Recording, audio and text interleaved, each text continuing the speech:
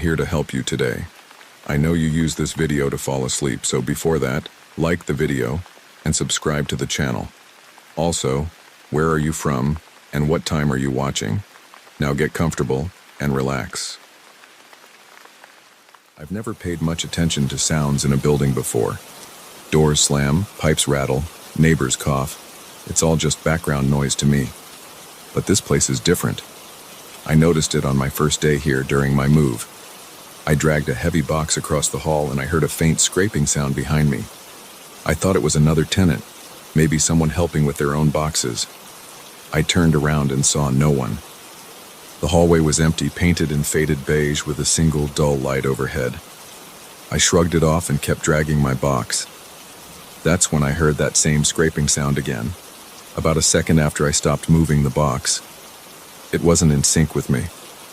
It was delayed. I shrugged again, trying to ignore it. I was tired and sore from lifting all my stuff into the apartment.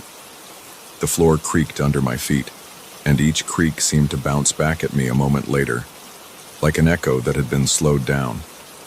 It felt odd, but I was too busy to dwell on it. I carried on, setting up my new place, unpacking my clothes, and trying to make sense of the clutter. The building had an old smell, a mix of wood, dust, and stale air. The walls were thick, and the floors were probably from the early 1900s, covered in worn-out hardwood boards that squeaked with every step. In the first week, I barely left my apartment. I was dealing with new job stress and a pile of unpacked boxes. The corridor outside my door was always dim, and I only heard footsteps a few times. Those footsteps never sounded normal. They echoed in a funny way, always off by a beat, as if the hallway itself was repeating them. The landlord had warned me the place was old and had some quirks, but he never mentioned delayed echoes. One evening, I decided to test it. I stood in the hallway and stomped my foot. It was a firm stomp meant to make a clear sound. I waited. The echo came about a second later, but it was softer and almost breathy. It reminded me of someone trying to mimic the sound with their mouth. I didn't like it. It made the skin on the back of my neck prickle.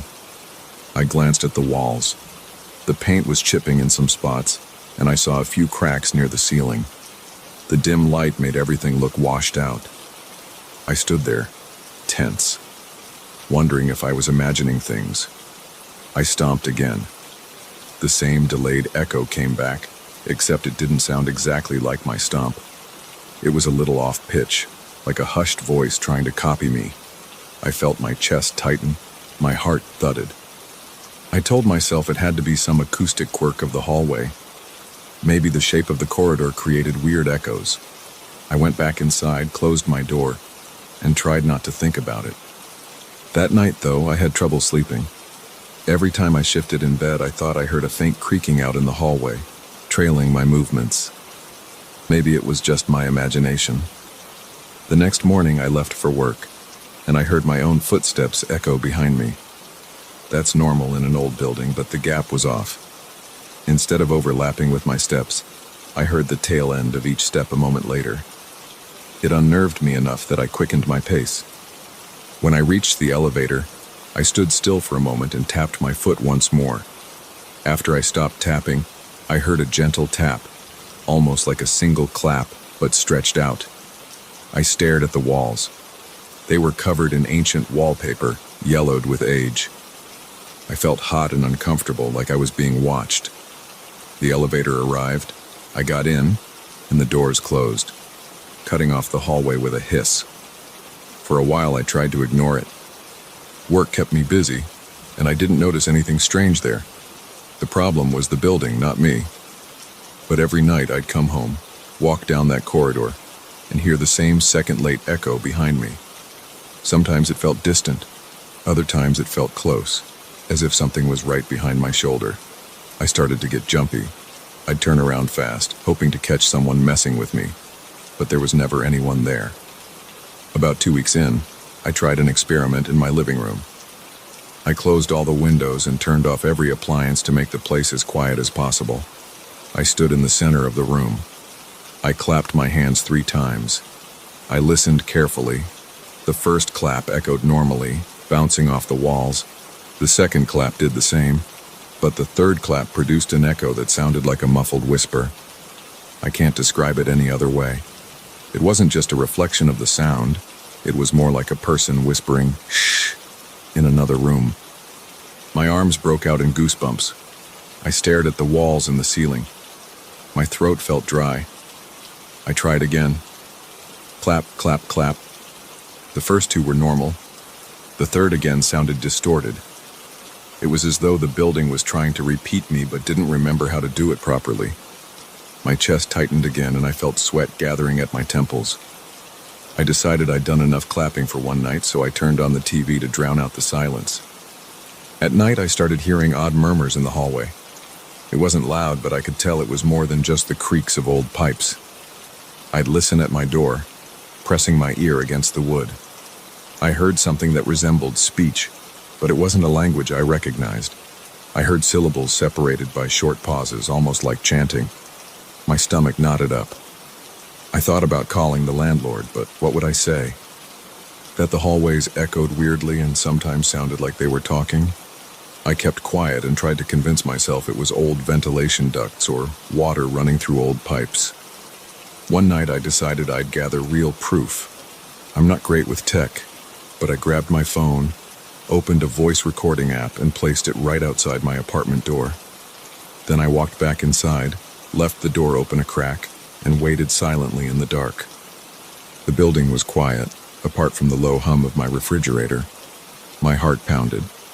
I heard a shuffle or a scratch every now and then, but I couldn't place the source. After about 10 minutes, I got up and grabbed my phone.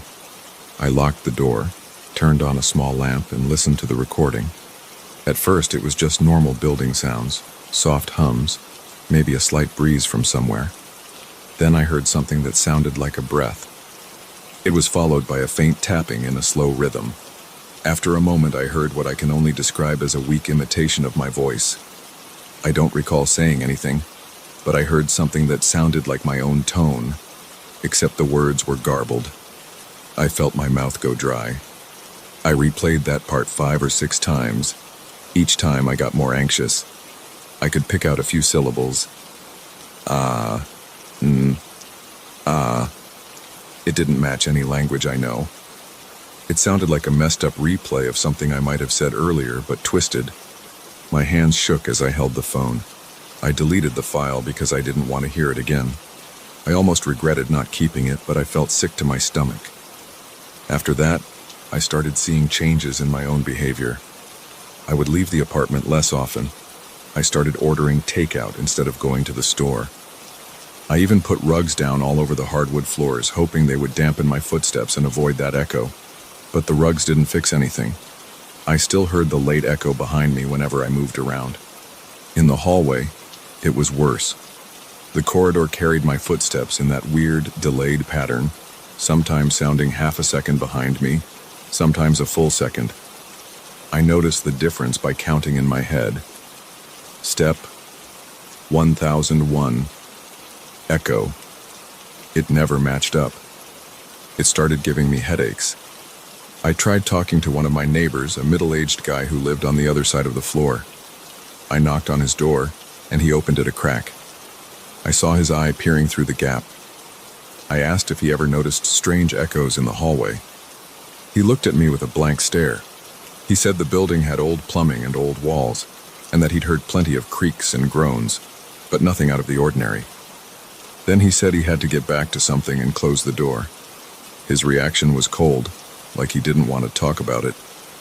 I stood there in the hallway for a moment, feeling uneasy. I noticed my pulse hammering in my ears. I went back to my apartment, locked the door, and put on music to try to cover up the tension. Several nights later, I woke up in the middle of the night for no apparent reason. My room was dark, and my ears were ringing with silence.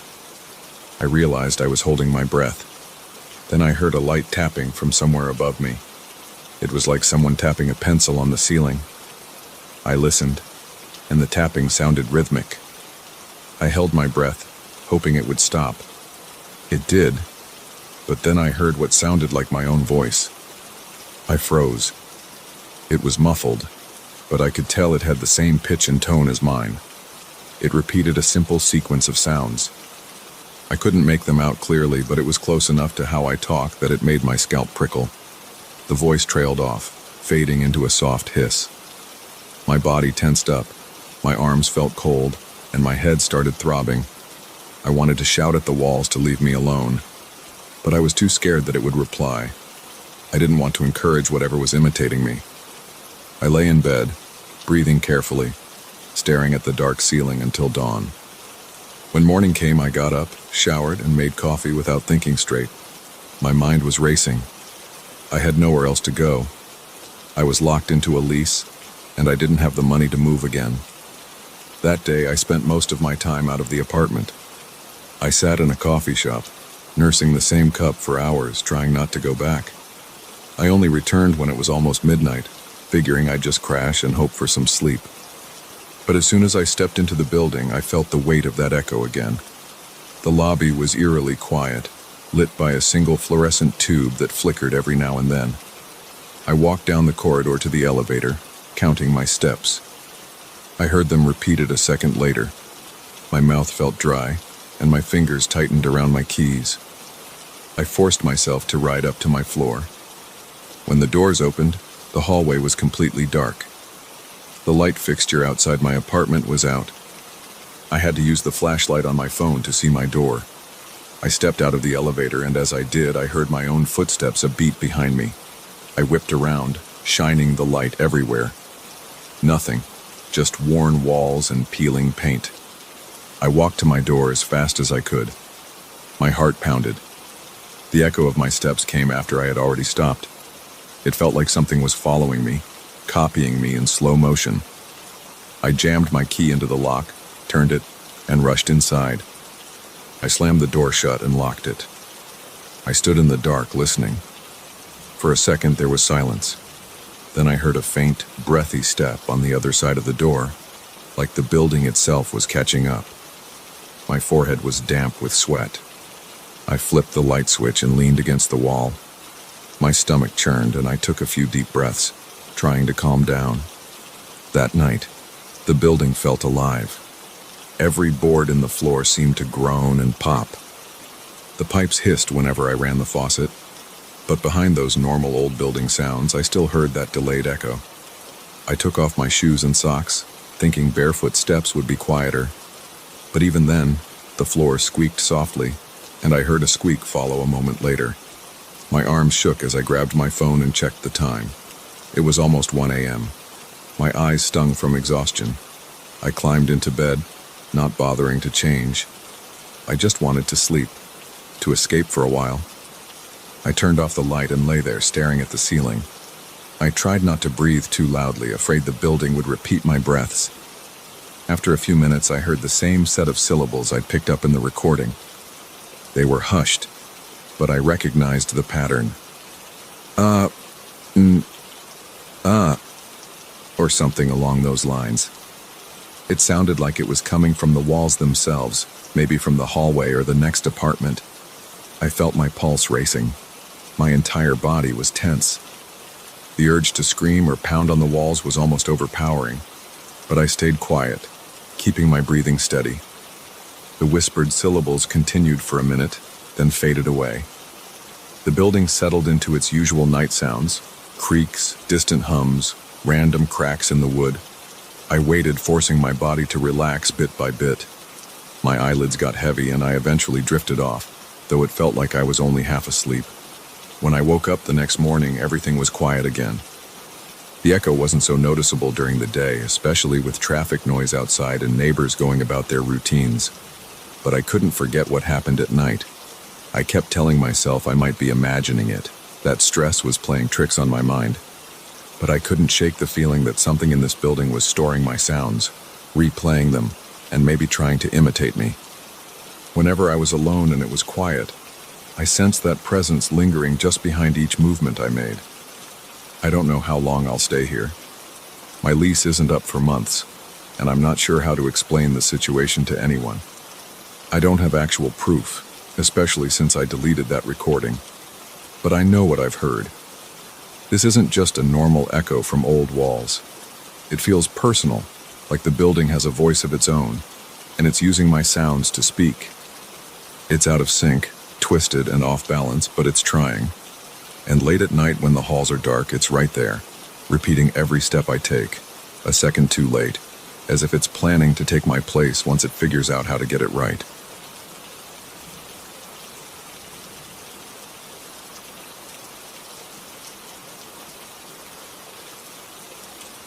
I remember the exact moment I saw the first red spots on my wall.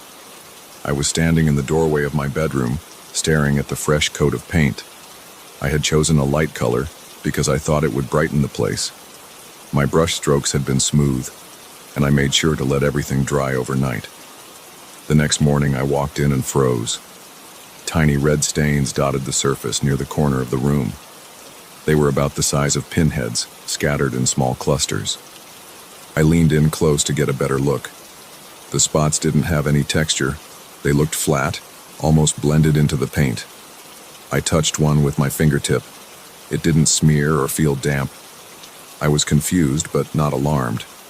I assumed it was a defect in the paint or maybe some problem with the primer. I decided I'd fix it after work that day. I shrugged and left for my job. That night I returned with a small brush and the leftover paint. I flipped on the overhead light and expected to see the same faint dots. Instead, I saw more of them. They had spread, forming thin lines that ran a few inches in random directions. I didn't like that. My first instinct was to check the can of paint in case it was contaminated. I took the can outside under a bright lamp. I stirred it. It looked normal. I didn't see any red pigment floating around. I felt a slight unease, but I convinced myself it was some weird chemical reaction with the wall. I went back inside, closed the door, and turned on a smaller lamp so I could work on the spots without straining my eyes. I applied a fresh coat of paint in that corner. I made sure to use multiple strokes and covered the entire area around the stains. Then I waited for it to dry while I watched TV in the living room. My mind drifted to other things, but I still wondered if I had messed up with the primer. After a couple of hours, I went back to check. I pressed my palm on the surface. It felt dry. I turned on the light. The spots were gone. I felt a bit of relief, so I cleaned up and went to bed. Around 2 in the morning, I woke up to get a glass of water. I passed by the bedroom door on my way to the kitchen and noticed a faint glow through the narrow gap at the base of the door. I pushed the door open. A strange red shimmer flickered along the wall where I had painted. It was dull, not enough to light up the entire room, but enough to catch my eye in the darkness. I took a step inside. The lines had returned. They were thin and branched out in random patterns. They seemed to move with the shifting shadows. I stayed there for a few seconds, staring at them. I reached for the light switch and turned it on. The glow disappeared under the bright light, but the red lines stayed. They looked more vibrant now, as if they had pushed through the second layer of paint. My stomach felt tight. My heart pounded in my chest. I looked around for anything that could have caused it, but I saw no leaks or cracks. I touched the wall again. It felt cool and dry. The lines didn't flake off or bleed. They were just there. I barely slept that night. I sat in the living room, flipping channels and trying to distract myself. In the morning, I contacted the hardware store. I asked if they had ever heard of red stains appearing after painting. The employee on the phone had no idea what I was talking about. They suggested it might be mold or rust seeping from old pipes inside the wall. I mentioned that the lines glowed. They paused, then laughed a bit. They said they had never heard of anything like that. I hung up feeling embarrassed and frustrated. I decided to repaint the entire room. I drove back to the store, bought a different brand of primer and paint, and spent most of my Saturday prepping the walls. I sanded them lightly. I wiped them down with a cloth until the surfaces were clean. I applied the primer carefully. While it dried, I took a break, ate a simple meal, and drank some water. I kept checking the walls, waiting for something to appear. For a while, there was nothing. The new primer looked fine. The smell of fresh paint filled the air. That evening, I rolled on the new paint. It was a more expensive brand, and I hoped it would seal whatever was bleeding through. I worked until late. By the end of the night, the bedroom looked smooth and clean.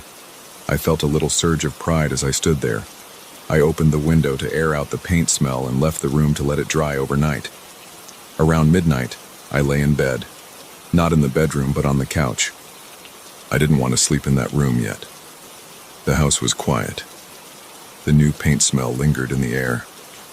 My eyes felt heavy, but my body was tense. Eventually, I drifted off. A few hours later, I dreamed that the walls were closing in on me. I felt them pressing against my shoulders. I smelled paint fumes. My chest was heavy and I felt trapped. Suddenly, I woke up breathing hard. I noticed sweat on my forehead. My hands felt cold. I stared at the ceiling for a moment, then forced myself to sit up. I crept down the hallway and listened near the door to the bedroom. I heard nothing. I turned the knob and took a breath before stepping inside. At first, I only saw darkness. Then I realized the lines were back. They covered more area than before. They reached across the wall in intricate patterns. Some of them zigzagged halfway to the ceiling. They looked bolder than before. My pulse hammered and I felt a tightness in my throat. I didn't see any cracks in the paint, but the lines were visible. I tried to stay calm. I opened the window to let in some moonlight. A faint red glow traced along certain sections of the lines. I felt a wave of nerves in my stomach. I hurried over to my toolbox and grabbed a paint scraper. I wanted to see if the red color was on the surface or if it had soaked into the wall.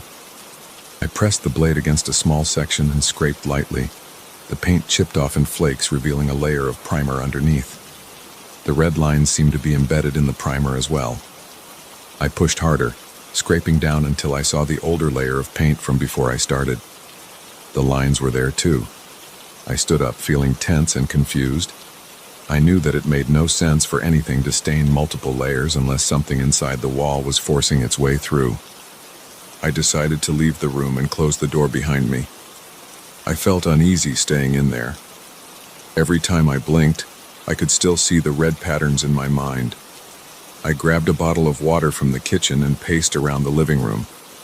I considered contacting a professional painter or a contractor, but I didn't have a lot of money.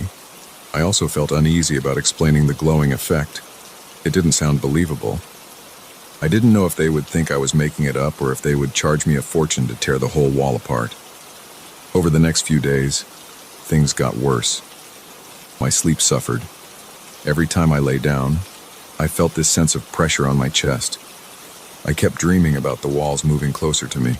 I woke up several times drenched in sweat. My arms felt shaky when I thought about going into the bedroom. I tried ignoring it, hoping the red marks would fade on their own, but they never did. They grew in thickness. They stretched across different sections of the room. When I stood in there with the lights off, I saw that glow again. It was dull but constant. My pulse would spike and I'd feel a tremor in my hands. I could sense that the room felt heavy. The air was still and thick. One evening, I tried using a strong bleach solution. I opened the window for ventilation, put on gloves, and scrubbed one patch of the wall. The bleach ran in thin streams down the paint, but the red stain stayed put. I wiped it with a cloth, but all I saw was a smear of water and bleach. The red color didn't budge. I felt my eyes burn from the fumes, so I tossed the rag in the sink. I wiped my forehead and noticed how tense my shoulders felt. A few nights later, I heard a faint noise coming from the bedroom. It was a clicking or tapping sound. I got up from the couch and walked carefully to the door. I turned the knob slowly and opened it an inch. The red glow illuminated the walls. I stepped inside and saw the lines pulsating. The faint sound continued for a few seconds and then stopped. I stood there, heart pounding. My hands felt clammy and my knees felt weak. I switched on the overhead light. The glow vanished, but the lines remained. I tapped the wall with my knuckles and listened. It sounded solid. I let out a shaky breath and left the room again. My nightmares got more frequent. In them, the red color dripped from the walls and touched my skin. My chest felt tight, and I thought I would pass out in my sleep. Every morning I woke up with my legs shaky and my mouth felt dry. I got headaches that lasted for hours. I couldn't concentrate at work. I came home every evening and spent my time staring at the closed bedroom door or pacing around the living room. I decided to do one more repaint job, just to see if maybe I could seal everything with a thick coat of high-quality sealant. I went all out. I bought a heavy-duty sealer, a new roller, and the best paint I could find. I spent an entire Saturday on it again.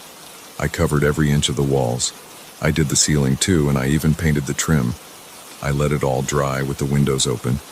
I watched the walls carefully. For the first few hours, I didn't see any spots. That evening, I felt a slight hope. My body relaxed a bit, and I managed to watch a movie without thinking about the stains. Around midnight, I decided to check one last time before trying to sleep in the room. I grabbed a flashlight. The house was silent. I pushed the door open and shone the light across the walls. At first, I didn't see anything, but then my beam caught the outlines. The red lines had come back again, right through the new paint. They were bright and ran across the surface in chaotic patterns. My chest tightened and my breathing got shallow. I set the flashlight on the dresser and flicked the overhead light on. The lines stayed visible. They looked stronger than ever. I felt a jolt of panic. My feet felt rooted to the spot. My eyes locked on the red lines. They seemed to shift in front of me. I forced myself to step forward and press my palm against one of the thicker lines near the corner. It felt warm. I snatched my hand back. My breath caught in my throat. I backed away, keeping my eyes on the wall. I grabbed the flashlight off the dresser, turned off the light, and rushed out of the room. My hand shook so badly I almost dropped the flashlight. I slammed the door and leaned against it, breathing fast. My shirt clung to my back. I felt my heart racing in my ears. I decided I couldn't keep sleeping in that house the way things were going.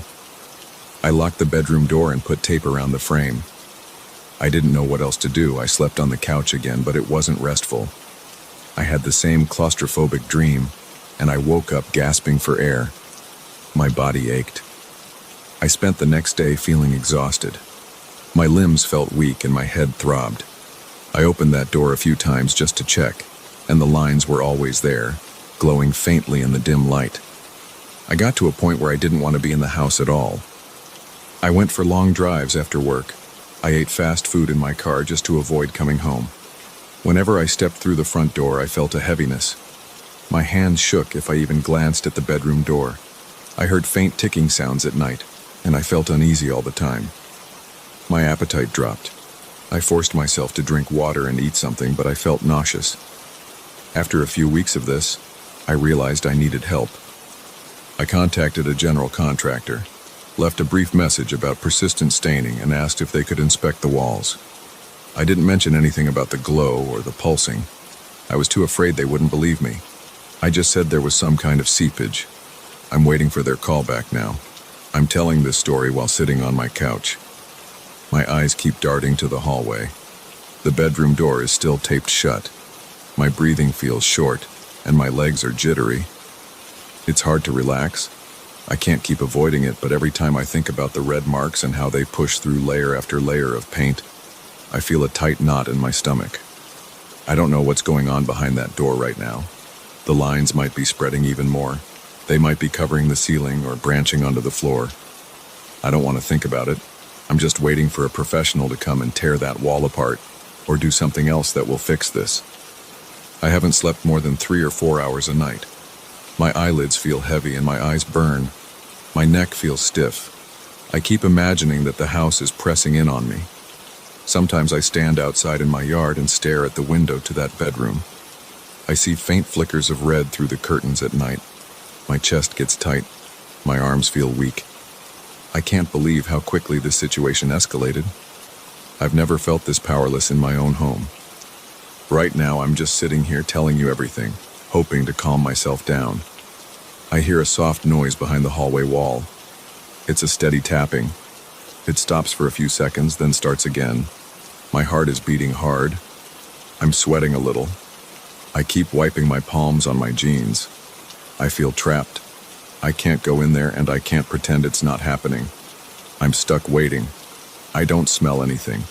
There's no odor, no gas leak, no moldy stench. There's only that persistent feeling of heaviness. I feel it when I breathe. I feel it in my gut. It's a nagging sensation that won't leave me alone. My mind races with questions. but I have no real answers. I don't know if the contractors will find something physical in the walls or if they'll just stare at me confused. I have no idea how long I can keep living like this. All I know is that every time I tried to hide those red marks, they fought back. They appeared stronger and brighter. They spread across the surface, glowing with a dull light in the night. I see them in my dreams. I feel them in my chest when I lie down. I don't feel safe in that room. I don't feel safe in my own home right now. And that's the worst part.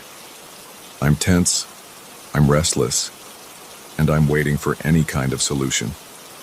Until then, I'm just here, hoping the walls don't close in on me again tonight.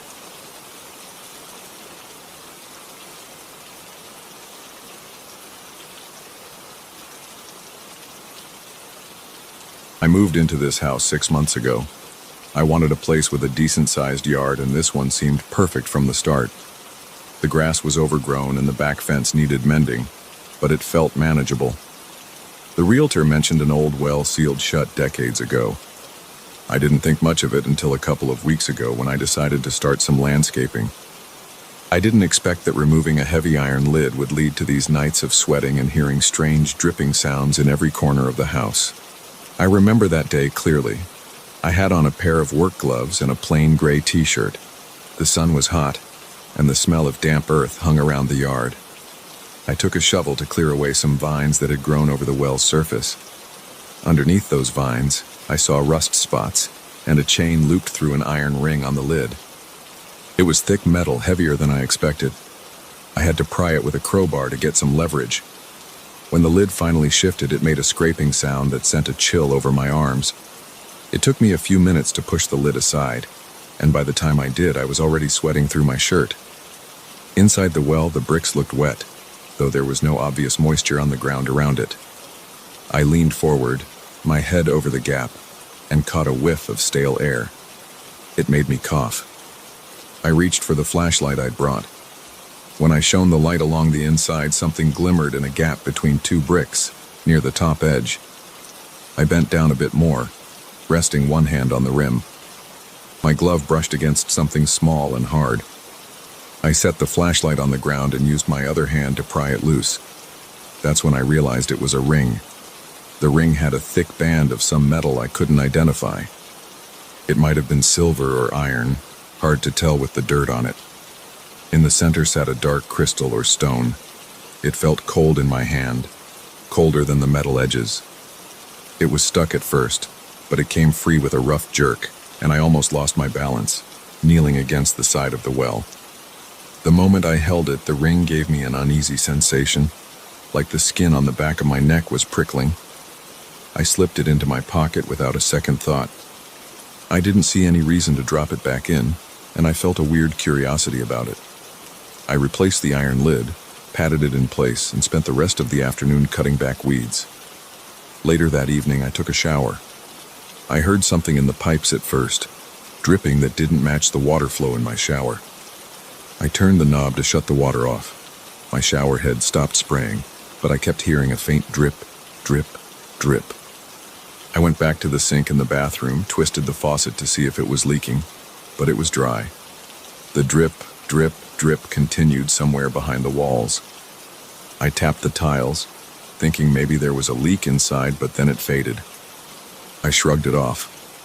Old houses make weird sounds all the time. That night I got into bed, too tired to think about anything but sleep. As soon as I closed my eyes, I felt this wave of unease. I couldn't figure out why. Maybe it was just the excitement of the day, I thought.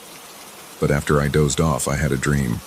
I dreamed I was falling into the well, the same one I'd opened hours earlier. The bricks flew past me, and cold air whipped against my face. At the bottom, I saw something dark and motionless. A voice called out from below, a low rumble that vibrated in my chest. "Give it back," it said. I jolted awake, heart pounding, drenched in sweat. My bedroom was pitch black, and I heard that same dripping noise. It sounded louder, like it was right next to my bed. I flicked on the lamp, looked around, saw nothing. I lay back down, but sleep didn't come easily after that. The next day, I tried to distract myself by continuing my work in the yard. I hammered new boards into the fence, trimmed bushes, and spent a couple of hours raking leaves. Each time I paused, I caught the faint sound of water dripping. It came from no clear direction. It seemed to shift from side to side, sometimes near the shed, sometimes near the kitchen window. I told myself it was in my head. I kept thinking maybe the ring was cursed or something ridiculous like that, but I tried to ignore the thought. By late afternoon, I was exhausted. I wanted a cold drink, so I went inside and opened the fridge for a soda. The moment I twisted the bottle cap, I heard a soft hiss and then that drip, drip, drip. It felt like a warning. My stomach clenched. I quickly finished my drink and set the bottle on the counter. I didn't enjoy the taste. I kept expecting to see water leaking somewhere, but everything was dry. That night, I went to bed early. I hoped that a good rest would clear my head. I woke up in the middle of the night, startled by a dream where I was again inside the well, sinking deeper, no bottom in sight. I tried to scream, but no sound came. The voice returned, echoing in the darkness, telling me to return the ring. My chest felt tight. I was shaking when I opened my eyes. I glanced at the clock. It was 3 a.m. My throat felt parched, so I went to the kitchen. The hallway was dark and every step felt loud on the wood floors. I flicked on the kitchen light and approached the sink. As soon as I turned on the faucet, I had the sensation of someone watching from behind. I spun around, but no one was there. The hair on my arms was standing up. My heart thudded in my chest. The faucet hissed and spurted a bit of water. I filled a glass and drank fast. The water felt thick in my throat. When I finished, I wiped my mouth and shut off the faucet. The dripping started again, louder than ever, but it sounded like it was right under the sink. I opened the cabinet door, but there was no leak. Nothing was wet. The drip, drip, drip continued for a few seconds, then stopped as if it never existed. In the following days, the dripping noise followed me everywhere. I heard it in the living room while I watched TV. I heard it when I stepped into the garage to get some tools. I even heard it when I went to check my mailbox at the end of the driveway. It was never overwhelming, just soft, steady, and out of place. I tried to act normal. I still went to work, did my job, and met a friend for coffee once. But each time I took a sip of any liquid, I felt uneasy. I started avoiding water whenever possible. I skipped washing my hands if they weren't too dirty. I used paper towels to wipe sweat off my face instead of splashing water in the sink. My skin felt sticky most of the time, but I preferred that to feeling spied on. The ring stayed in a small box in my nightstand. I tried to forget it was there, but every time I opened that drawer to grab something else, the ring caught my eye. I touched it a couple of times, thinking maybe I should throw it away or bury it somewhere. The crystal in the center felt cold, even though my house was warm. I felt a slight vibration in my hand whenever I picked it up.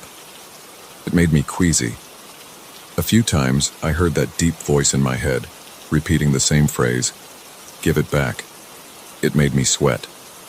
My mind raced with all sorts of ideas, but I tried to keep it together by focusing on things I could control, like fixing the fence or patching holes in the drywall. One evening, I forced myself to check the well again. I waited until just before sunset, hoping the light would give me some sense of security. I pulled back the vines that had already begun to creep over the lid again. The lid was as heavy as before. I managed to slide it aside, the metal scraping against the stone. I knelt down and peered into the well with a flashlight. The bricks were still damp. I felt a rush of cold air blow up at me, though there was no breeze outside. I shone the light down and saw only darkness. The beam didn't reveal water at the bottom. My pulse raced and I felt short of breath. I stayed like that for a minute, crouched, listening for anything. I heard a faint dripping sound echoing up the shaft. My mouth felt dry, and my hands were clammy. I gripped the flashlight tighter.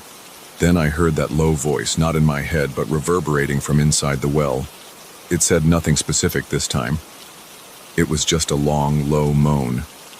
I dropped the flashlight in surprise, and it clattered against the bricks. Its light flickered, shining into the dark. I scrabbled back, my heart pounding like it was trying to break out of my chest. I kicked the iron lid back into place, scraping my knuckles on the concrete. I didn't care about the flashlight. I didn't want to reach in again. That night I sat on my couch with all the lights on. I felt nauseous. The dripping noise seemed to creep through the walls. I thought about returning the ring. I had no idea how to do it properly. Should I toss it into the well and seal it again? Would that fix anything? The voice in my dreams said I had to return the ring, but it never explained how. Part of me worried that putting it back in the well might make things worse. I pictured something reaching up to grab my arm if I tried. I wiped sweat from my forehead, feeling my heart thump. My jaw was clenched, and my shoulders were stiff. I looked around the living room expecting to see water dripping from the ceiling or forming a puddle on the floor, but everything was dry. The only noise was that persistent drip, drip, drip in the back of my mind. Sleep came in short bursts. Each time I drifted off, I saw the well. Each time I heard the voice, I'd jolt awake, gasping, my chest tight. My pillow was damp with sweat. By morning, I felt exhausted. I got out of bed, went to the kitchen, and forced myself to run water in the sink to rinse a coffee mug.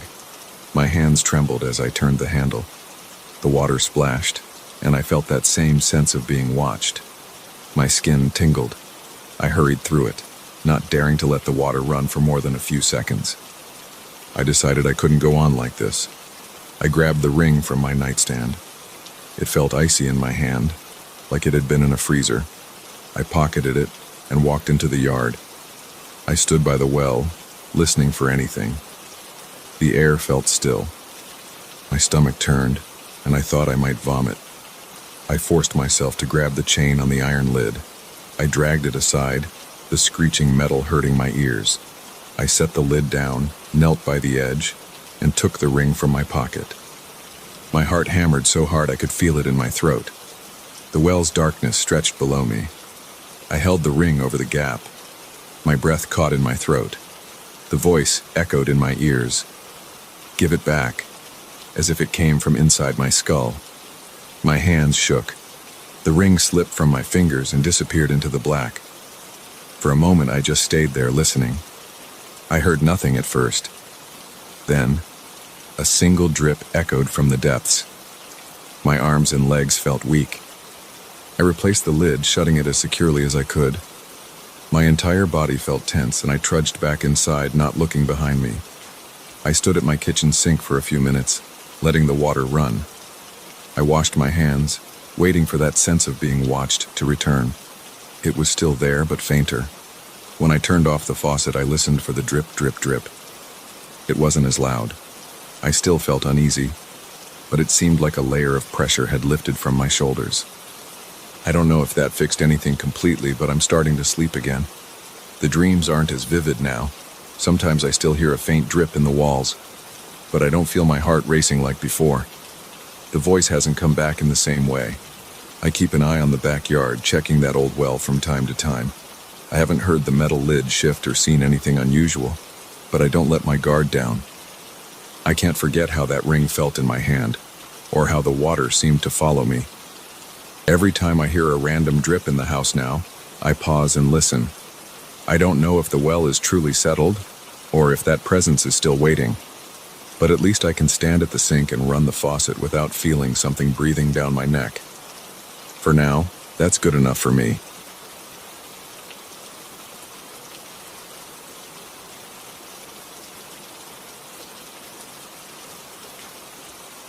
I started paying attention to that cafeteria about 2 weeks ago. I was standing in line at the security checkpoint when I heard someone mention weird noises coming from the old dining hall. At first, I shrugged it off because people love to start rumors around here.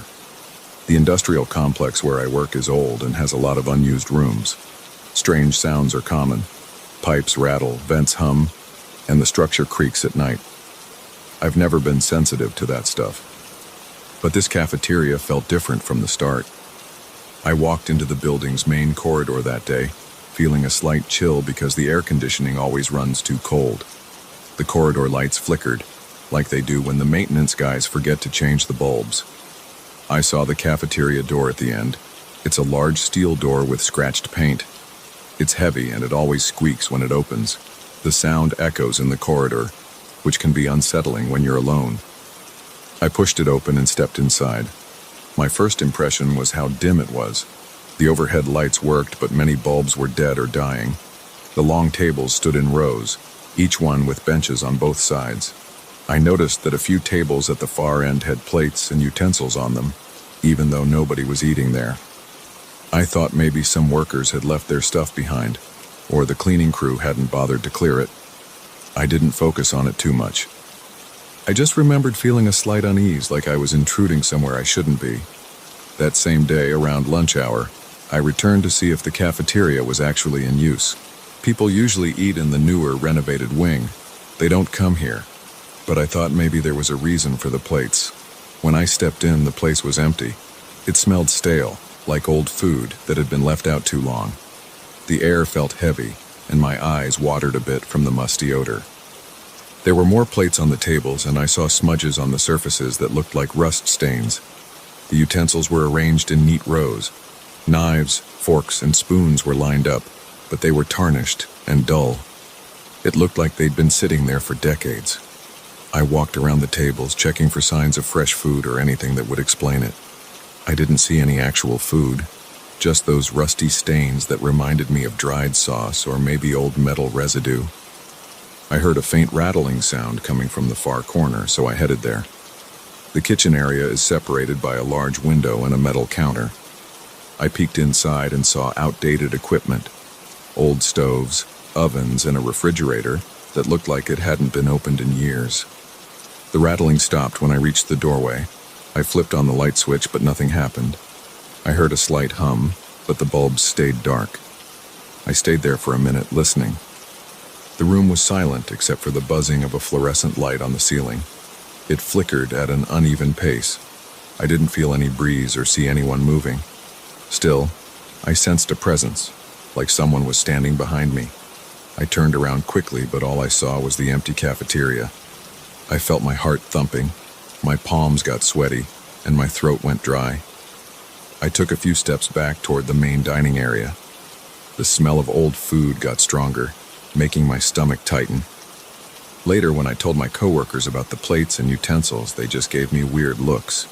One guy said I probably saw some junk left behind by previous tenants. Another person told me to ignore it because the old section was full of mold and rotten equipment. He warned me to stay out, claiming it was easy to get sick there. But nobody admitted hearing things.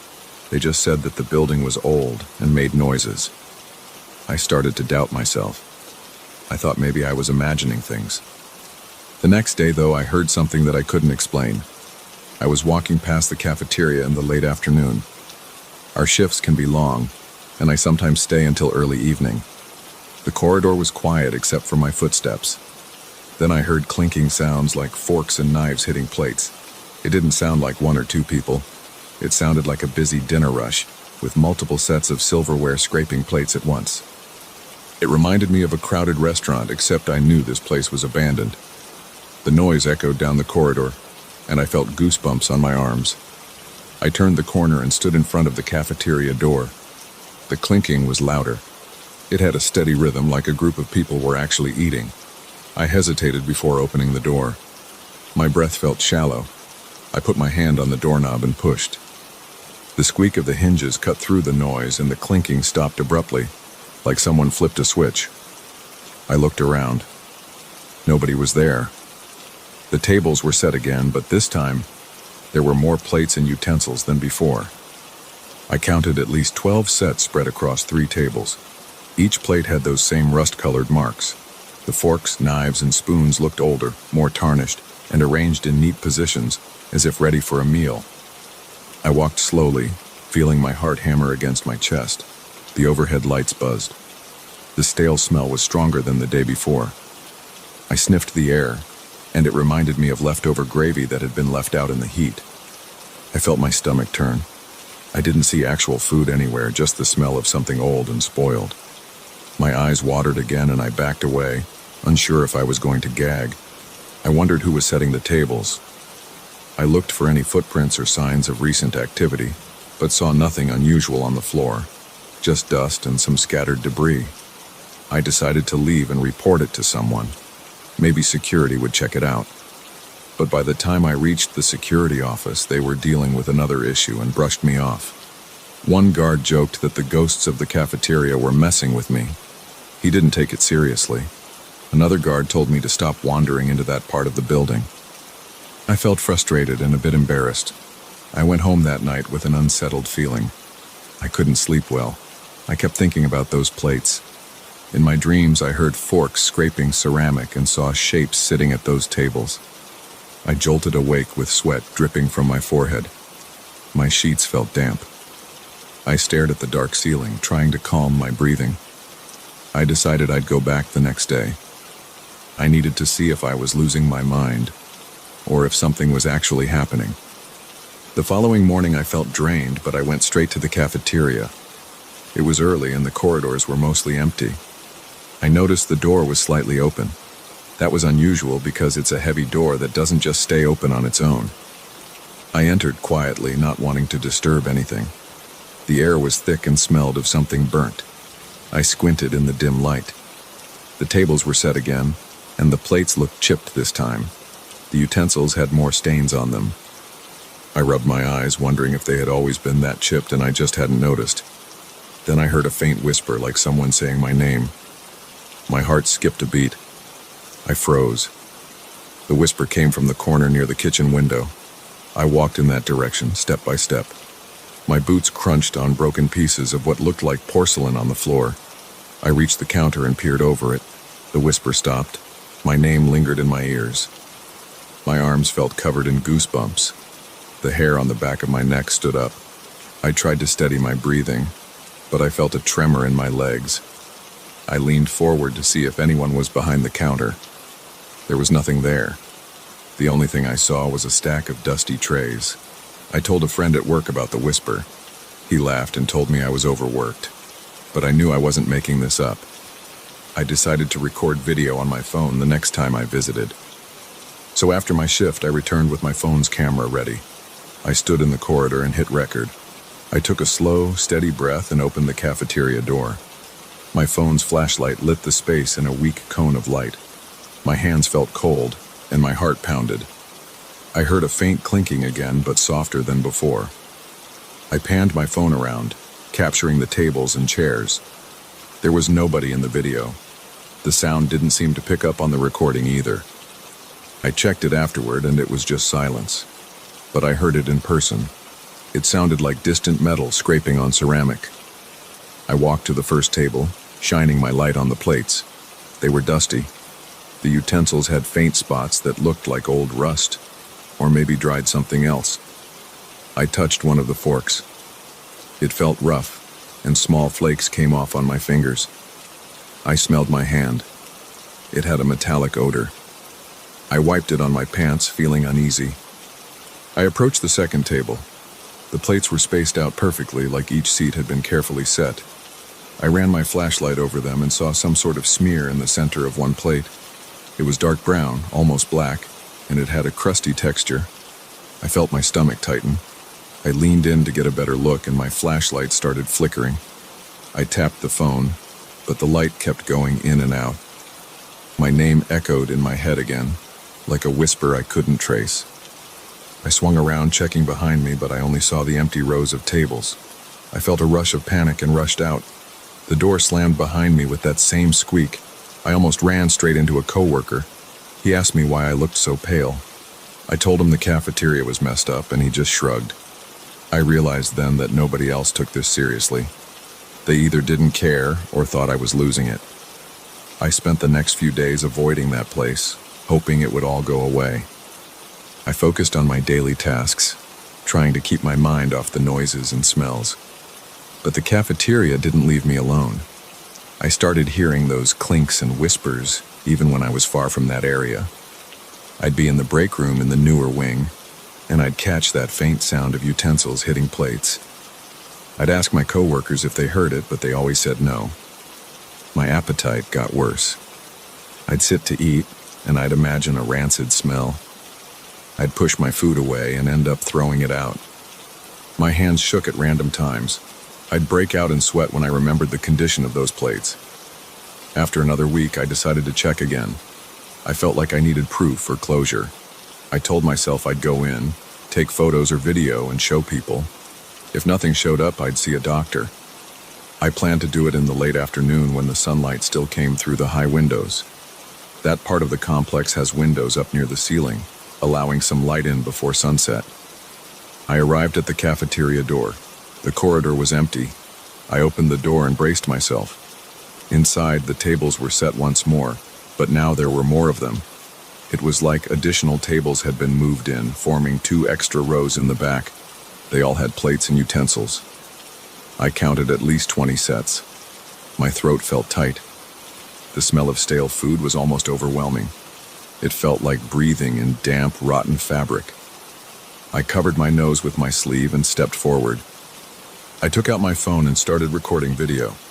I aimed the camera at the tables, then at the ceiling, trying to show the entire space. I walked slowly, explaining in a low voice what I was seeing. My hands were shaky, but I kept recording. As I passed each table, I saw fresh marks on the plates. Some looked like new rust spots, others looked like smears of old sauce. I moved toward the kitchen counter again, shining my phone's flashlight. That's when I heard my name, clear as day.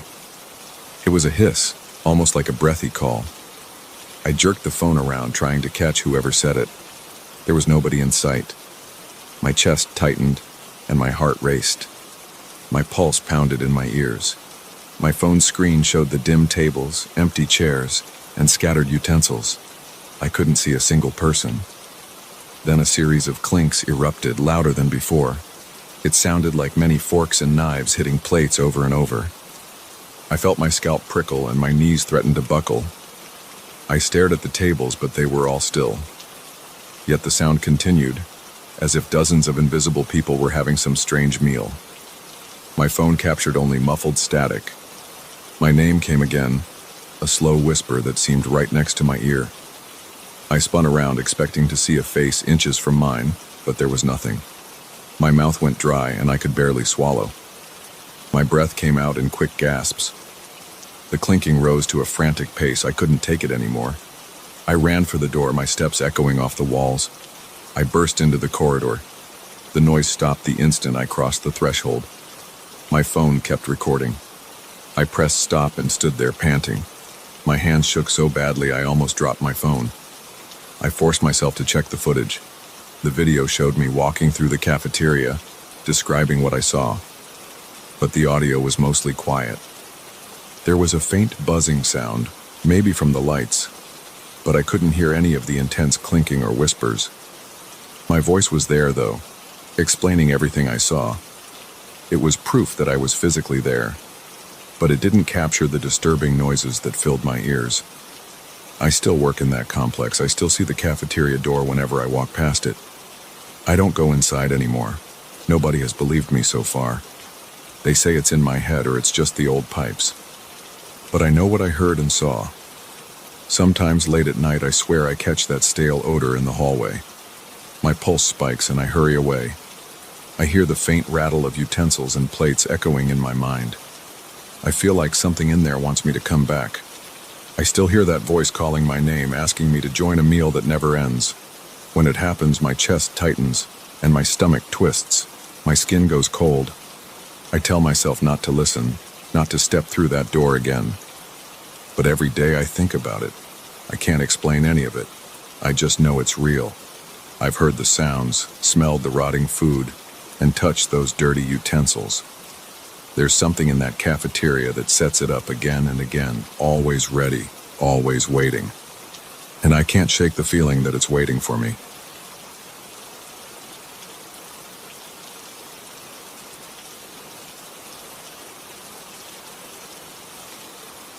I never expected my night shift to turn into something so unsettling.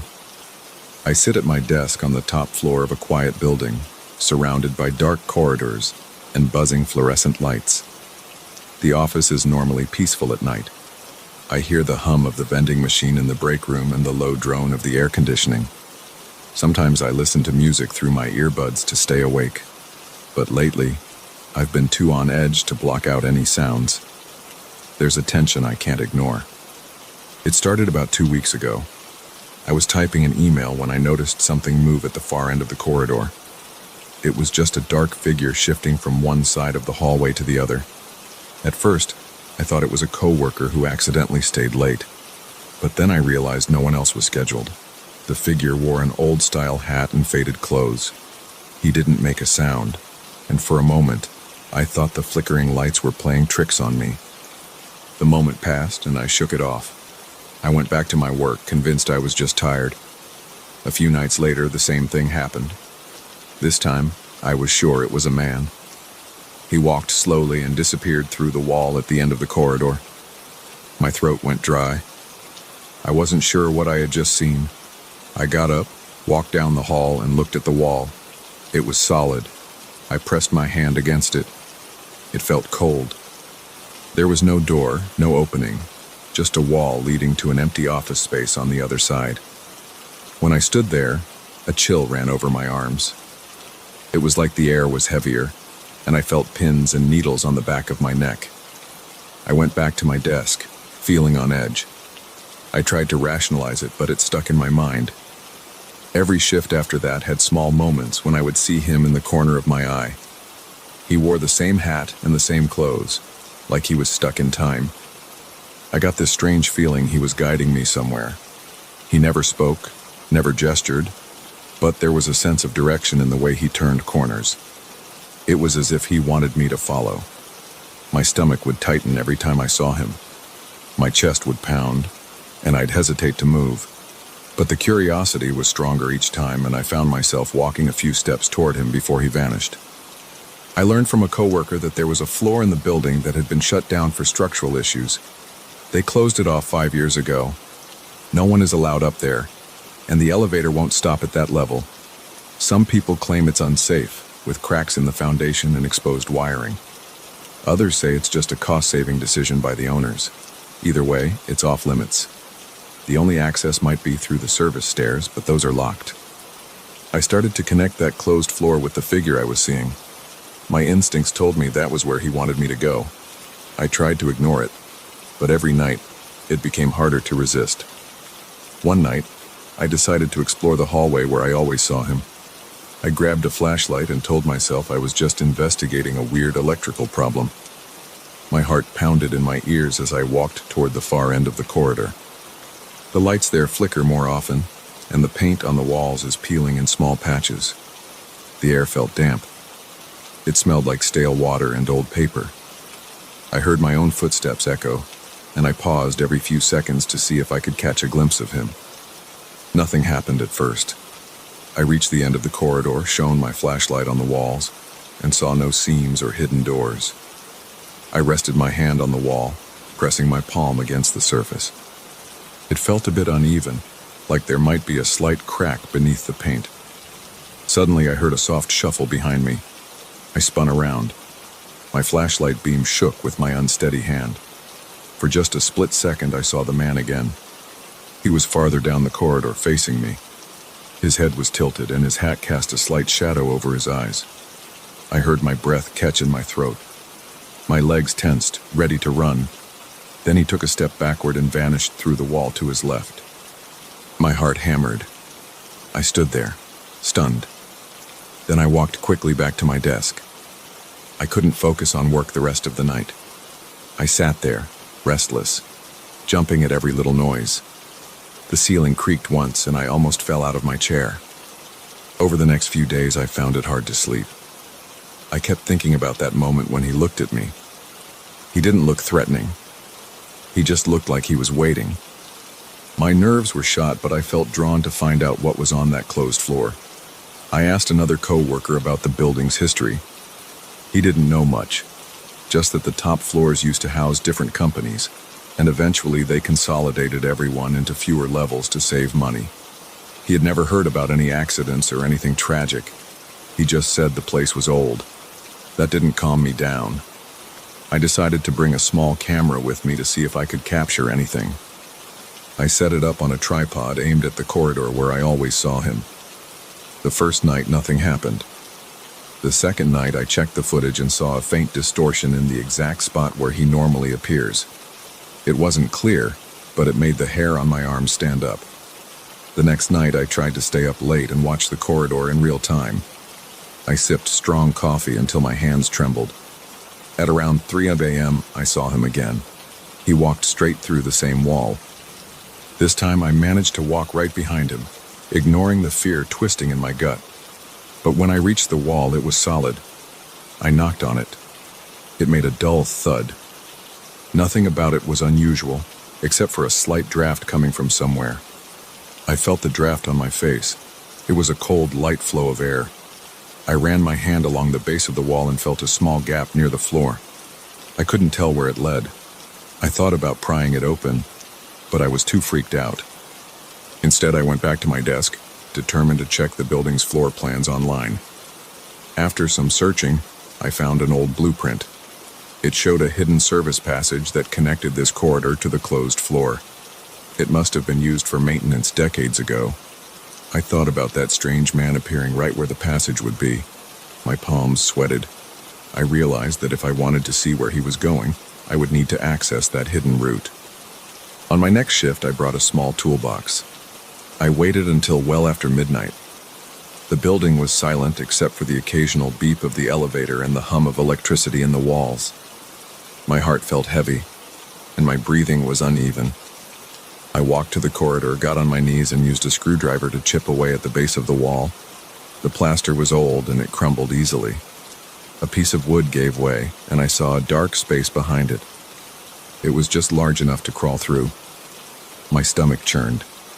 I had an overwhelming urge to turn around and pretend I never saw it, but my curiosity burned. I squeezed through the gap. Inside, it was pitch black. I turned on my flashlight and saw a narrow hallway that smelled like damp concrete. The walls were rough with exposed pipes overhead. The space felt claustrophobic, and I had to hunch my shoulders to keep moving. My heartbeat pounded in my ears. Dust floated in the beam of my flashlight, and each step made a hollow echo. The corridor led to a rusty door at the far end. My hands shook as I reached out to touch the handle. It was ice cold. I twisted it, and the door creaked open. I stepped out onto the closed floor. The hallway there looked similar to the one upstairs, but older. The paint was peeling in large sheets, and some tiles were missing. A few light fixtures were hanging loosely from the ceiling. No lights were on, so I kept my flashlight trained ahead. It was quiet except for a faint dripping sound. I saw a row of abandoned office rooms, some with broken desks and scattered papers. I felt my pulse race. The tension in my stomach was almost unbearable. I couldn't tell if I was trembling from fear or adrenaline. I walked slowly, pausing to listen. Every now and then, I thought I heard a faint shuffle of steps. Then I caught a glimpse of him at the end of the hall. He turned the corner. My mouth went dry and my lungs tightened. I forced myself to follow. The floor felt uneven under my shoes, and I worried about holes or loose tiles. The flashlight beam shook in my hand. As I turned the corner, I saw an open door to what looked like a storage room. The man was inside, standing with his back to me. I entered the room. It was cold and smelled like musty cardboard. Old file boxes were stacked against the walls. The man stood near a collapsed shelving unit. He was motionless. I noticed how pale his skin looked under the faint light. I could hear my own breathing, shallow and nervous. I took one slow step toward him. He turned his head slightly, like he was aware of me. My heart throbbed against my chest. Then he stepped forward and vanished through the wall. I heard a low scraping sound, like metal dragging on the floor. I ran to the spot where he disappeared. The wall there was cracked. I could see part of a broken pipe behind it. There was a small piece of metal protruding from the rubble. I crouched down and tugged on it. It was stuck, so I pulled harder. A chunk of plaster came loose, revealing a hidden compartment. Inside, I found an old metal box. My hands were shaking as I lifted it out. It was heavy and covered in rust. I set it on the floor and tried prying it open. The lid resisted at first, but it finally gave way with a sharp squeak. It didn't contain anything dramatic. There were some old documents and a faded photograph of the building in an earlier era. My eyes adjusted to the darkness, and I recognized the corridor in the photo. The man in the hat was there, standing on the edge of the frame, just barely visible. A wave of cold tension spread through my back. I realized I was covered in sweat. My shirt stuck to my skin, and I noticed my breathing was fast and shallow. I didn't see anything else of interest in the box, just official papers with building permits and a few signatures. My flashlight flickered. The batteries were running low. I stuffed the photo in my pocket, picked up the metal box, and hurried out. I felt an overpowering need to leave that floor. My legs felt weak and each step jarred my knees. I retraced my path down the hallway, back through the rusty door, and into the hidden passage. I crawled back through the gap into my familiar corridor, breathing hard. I slammed the loose panel back into place, trying to make it look somewhat normal. Then I headed straight for my desk. I wiped sweat from my forehead and took a long drink from my water bottle. My hands wouldn't stop shaking and my heart was still pounding. I kept expecting to see him pop up around the corner, but everything was quiet. I stayed there for a while, trying to calm down. Eventually, my shift ended. I tucked the metal box under my arm and went home. When I got to my apartment, I looked through the documents more carefully. They were mostly technical details about the building's construction. There was one note that mentioned hidden passages for wiring and maintenance. The old photo was the most unsettling part. The man in the hat was standing next to a group of workers. His face was partially in shadow, but the hat was the same, and his clothes looked identical to what I had seen. My hands felt clammy and I set the photo aside. I still work the night shift. Sometimes I catch myself staring down the corridor, waiting to see him. Other times, I force myself to keep my eyes on the computer screen. The memory of him walking through the walls is burned into my mind. I haven't gone back to the closed floor since that night. I think about it constantly, though. I wonder if he's still there, waiting for me to return. I keep the box locked in a cabinet near my desk, unsure of what else to do with it. Even now, when I'm alone in that hallway, I feel the temperature drop. The air gets heavy and my muscles tense up. I remember that final moment in the storage room, seeing him disappear. I can't forget the scraping sound in the rusted box. I have no idea why he led me to it. But every time I think about it, I feel a strange sense of urgency, like I'm missing something crucial. My focus slips during the night, and I find myself looking for him again. I'm not sure what happens next. Part of me wants to push this away and just do my job. Another part of me wants to open that passage again and keep searching. The presence of that man is always in the back of my mind. I don't know who he is or what he wants, but I do know I can't shake the feeling that I'll see him again soon. Until then, I'll keep working these long nights, listening for footsteps and watching the corners of my eyes for movement that shouldn't be there. And if he appears again, I don't think I'll be able to resist following him one more time.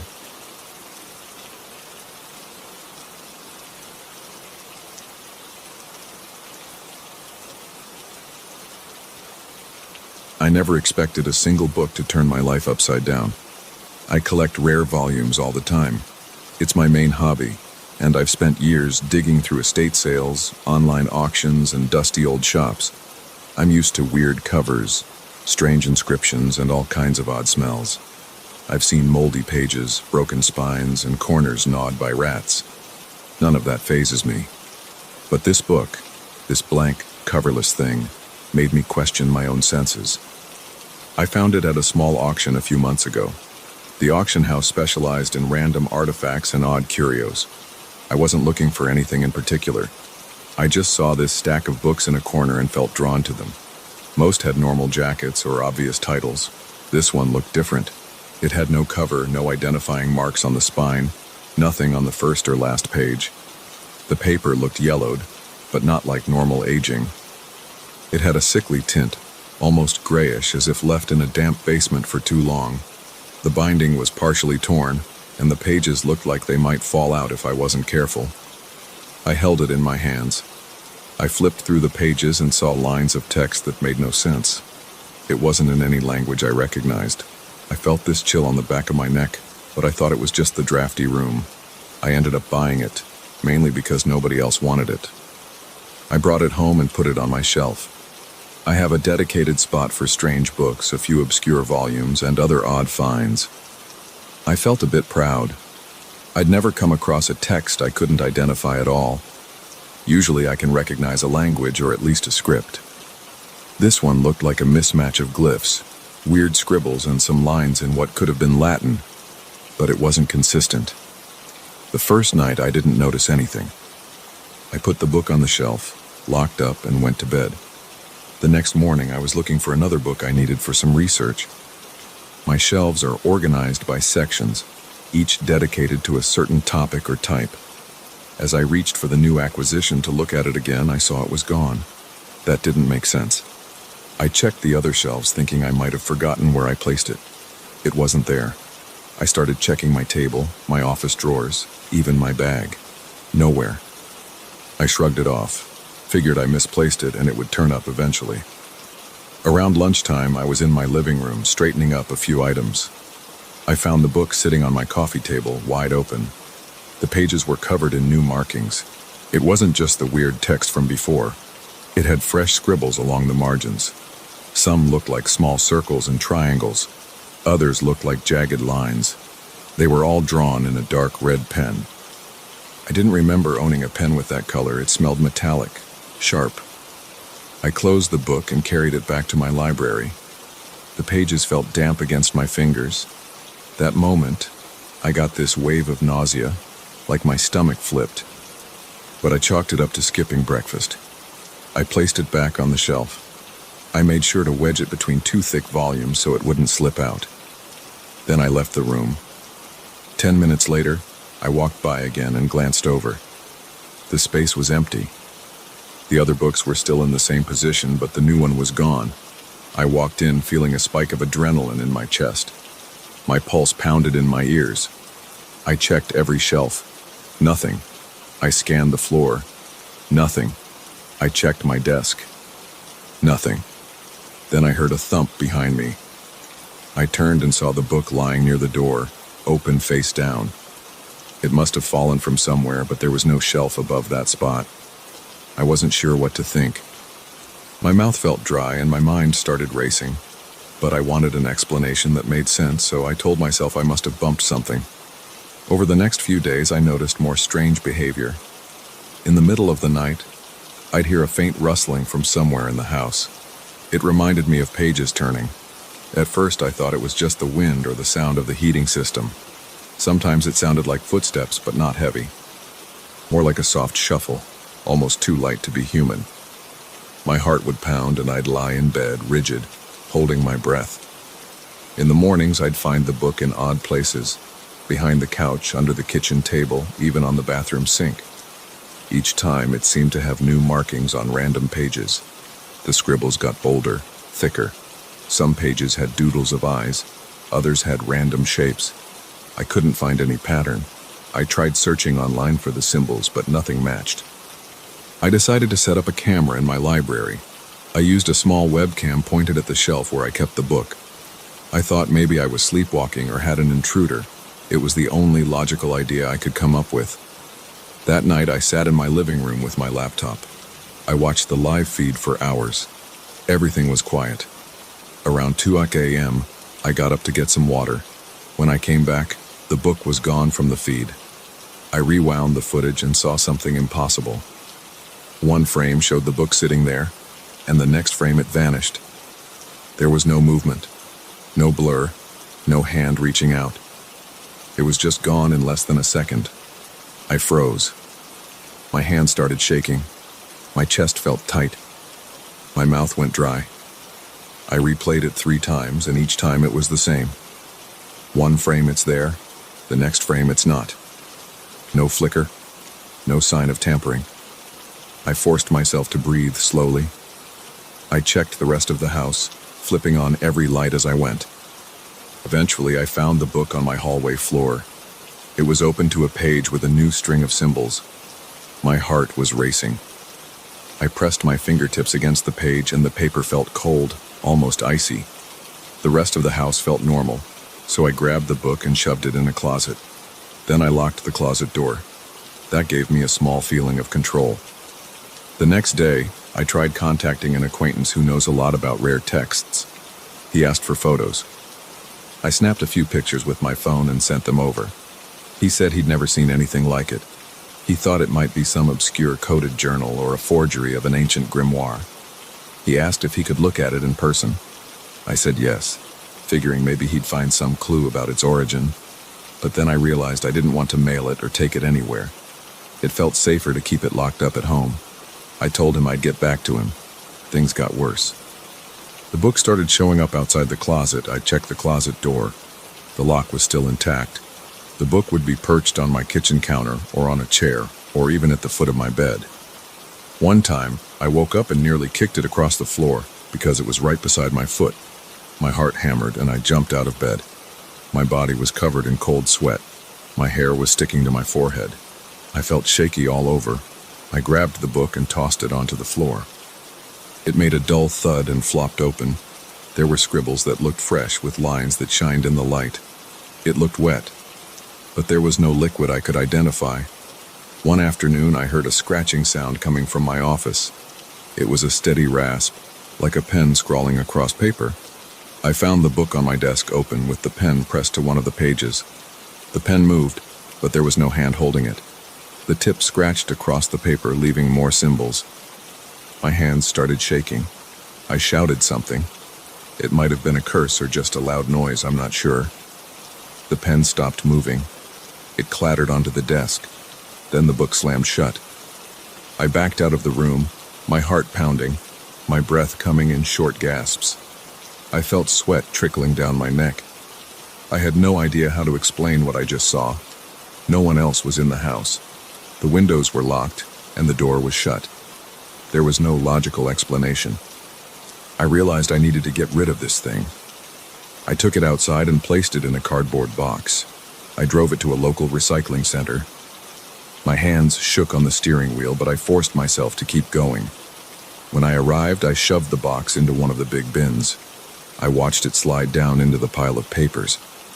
I stood there for a full minute, breathing hard, my pulse hammering in my skull. Then I got in my car and drove home. For a few hours, I felt relieved. I cleaned my house, tidied up shelves, tried to distract myself. That night, I slept a bit better. But the next morning, as I passed by my office, I saw the book on my chair again. It looked even older, like the edges had started to fray more. The scribbles on the cover page had grown darker. I felt a jolt, like a punch to the gut. My hands turned cold and I almost dropped my mug. I realized there was no easy way to abandon this thing. I tried burning it in my fireplace. I hesitated when I saw the flames licking the wood, but I couldn't let this continue. I tossed the book onto the fire. The edges began to curl. Smoke rose from the pages. I watched, half expecting it to scream or something. The fire crackled. The pages blackened. I felt a bizarre mix of hope and fear. Then the flames sputtered out. The book sat there, partly singed, but not destroyed. The smell made my eyes water. It wasn't the usual burning paper smell. It was more like sulfur, with a strong rotten edge. My throat clenched and I coughed. I grabbed a poker and tried to stir the flames, but the logs collapsed into ash. The book looked scarred, but still intact. I pulled it out with a set of tongs, my hands shaking. The black marks on the cover formed new symbols. I felt like I was going to pass out from the stench. I ended up throwing the book into a metal trash can outside. I doused it with water and slammed the lid on top. I stayed there, leaning against the wall, breathing in short bursts until the smell cleared. When I came back inside, I found wet footprints leading from the back door to my library. The footprints were small, but definitely not mine. They seemed to vanish near the shelf where I used to keep the book. I just stared at them, my chest tight and my lungs feeling like they wouldn't expand properly. I tried to calm down. I drank some water, splashed my face, did all the normal things people do to shake off a bad dream. But this was real. The footprints stayed on the floor until they dried. After that, I couldn't tell if I'd hallucinated them, or if they were truly there. I decided to confront the book directly. I opened it, ignoring the rotting smell that came off its pages. I wanted to see if there was a clue or some sign that would help me understand it. The text still looked random, but I noticed that some lines seemed to repeat. The scribbles had grown larger. They overlapped the original text, making it even harder to read. My eyes started watering and I felt a burning sensation in my nose.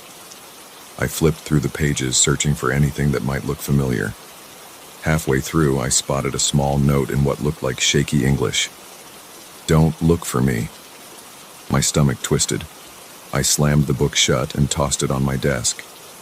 I backed away, trying to calm my pounding heart. Over the next few hours, I tried ignoring the book. I stayed in my living room, watched random videos, anything to keep my mind off what was happening. But the tension never left my body. I kept glancing around, expecting to see it lurking on a shelf or on my couch. Every sound in the house felt amplified. Every creak made me jump. When the sun went down, the silence became unbearable. I could hear my own breathing echo in my ears. I finally worked up the nerve to check my office. The door creaked as I opened it. The book was gone from the desk. The pen was on the floor, a small puddle of that metallic-smelling ink next to it. I felt a chill on my arms, like someone had opened a window, but the window was shut tight. I noticed the closet door was ajar. I walked over, slow and careful. My heartbeat thudded in my eardrums. When I looked inside, there it was, on the top shelf, leaning against a box. It was open, pages turned to a spread filled with black scrawl. I reached for it. The page felt cold and slightly damp. My hand tingled. I quickly pulled back. Something about that surface felt wrong, like touching decayed flesh. I clenched my fists and forced myself to grab it again. I lifted it off the shelf and set it on the floor. I don't know if there's an entity living in this book or if I'm just imagining everything. All I can tell is that it moves when I'm not looking. It appears in strange places. It writes in itself with no human hand. It makes me feel watched all the time. My head aches constantly, and I can't sleep without checking every room. There's a pressure in the air around me, like the house itself is holding its breath. I'm not sure what to do next. Throwing it away didn't work. Burning it didn't work. Locking it up didn't work. I'm stuck with it. Every time I try to get rid of it, it comes back. It leaves symbols. It moves on its own. It drags me further into its mystery, and I can't stop thinking about it.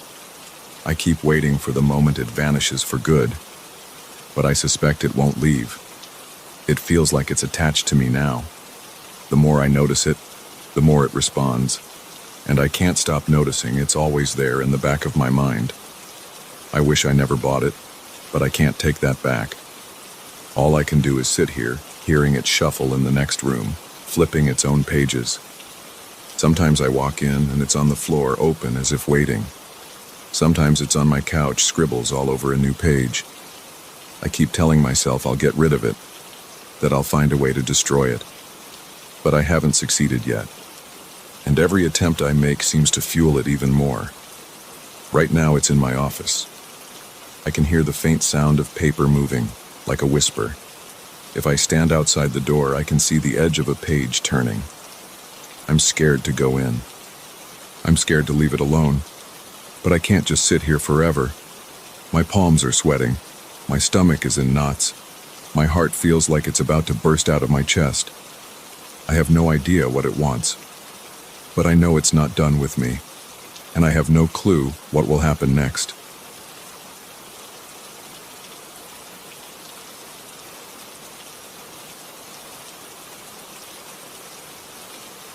I always thought my apartment was too small and too ordinary to hide anything strange.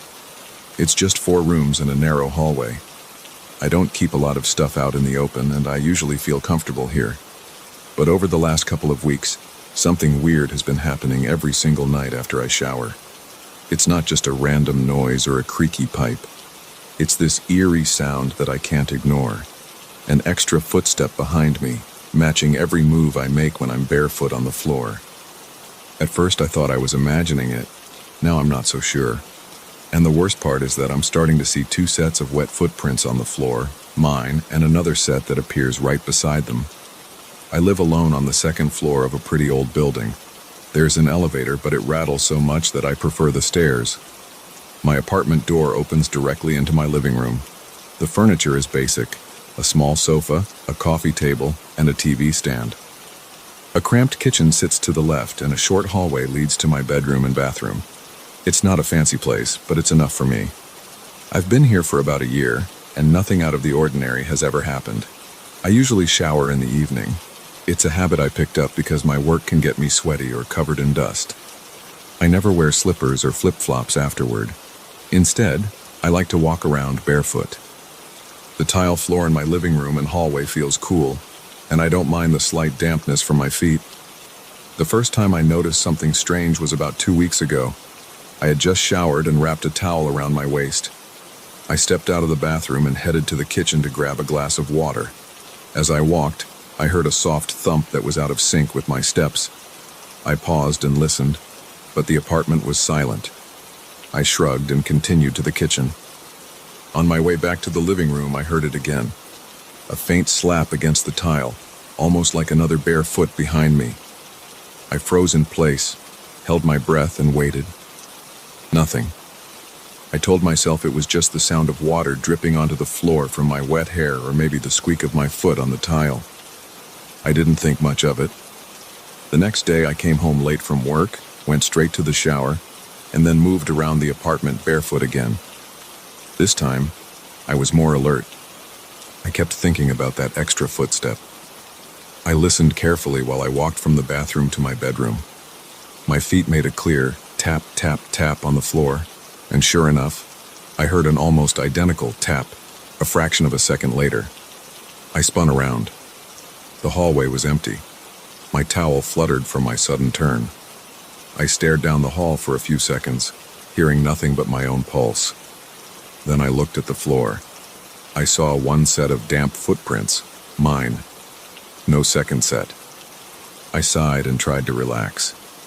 Over the next few days, the extra footstep became more frequent. Every night after my shower, I'd hear my own steps and then that second step. It stayed close but never felt right behind me. It was like it kept a small distance, just enough to make me feel someone was there but not close enough to see. I started to get uncomfortable. I'd walk faster to see if the sound would stop. But it didn't. Sometimes I'd run to my bedroom and shut the door, pressing my ear against it. The apartment would go silent. I'd wait, holding my breath until my heart pounded so hard I couldn't stand it anymore. One night, I decided to check the living room floor for footprints. I walked in a small circle in front of my couch. I saw my own wet tracks on the tile. Then, right next to them, I noticed faint marks, almost the same size as my feet, trailing right behind mine.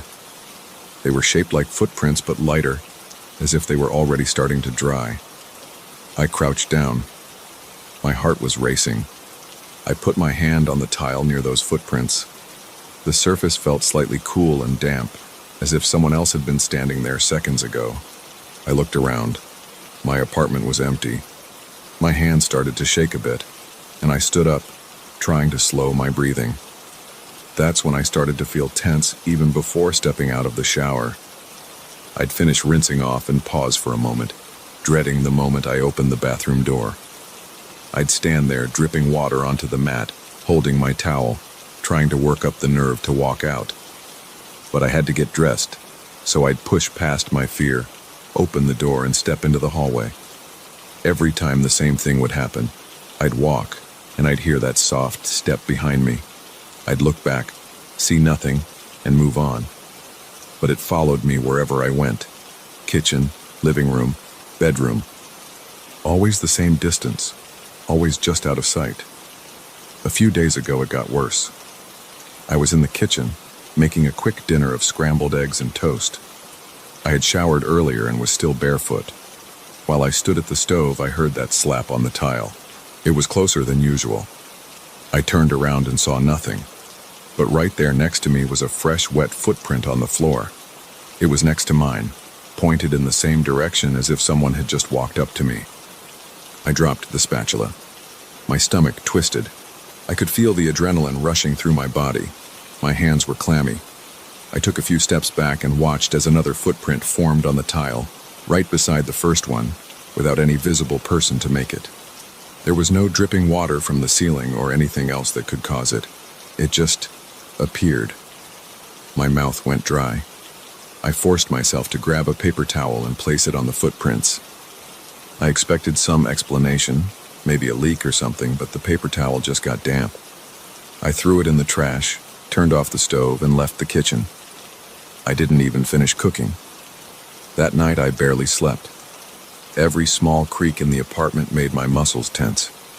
I laid in bed and stared at the ceiling. Eventually I dozed off, only to wake up a couple of hours later feeling like someone was standing right next to my bed. I shot up, hit the lamp on my nightstand, and twisted around to look. No one was there. I was sweating and my mouth felt like sandpaper. I tried to calm down and told myself I was imagining things. But deep down, I knew something odd was going on. The next morning I checked the apartment for any signs of water leaks or damage. I inspected every corner. Everything was normal. No pipes were broken. No damp spots on the ceiling or walls. The only place I saw anything strange was in the bathroom, where I found 2 sets of footprints in front of the sink. One set clearly belonged to me. The other set was fainter, but it was the same size. It had that same odd spacing between the steps, always right next to mine. I cleaned the floor thoroughly, hoping that would solve it, but that was just wishful thinking. A few nights later, I decided I'd had enough. I was going to walk right into the living room after my shower, turn around fast, and catch whatever was behind me. I stood in the bathroom bracing myself. My legs felt shaky, and my breath was unsteady. I counted to 3 under my breath, opened the door, and rushed out, stepping quickly across the hall and into the living room. I swung around, heart pounding. At first I saw only my wet footprints on the tile. Then right next to them I watched another set of footprints appear step by step, following the path I'd just taken. They formed out of nowhere, making little wet marks on the tile. There was no body, no shadow, nothing that could cause them. My chest felt tight. I clenched my fists and stood completely still. I couldn't breathe right. I could feel my blood pounding in my ears. I glanced up, half expecting to see a shape or a face, but there was nothing. I took a step toward the bathroom. That's when I heard the footstep again, right behind me. I whipped around. No one. I could see the floor. It was empty, except for those footprints. I stepped backward, facing the empty space in front of me. My mind was screaming that this was impossible, but it was happening anyway. My back hit the bathroom door frame, and I almost lost my balance. I grabbed onto the doorknob and rushed inside. I slammed the door and locked it, even though I was alone. My hands were shaking and my heart was pounding so hard that it hurt. I slid down onto the bathroom floor and pressed my back against the tub, curling my knees up to my chest. I stayed like that for what felt like a long time, just trying to breathe normally. When I finally left the bathroom, I didn't see any fresh footprints, but I felt uneasy, like the apartment was holding its breath, waiting for me to let my guard down. I slept on the couch that night with the lights on and the TV playing at low volume. Every time I closed my eyes, I pictured those footprints forming behind me again. Over the last few days, I've started noticing those extra footprints in more places. Sometimes they show up in the living room before I even get there, like they're waiting for me. I'll turn a corner and see them near the couch or under the coffee table. Other times, I'll hear that extra step while I'm in the shower. It sounds damp and heavy, right on the other side of the bathroom door. I've stopped using the hallway light because it flickers sometimes, and I don't want any more creepy moments than I already have. I've tried to convince myself this is a trick of my mind. I've looked up stuff online about home repairs, illusions, or even psychological stress. None of it explains the wet footprints that appear right in front of my eyes. I've thought about calling a friend to stay over, but I don't want to explain all of this. It sounds insane. And I'm not sure I want anyone else involved, especially because it might make it worse if more people walk around barefoot and see the same thing happening. Now every time I step out of the bathroom, I feel this surge of dread. It's like I'm expecting something to grab me. My nerves are frayed, my appetite is terrible, and I'm not sleeping enough. The footsteps keep getting louder. Last night, I swear I heard a slight shuffle, like something was brushing against the floor right behind me. When I turned around, I only saw those footprints as usual. I'm starting to think this thing, whatever it is trying to get closer. The footprints appear more often and they seem bolder. Sometimes the second footprints are more soaked, leaving bigger puddles than before.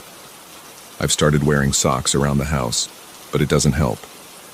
The second footprints still show up and they're still bare, as if mocking my attempts to hide. Tonight I'm sitting on my couch, writing this all down in my phone notes, because I need to keep track of what's going on. I feel like any moment now, I'm going to hear that wet slap of a foot on the tile. My palms are sweating and my breathing is shallow. I keep glancing at the hallway, expecting to see a set of footprints forming on the floor. I can't help but imagine that if I suddenly turn around, I might see something standing there staring at me. I don't know if I'm ready for that. I'm not going to run. This is my apartment. I'm not going to move out just because I'm hearing steps. But I'm lying if I say I'm not terrified. I keep a flashlight by my side now, though I'm not sure why. It's not like I can chase footprints away with light, but it makes me feel a little less alone. I can hear the faint drip of my shower head from here. It's just a normal sound, a little drop of water hitting the tub every few seconds. But tonight, it feels menacing. I keep expecting to hear that extra step. My body is tense. My neck is stiff from peering over my shoulder every 5 seconds. I'm thinking maybe I'll just go look. Maybe if I confront it head on, I'll finally see something. I can't keep living like this, jumping at every noise. If I see something, at least I'll know. And if I don't, maybe my mind will calm down. I'm going to stand up, walk into the hallway and check. Maybe I'll turn around real fast and catch whatever's there. All right, I'm getting up now. My legs feel weak, but I'm doing it. My heartbeat is loud. I can hear my own breath. I'm at the edge of the hallway. It's quiet, except for that drip in the bathroom. My bare feet feel cold on the tile. I step forward. 1 step, 2 steps. I hear a wet slap behind me. I spin around, shining my flashlight right where the second footstep should be. I see it, the wet footprint, still forming, right beside mine. There's nobody here. My stomach twists into a knot. My breath catches in my throat. I see another footprint forming an inch away from the first. My flashlight illuminates nothing but empty air. I grip the flashlight so hard that my knuckles hurt. I can't stay quiet. My voice is shaking. I say, "What do you want?" There's no response, just the sound of water dripping in the bathroom. My heart is pounding. I take a step back. The second footprints follow, staying right next to mine. My entire body is covered in goosebumps. My mind is screaming for me to run, but my legs won't move fast enough. I'm pretty sure this thing won't stop until I face it. But how do you face something that's invisible? Something that only leaves footprints? I stand there, my feet rooted to the spot. I aim my flashlight everywhere, searching for any sign of a shape or outline. I see nothing, but the footprints keep appearing. They're so close. They're right beside me. I swallow hard, muster all my courage, and take another step. The footsteps mimic me, perfectly in sync. I turn around, shining the flashlight directly behind me. I feel a cold rush of air, like a breeze in a closed hallway. My skin prickles, my spine tingles. I spin back around and see those footprints forming again, right where I'm about to step. I don't know how this ends. I might just keep walking until it finally shows itself. Or I might freeze here, paralyzed by fear. But I can't deny it anymore. I'm not alone in this apartment. Something is here, walking right beside me, copying every step I take, leaving wet footprints that no one else could make. And if I turn around fast enough, maybe I'll finally see it.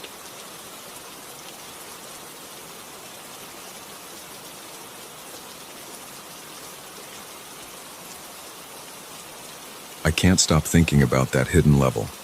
It's been stuck in my head ever since I first heard about it. The day I found out, I was talking with our building's caretaker in the lobby.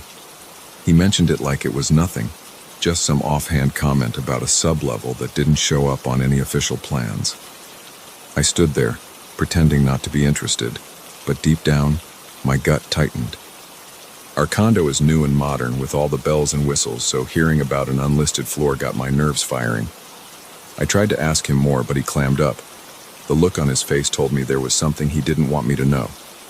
I nodded, acted normal, and then spent weeks obsessing over it. I'm a methodical guy. When something nags at me, I don't stop until I get answers. I went through every blueprint the management office had. I compared them to the official permits. I spent late nights squatting near the basement elevator, listening for unusual mechanical sounds. I walked around the perimeter of the building, looking for vents or weird structures that might give away an extra basement. Most people probably would have let it go, but I couldn't. I felt like I needed to see it for myself. I needed to know if that caretaker was messing with me, or if something was actually hidden beneath our feet. My first real break came when I discovered a locked metal door near the basement storage area. It wasn't unusual to see locked doors down there. They keep some of the utility stuff secure, but this one felt out of place. It was at the end of a narrow hallway lit by flickering fluorescent bulbs. Everyone else stored their old furniture or boxes in that area, so it was messy. But this door stood out because it had no sign or label. It had a small window, but it was blacked out from the inside.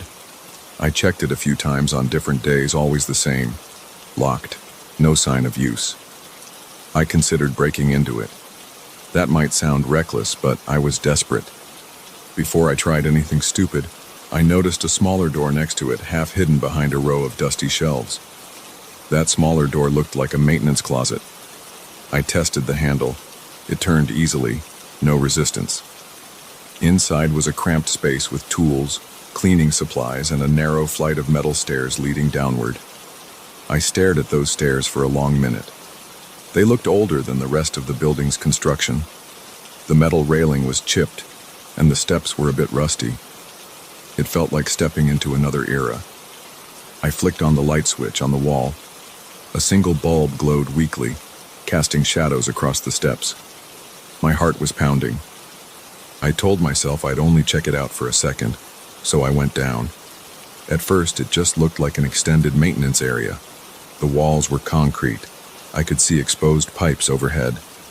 There was a faint dripping noise coming from somewhere, echoing in the narrow corridor. It smelled damp, like wet cement and stale air. My footsteps sounded too loud in that cramped space. I kept going until I reached another landing. That's when I saw a short corridor going forward, maybe 50 feet.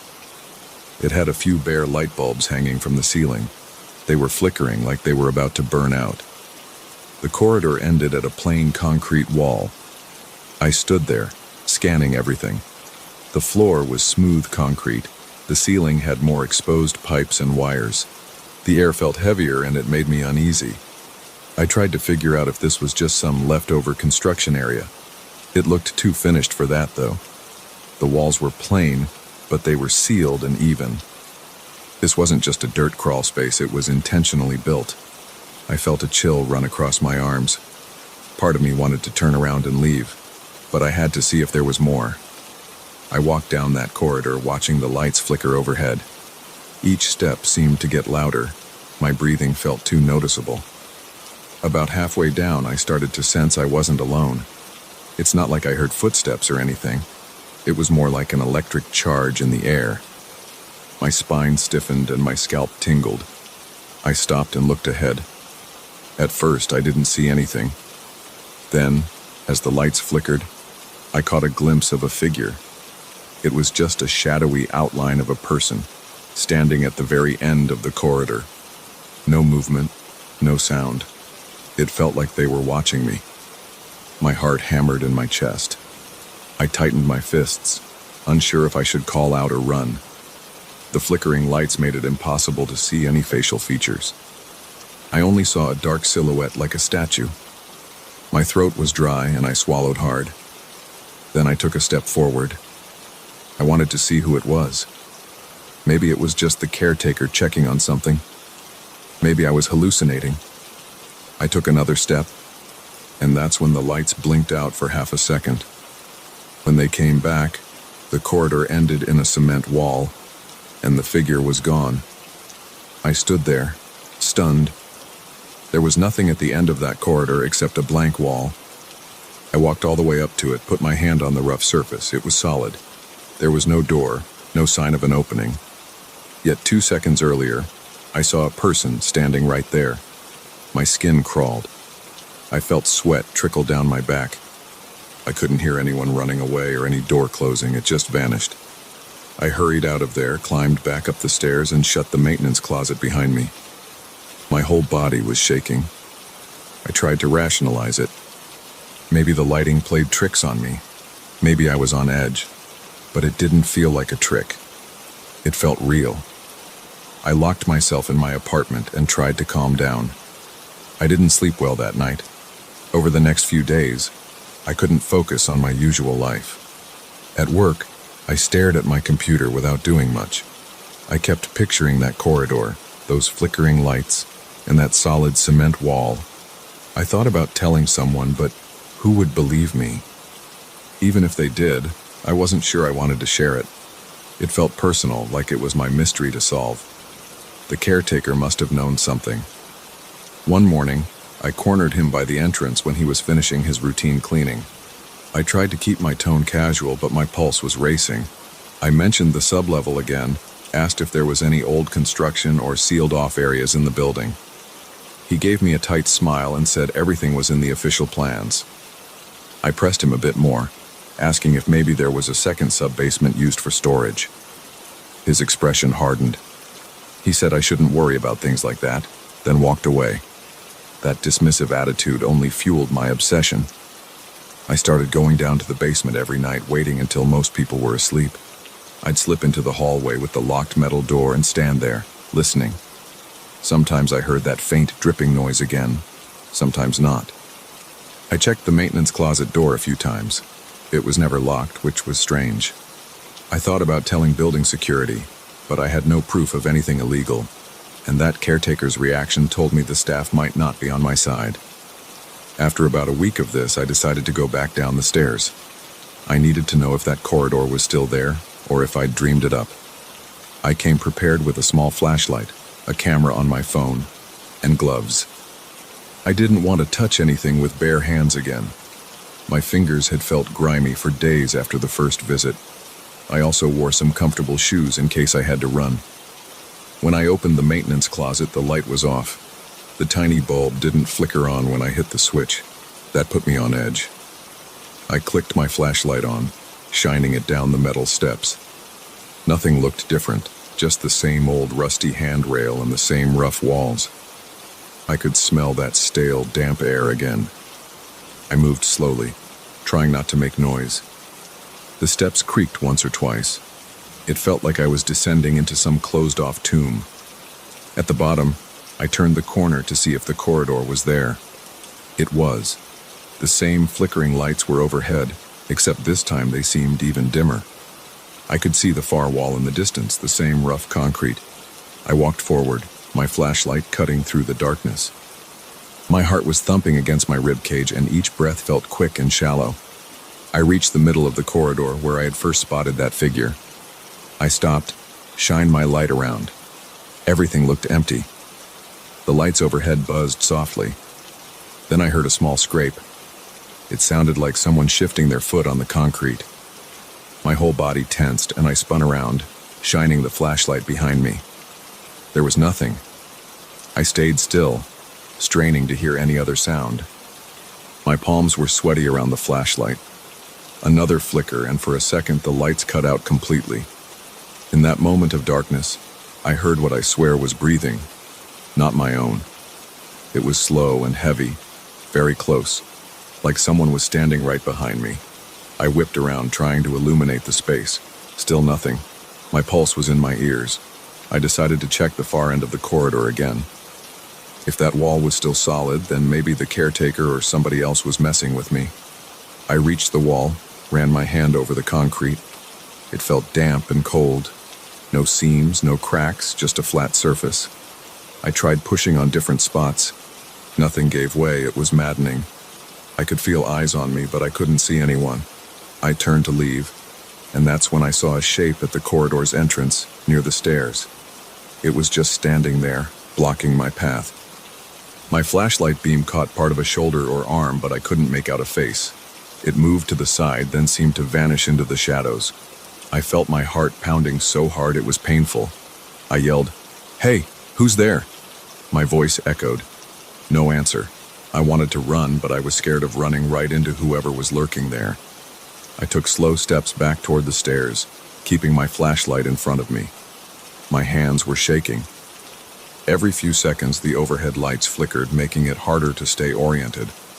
When I reached the spot where I'd seen the shape, it was empty. No one was there. I had a hollow sensation in my gut. I climbed the stairs as fast as I could without breaking into a full sprint. Back in the main basement hallway, I closed the maintenance closet door and leaned against the wall, trying to steady my breathing. My shirt stuck to my back with sweat. My legs felt weak. I stayed there for a minute, staring at that door, convinced someone might burst through at any second.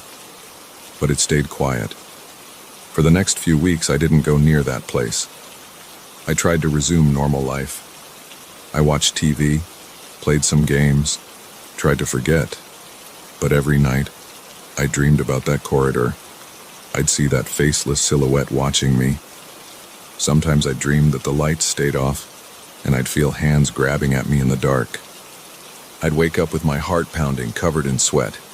Eventually, the nightmares got so bad that I felt I had to do something. I decided to talk to a neighbor I trust. Let's call him Dan. He's a practical guy, works in construction. I told him a bit about the weird corridor, leaving out the creepier details. He laughed at first, saying new buildings sometimes have sealed areas for utilities. I tried to get him to come with me, but he was busy. He said if it bothered me that much, I should talk to management. That wasn't an option. The caretaker's reaction told me management either didn't want to talk about it or had no clue what was really down there. So I kept it to myself. I started noticing little things around the condo, though. The caretaker would watch me when he thought I wasn't looking. A couple of the security guys seemed more alert when I passed by. I even caught one following me into the elevator one night, but he pretended he was just heading to another floor. It felt like they suspected I knew something. I made one final trip down to that sub-level. I couldn't take the uncertainty anymore. This time, I bought a small wearable camera. I wanted proof. I also brought a crowbar just in case. I felt ridiculous, like some wannabe ghost hunter, but I wasn't chasing the paranormal. I just wanted answers. It was past midnight when I snuck down. The hallway was quiet, the air still. The flickering light near the locked metal door gave everything a sickly glow. I slipped into the maintenance closet, my camera pinned to my jacket. I had the crowbar in my right hand. The tiny bulb in the closet was out again, so I used my flashlight to guide me down the stairs. Each step creaked. My breath sounded loud in my ears. When I reached the corridor, nothing had changed. The same lights flickered overhead. The same cold air clung to my skin. I started recording with the flashlight off, relying on the overhead bulbs. My camera had a decent low light setting. I walked slowly, aiming the crowbar in front of me like a weapon. My eyes darted around, trying to catch any movement. Halfway down, I heard a faint tap behind me. I spun around, shining my flashlight. Empty. My throat felt tight. I kept moving forward, inch by inch. I reached the end of the corridor again. The wall was solid, as always.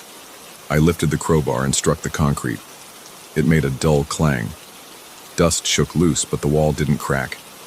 I tried a few more hits, with no real effect. Then the lights flickered wildly, plunging me into near darkness. My camera's red light blinked, telling me it was still recording. In that moment, I felt something brush against my left arm, like a hand sliding past. I jerked my arm away, swinging the crowbar blindly. I connected with nothing. The lights came back for a second, and I saw a shape right beside me. It was a dark figure, impossible to see details. I yelled and stumbled backward, nearly losing my footing. I heard a rasping sound like a rough exhale. My neck hair stood on end. For a split second, the overhead bulbs went out completely. The corridor was pitch black. I felt a presence right in front of me, the air shifting. My heart was about to explode.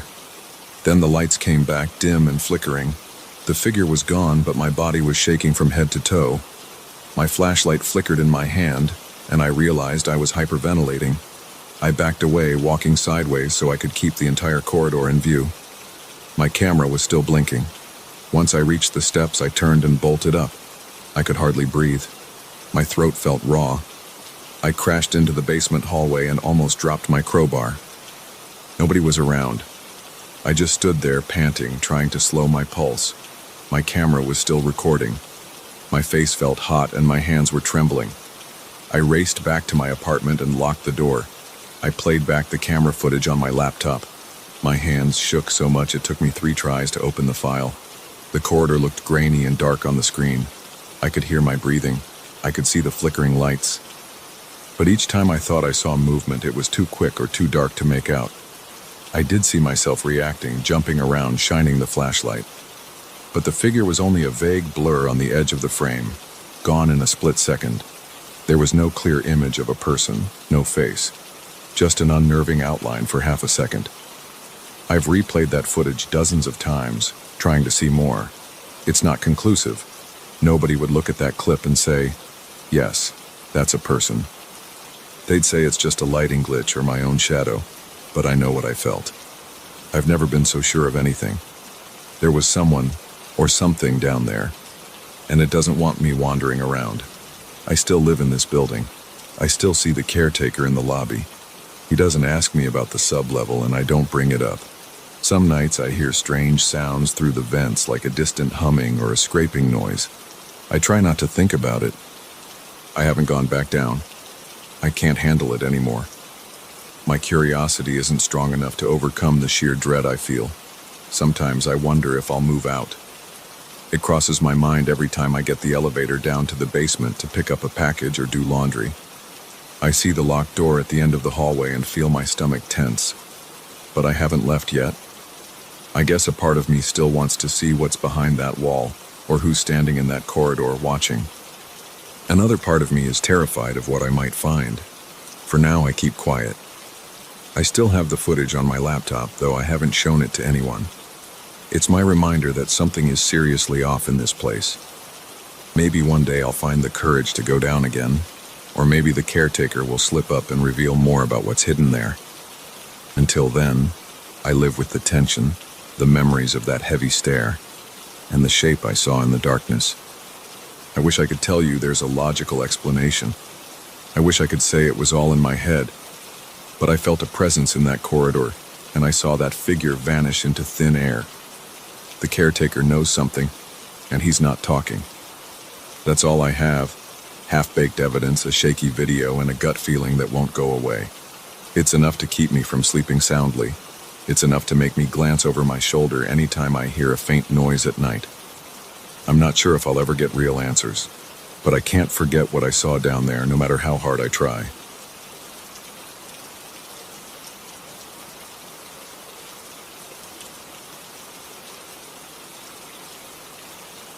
I remember the exact morning my neighbor ran out of his place like he was late for the most important event of his life. He slammed his door behind him.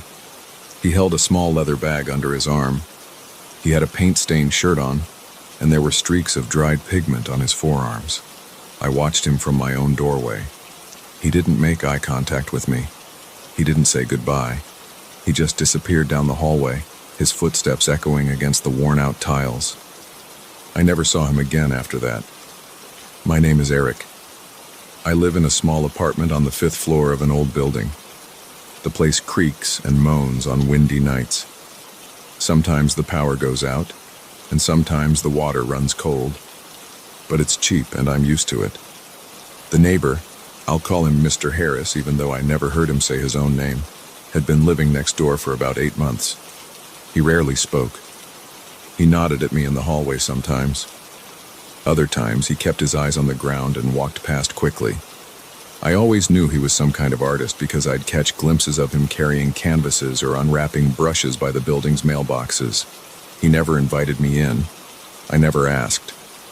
I figured it wasn't my business, but I had a curiosity about him.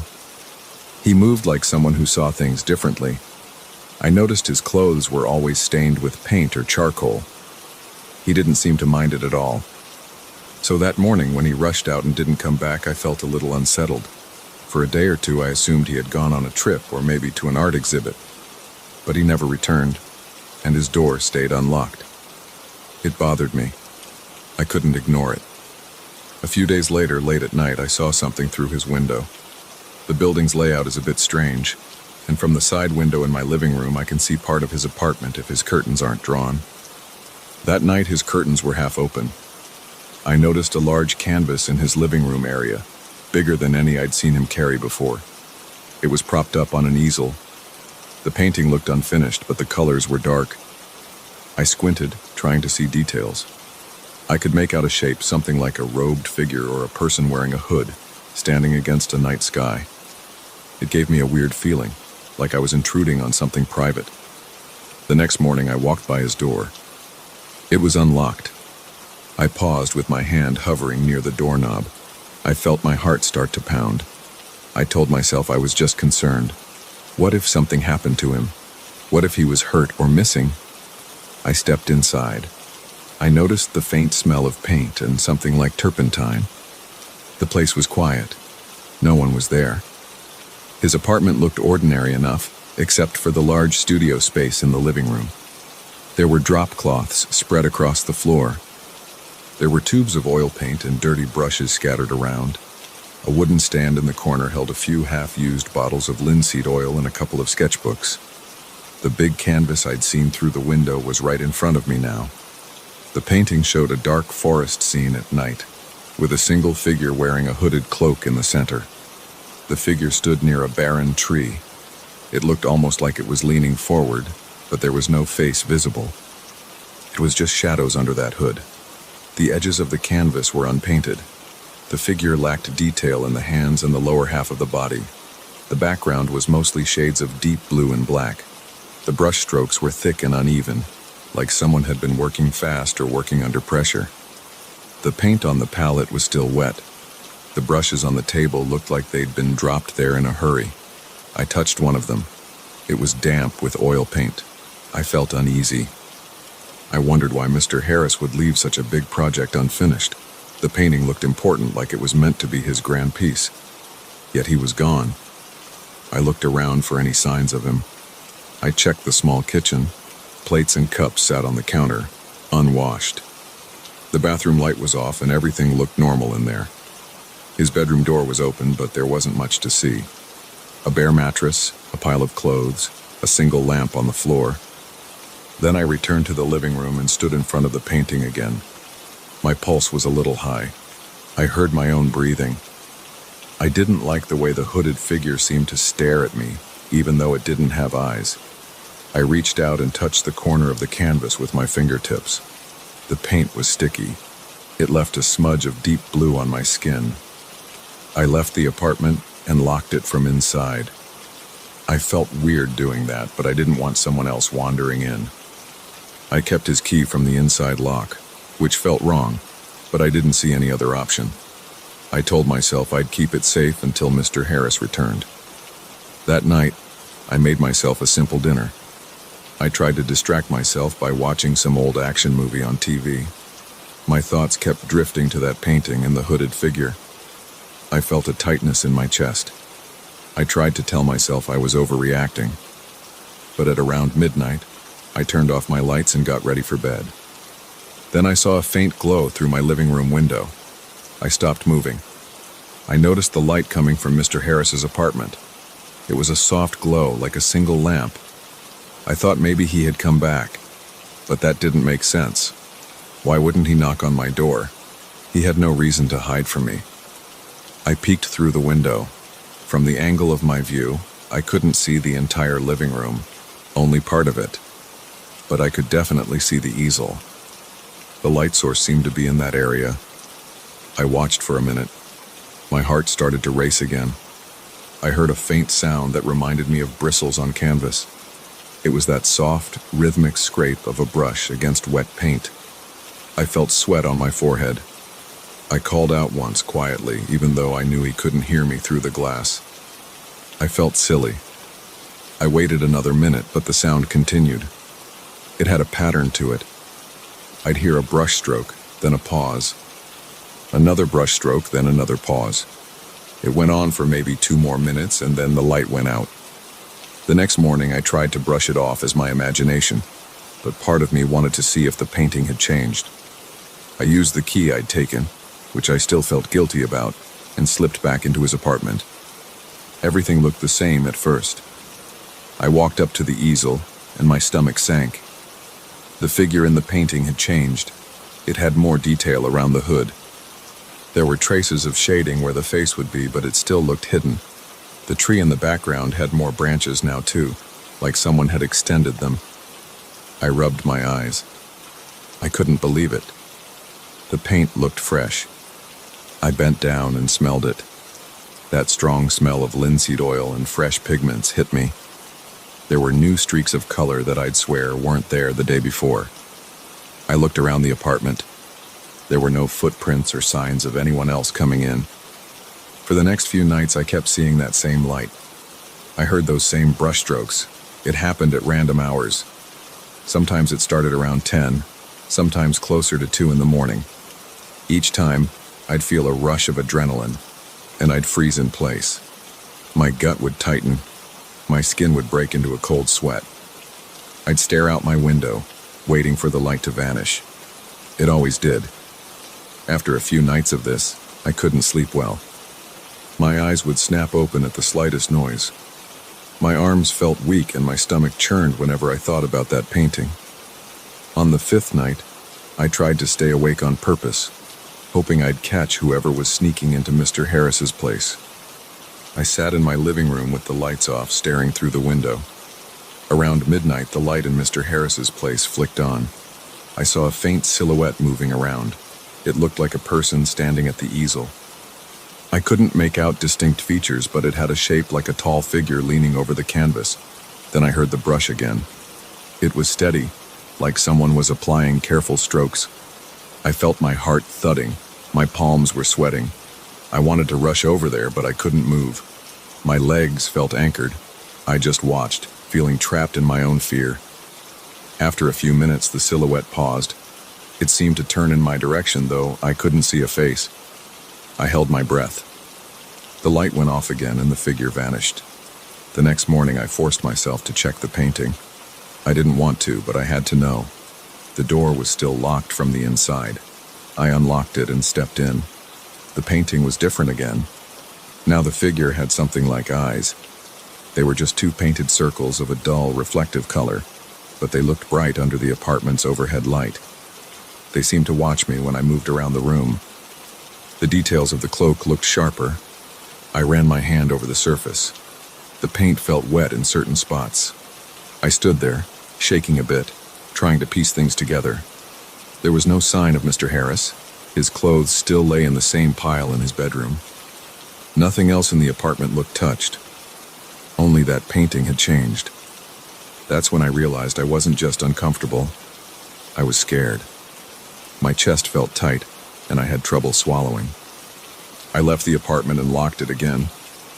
I tried to go about my day, but I couldn't focus on anything. My thoughts kept jumping back to that canvas, those new brush strokes, and those eyes. I went to a cafe to clear my head. I stared at my coffee cup, feeling the heat against my palms. People around me chatted, laughed, went about their business. I felt disconnected. That night, I decided to record everything with my phone. I set up my phone on a tripod near my window, pointing it directly at Mr. Harris's apartment. I sat in the dark, waiting for the light to appear. Around 1 a.m., it happened. The lamp, or whatever it was, flicked on, and I saw a shadowy figure working on the painting. I tried to zoom in with my phone, but the figure's details were blurry. I felt my entire body tense. I had a slow, crawling sensation on the back of my neck, like I was being watched. I watched for about 10 minutes. Then the light went out. I rushed to check my phone. I played back the footage, but it was just darkness and a barely visible outline of movement. It looked like a glitch. The figure was too dark. The camera couldn't capture a clear shape. My frustration turned into deeper anxiety. I replayed it multiple times, but I got nothing useful. I told myself I'd go over there right at that moment, but my own fear stopped me. I was sweating. My breath was shaky. I didn't want to face that thing alone, whatever it was. So I waited until sunrise. When the sun came up, I grabbed the key and headed next door. I stood in front of the painting. My stomach clenched. The hooded figure had become almost lifelike. I could see folds in the cloak. The eyes were more defined, with a faint glimmer that made them look damp or glossy. There were subtle details on the hands now. They were long, with fingers slightly curled, though still somewhat blended with the background. The tree behind the figure had more branches, and they twisted in unnatural angles that made me feel queasy just looking at them. I heard a slight creak from somewhere in the apartment. I spun around, heart pounding. No one was there. I touched the painting. It was wet again. My fingers came away smeared with a dark color, maybe black or a very deep purple. I noticed fresh brush strokes on the easel frame, like someone had rested their brush against it. I stood there, hearing my pulse in my ears. I decided I had to do something. I couldn't just let this keep happening. So I grabbed a sheet from the couch and threw it over the painting, covering it. I tried to calm down. My breath was shallow, and I had to force myself to breathe more slowly. Back in my apartment, I felt a slight relief at first, like covering the painting would stop whatever was going on. But that night, the light appeared again. It was bright, as if someone had turned on every lamp in the room. I heard an even louder sound, like a brush hitting canvas in strong, fast strokes. I looked through the window. The sheet I'd thrown over the painting was lying on the floor, crumpled. I paced around my living room. My shoulders were tense. My feet were restless. I thought about calling the police, but what would I say? That a ghost was painting next door? That my missing neighbor's artwork was finishing itself? I sat on my couch, hands clenched into fists, waiting for something else to happen. When I finally looked through the window again, the light was off. I stayed up until dawn. Then I went back next door, almost shaking with fear. The painting was uncovered, and now the figure had clear outlines for a face. I couldn't see features like a nose or mouth, but the skin tones were there, shading in the cheeks and forehead. The eyes looked wide, as if they'd been staring at something terrifying. They had a glossy finish that seemed to catch the morning light in a strange way. My throat tightened. I thought about taking the painting out of the apartment. Maybe I could hide it in the basement or trash it. But I remembered the instructions on the building's lease about disposing of large items. Also, a wave of nausea hit me when I imagined handling that canvas alone. My arms felt weak. I felt dizzy. At that point, I started hearing faint noises even during the day. A brush tapping against something, a quiet shuffle of footsteps on the drop cloth. Each time I heard it, I'd freeze. My heart would hammer in my chest. I'd stand there, listening. Then I'd force myself to move around, to check if it was coming from outside. But every time I'd find nothing. My paranoia grew. I stopped going to work. I made excuses over the phone. My boss seemed annoyed, but I couldn't think straight. I stayed in my apartment, trying to watch the neighbor's place at all hours. Sometimes I'd see the light flash for just a second, then go dark. Sometimes I'd catch a brief glimpse of that shape inside. It was always near the easel. The painting kept getting more detailed each day. The hood was now lined with a silver trim. The figure's hands looked almost real. The tree had small details in the bark, and the background had new elements like distant lights or stars. I'd find myself standing in front of it, chest tight, breath shaky, staring at how the image expanded. My biggest fear now is that it will be finished soon. I have this creeping sense that once the painting is complete, something will come out of it, or something will emerge in the apartment. I don't have any grand explanation or poetic way to put it. I just feel it in my body. My arms tense up when I think about it. My mouth goes dry. My head hurts. I've been trying to pull myself together long enough to decide what to do. Part of me wants to destroy the painting, rip it apart. Part of me is afraid that will make things worse. My mind starts racing with questions. What if it's the only thing holding something back? What if I'm unleashing something by touching it? Then I think I sound crazy, but every night those lights come back. I hear the brush. I see the strokes. The figure gets more defined, and I can't seem to do anything about it. I'm sitting at my small kitchen table now, writing this down on a notepad before I type it up later, because my hands are shaking and I need to focus. Every so often I look out my living room window. It's dark in Mr. Harris's place right now, but I'm waiting for that glow. My stomach is knotted. I'm sweating even though it's cold in here. If the figure in that painting gains a full face, I don't know what will happen. I don't know if I'll be able to live here anymore. I don't know if I'll see Mr. Harris again. At this point, I don't even want to. I just want the noises to stop, and I want that image to stay incomplete. Because if it doesn't, I have this crawling fear that something a lot worse is going to take form. And I can't handle that thought right now. So I'm waiting. I'm waiting to see if tonight is the night that painting finishes itself. And I'm terrified. I can't stop looking through the window, and I can't bring myself to walk away.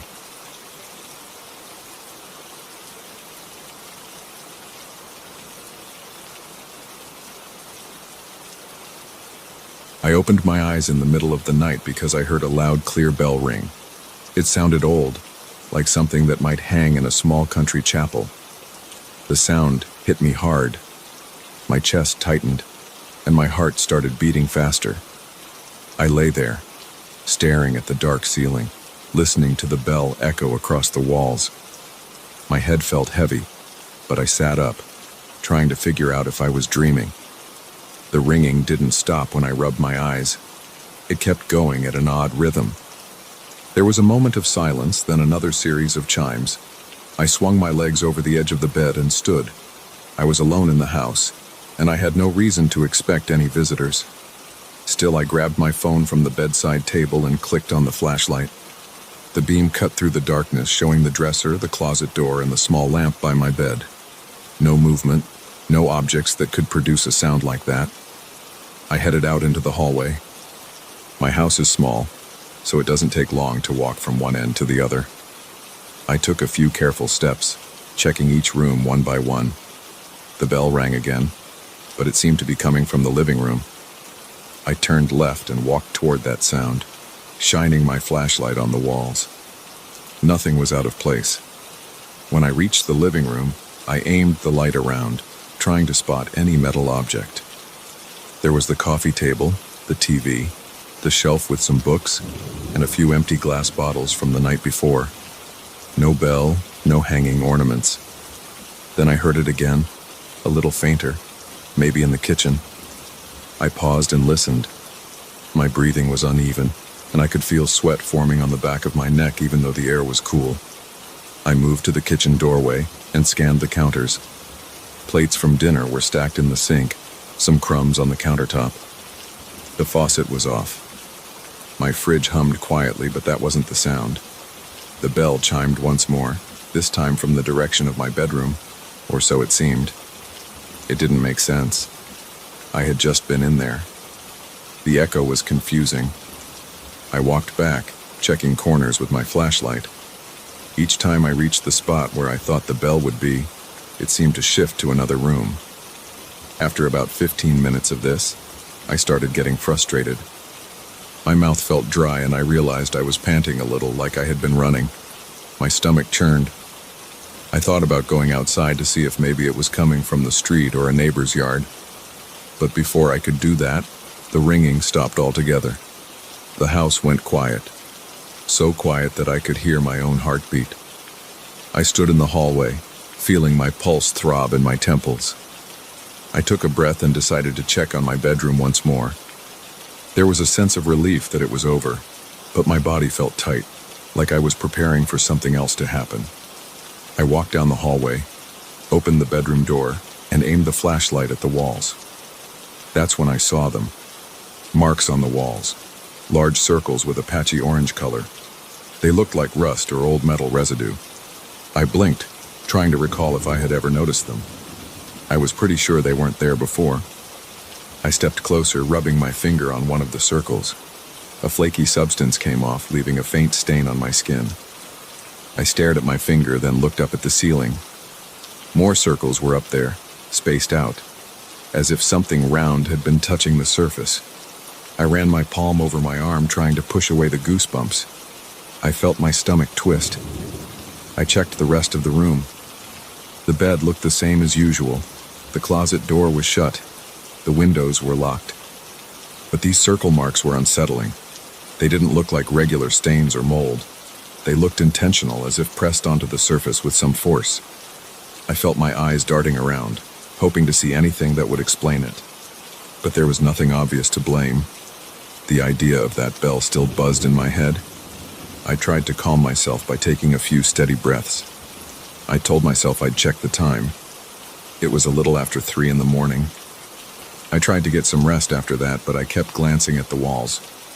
The circles seemed more noticeable every time I looked at them. Eventually, exhaustion took over, and I dozed off. When I woke again, it was late morning, and daylight was creeping through the blinds. The first thing I did was check the walls. The circles were still there, but in the sunlight they looked less shocking, almost faded. I touched them again, but nothing came off this time. I went about my day in a distracted way. I had a quick breakfast, turned on the TV for background noise, and kept thinking about the sound of that bell. By noon, I felt silly. There was no bell in the house, and I'd never kept anything that could produce such a strong ringing. I considered that maybe I was half asleep and imagined it, but the circles in my room were real. I even looked around the rest of the house for similar marks. I found a few on the hallway walls, small and faint, but clearly the same shape. I opened the closets, checked under furniture, even peeked into the attic. Nothing turned up. That night I had trouble falling asleep. I stayed up watching TV shows, letting the noise distract me from the memory of the bell. Around midnight, the place was quiet, and I felt my eyes getting heavy. I turned off the lights in the living room and walked to my bedroom. Right when I set foot inside, I heard that same bell again. A single, sharp ring that sent a jolt through my body. I froze. My heart pounded. I listened, waiting for another ring. It came a few seconds later, echoing in the hallway. I stepped back into the hall, my legs shaky, my hands clenched, but I couldn't see anything. The darkness felt thick. I turned on the hallway light. The bulb buzzed as it lit up. I looked at the walls. More circles. They were scattered across the hallway, bigger than before, darker. The orange-brown color looked fresh, like newly exposed rust. I walked up to one circle and placed my hand on it. The surface felt rough. I pulled my hand away and saw rust-colored flakes on my palm. I felt my breath catch in my throat. I wiped my hand on my pants and stepped backward, not sure what to do. The bell rang again, twice, from the living room. I turned my head in that direction, trying to steady my thoughts. I just wanted to know what was causing it. I moved slowly, passing more of those marks on the walls. My shoulders felt tense, and my teeth were clenched so hard it hurt. When I reached the living room, the bell went quiet again. I flicked the switch on the wall, and the overhead light revealed something new. Circles on the ceiling, circles near the windows, and even one on the outside of a kitchen cabinet door. They all shared that rusted color, and each was about the same size, roughly the diameter of a small bowl. I crouched by one and squinted at it. The surface looked thin but solid, like someone had pressed a metal ring against the wall. I spent hours awake that night, pacing around, checking every corner. The bell would chime every now and then, at random intervals. Sometimes it sounded close, other times distant. Each time it rang, I felt a rush of cold in my chest and a prickle on the back of my neck. I tried to call a friend to ask if they could hear it too, but I got their voicemail. I considered leaving the house, but I was afraid if I stepped outside, I'd find more of those marks out there, or maybe hear the bell in the street. Eventually, the sound stopped around 4 in the morning, and I must have fallen asleep on the living room couch because I woke up to daylight streaming in through the blinds. My neck was stiff, and I felt groggy. The circles were still there, and I hated looking at them. They felt wrong, like a sign of something I couldn't understand. I cleaned up a bit, got dressed, and tried to head to work. On my way out, I paused at the front door, half expecting to hear a bell behind me. But nothing happened, so I locked up and left. At work, I couldn't focus on my tasks. I replayed the events in my head, over and over, trying to come up with a reasonable explanation. Maybe it was a weird prank, or some type of resonance from a neighbor's property. The marks, though, I couldn't explain. My boss asked me if I was feeling okay because I was zoning out and looked pale. I lied and said I was just tired. I avoided details. The last thing I wanted was to sound paranoid in front of my coworkers. I stayed out as late as I could that evening, grabbing dinner and browsing in a bookstore just to avoid going home. But I couldn't stay out forever, so eventually I drove back. The moment I unlocked the front door, I felt tension in my chest again. The house seemed darker than usual. I flipped on every light I could. I glanced around for new circles, but I didn't see any in the hallway. I crept to my bedroom and turned on the light there. The old circles were still visible, but nothing new. I exhaled, thinking maybe it had stopped. Then, when I went to the kitchen to grab a glass of water, I heard a single chime from the corner of the room. It wasn't loud, but it made me jump. I dropped my glass and it shattered on the floor, water splashing everywhere. My heart was thudding like crazy. I stared at the corner, but nothing was there. Just the empty space near the trash can. I picked up the biggest shards of glass, then used a towel to soak up the water, feeling my hands tremble the entire time. I refused to stand in that corner, so I just reached over with the towel. That night, I stayed in the living room with the TV on low volume, my eyes on the windows and the walls. The bell rang a few times, sometimes close to me, sometimes sounding like it was in the bedroom. Each time I heard it, my mouth went dry and my pulse pounded in my neck. I began to notice that the circles were multiplying. I found new ones on the back of my couch, near the baseboards, and on the door frames. They had the same brownish-red tint. I touched one on the couch fabric and it felt coarse, as if metal had scraped against it. The next morning I decided to document everything. I took pictures of the marks with my phone. I recorded myself talking so I could note the times the bell rang. I even tried to capture the sound on my phone's microphone, but it never seemed to pick it up clearly. Sometimes it got a faint ring, but nothing that would convince someone else. I called a friend and asked them to come over that evening to keep me company, but they had other plans and couldn't make it. I didn't want to force it, so I said, "Never mind." I didn't mention the bell. That night I heard the bell every 20 or 30 minutes, then sometimes twice in a row, then not at all for an hour. I lost track of the pattern, if there even was one. I felt drained, like this was chipping away at my sanity. At around 3 in the morning, I found myself standing in the hallway, glaring at the rust circles. They lined both sides of the hallway, spaced out in no clear order. They went up to the ceiling and disappeared near the edges. I pressed my ear to the wall, listening, but I just heard the faint hum of the wiring or pipes. I whispered to myself, telling whatever it was to leave me alone. The next few days followed the same pattern. The bell would ring whenever I was alone, and usually late at night. The circles seemed to grow in number, sometimes bigger, sometimes smaller, but always that same worn, rusty color. I could smell a faint metallic odor in the house at times, which made me feel queasy. I bought cleaning supplies and tried to scrub the marks away, but they only faded a tiny bit. A few hours later, they'd look fresh again. I started to dread being inside my own home. I'd stay out, visit a bar, sit in my car, or just walk around the neighborhood, not really going anywhere. But I couldn't escape that moment when I had to come back. Each time I put the key in the lock, my body tensed up. I'd hold my breath, open the door, and listen. Sometimes I'd hear the bell right away. Other times I'd have to wait, but it always came eventually, like it was reminding me that I was never really alone. Tonight, I'm in my bedroom, writing this down to keep myself occupied. The marks are all around me, on the ceiling, on the walls, near the floor. My lamp is on, but it doesn't brighten the place much. The house is silent except for the faint buzz of electricity. My heart rate is fast and I can't relax. My back feels stiff. My shoulders ache. I keep looking at the door, expecting the bell to ring outside in the hallway.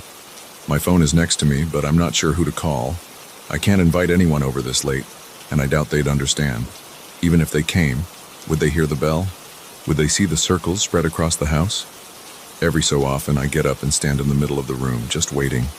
My legs feel weak. My hands are clammy. I keep swallowing, trying to get rid of that lump in my throat. The memory of that first night won't leave me. I can still feel the weight of confusion I had when I walked from room to room, chasing a sound that moved faster than I could. I remember the shock of finding those marks on my walls, not knowing how they got there. I just heard a muffled chime coming from the living room, so I'm going to go check. My stomach is in knots. I wish I could ignore it, but that's almost impossible. I have to look, even though I know I won't find anything. Because if I don't look, I'll just sit here staring at the door, feeling the sweat roll down my temple.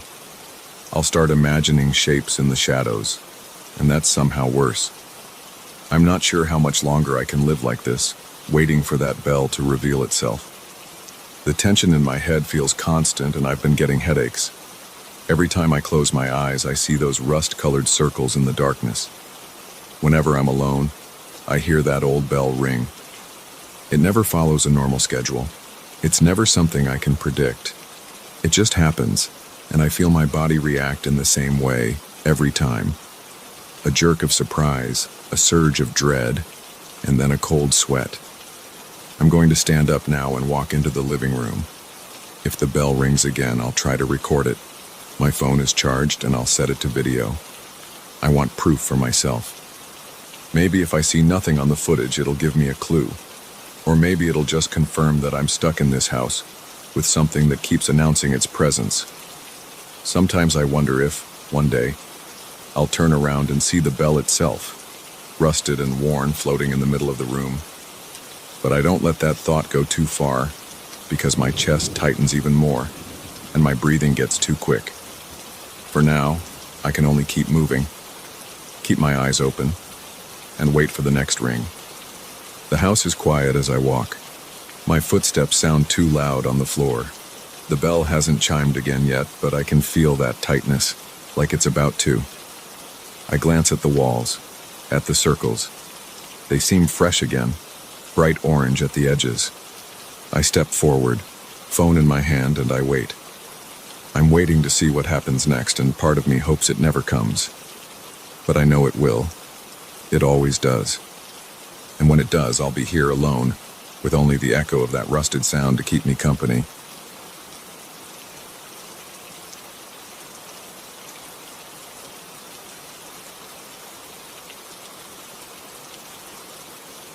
I never expected to feel unsafe in my own bedroom. That dark stain on the wall near my bed didn't worry me much at first. It just looked like a small patch of discoloration, maybe from humidity or an old leak. But everything changed when I started hearing those soft voices. They sounded like a distant choir humming some slow melody, and they came from that exact spot. At first, I thought it was my imagination. Then I realized it was real. I felt my skin tighten when I pressed my ear against the wall and heard that low singing. I didn't tell anyone because it sounded too strange. Now I'm not sure who I can trust with this secret. Every time I focus on that melody, I feel a deep heaviness in my chest. And it's getting worse. My name is Daniel. I'm 32, and I live alone in this studio apartment. It's not fancy, but it's good enough for me. There's a small living area that connects to a kitchenette, a cramped bathroom, and a bedroom with barely enough space for a full bed. The walls are plain white, except for that one stain near my bed. The first time I noticed it, I assumed it was an old watermark.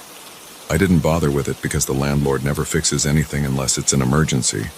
But a few weeks ago, I heard what sounded like a gentle tune in the middle of the night.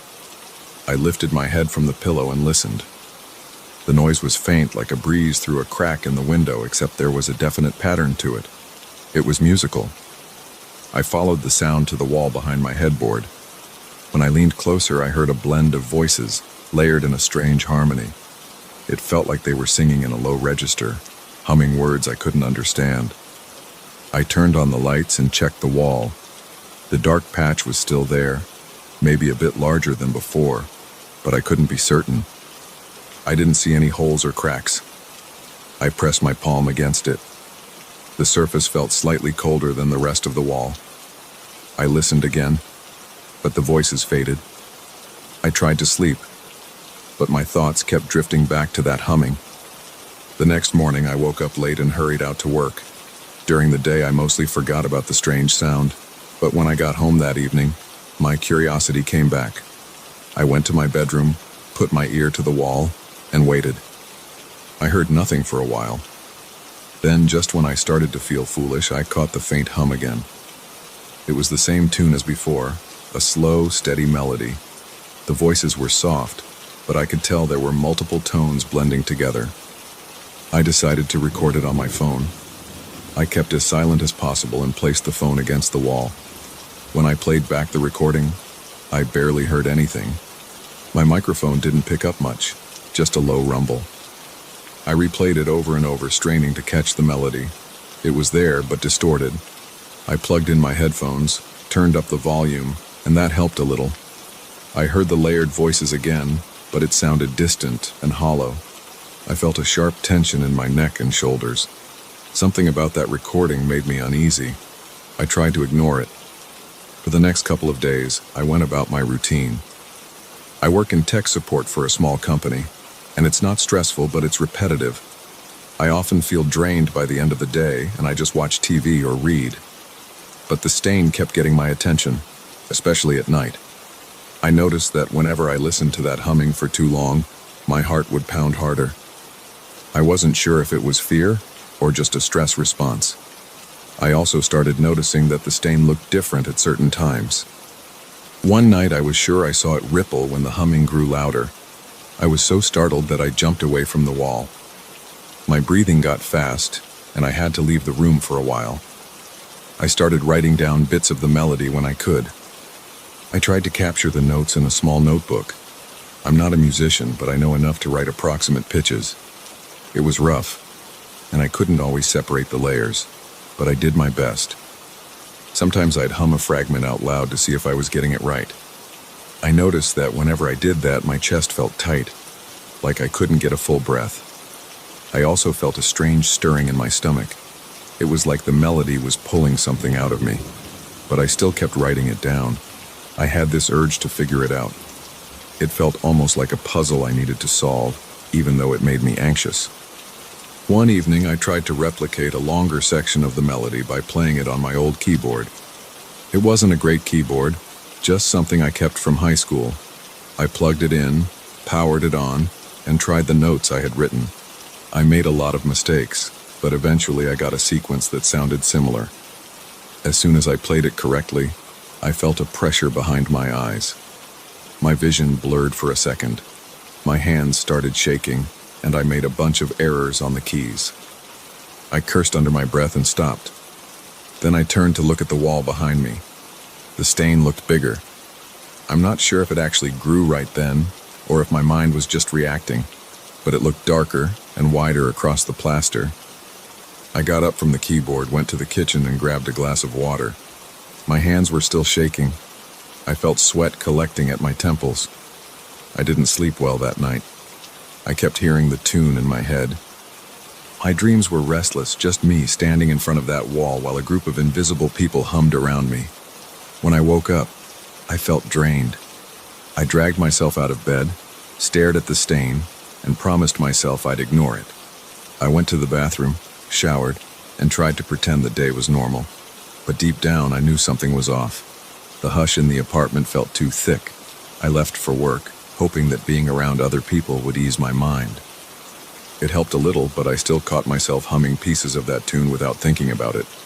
A coworker asked what I was humming. I said I didn't know.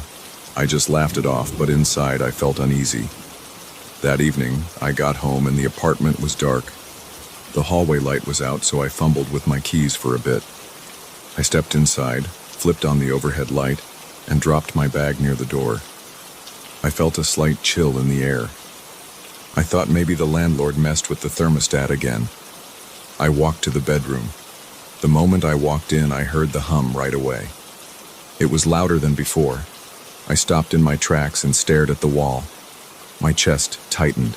I turned on the bedside lamp.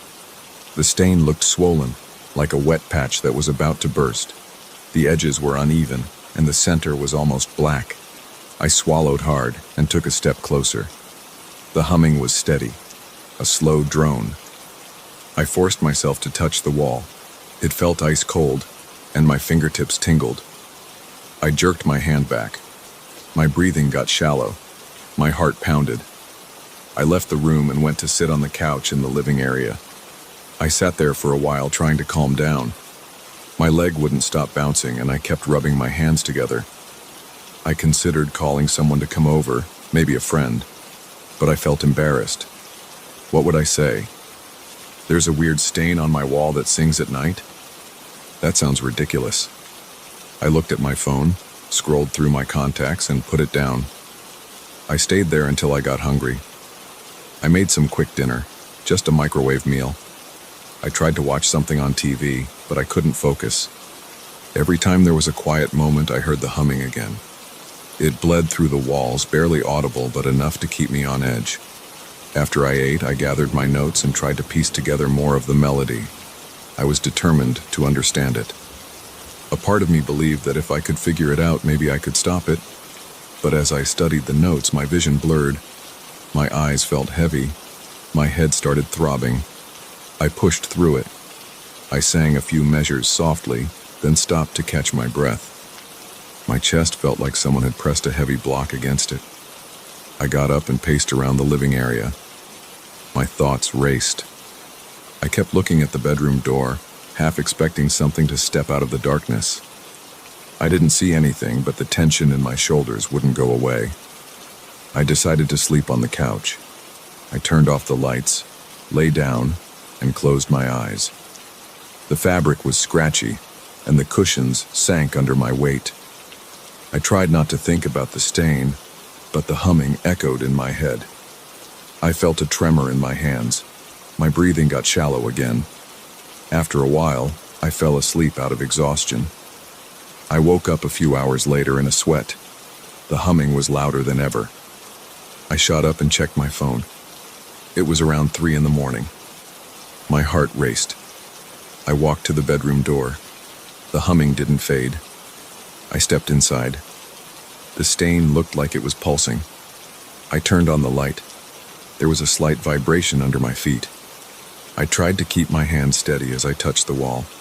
It was cold, but felt like it was moving under my palm. I felt nauseous. I backed away and sat on the bed. I stared at that stain, not sure what to do. I thought about painting over it, but that didn't feel like it would solve anything. The melody changed a little. It rose in pitch, then went back down. I covered my ears, but that didn't stop the sound. I felt this urgent panic in my chest. My breathing got ragged. My pulse hammered so hard that I worried I'd faint. I kept thinking something was going to come through that wall. I ran out of the room and grabbed my phone off the couch. I wanted to call the landlord, but it was 3 in the morning. He wouldn't answer. I paced around the kitchen, feeling lost. The humming vibrated through the entire apartment now. I thought about leaving, but where would I go? I had work the next day and I didn't have money for a hotel. I tried to calm myself. I splashed cold water on my face in the bathroom. I looked at myself in the mirror. I looked pale, with dark circles under my eyes. My hair was a mess. My shirt was sticking to my back with sweat. I took deep breaths and forced myself to go back to the bedroom. I sat on the bed again and tried to focus on the physical space. My nightstand was cluttered with old receipts and a lamp. My bedspread was wrinkled, and a pair of socks lay on the floor. The overhead light was dim. I could see dust on the edges of the baseboard. The stain was still there, dark and wet-looking. The humming was constant now. I felt trapped by it. My head started throbbing again. My pulse was in my ears. I opened my notebook and looked at the melody I had written. I started to see patterns in the notes. It was like a code. I tried to hum the full sequence. A twisting pain spread through my chest. I clenched my jaw and kept going. My forehead was damp with sweat. The stain seemed to shift, like the edges were curling in.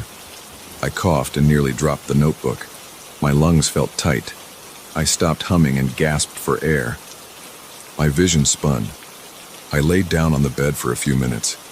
The humming died down slightly, but it didn't stop. My mind raced. I realized the more of the melody I pieced together, the stronger the stain became. It felt like the apartment itself was reacting to the music. I wiped my forehead with the back of my hand. I felt clammy. I decided that I had to stop. I couldn't keep searching for those notes. I couldn't let myself learn the entire song. If I did, I was sure something would force its way out of the wall. The thought of that made my stomach lurch.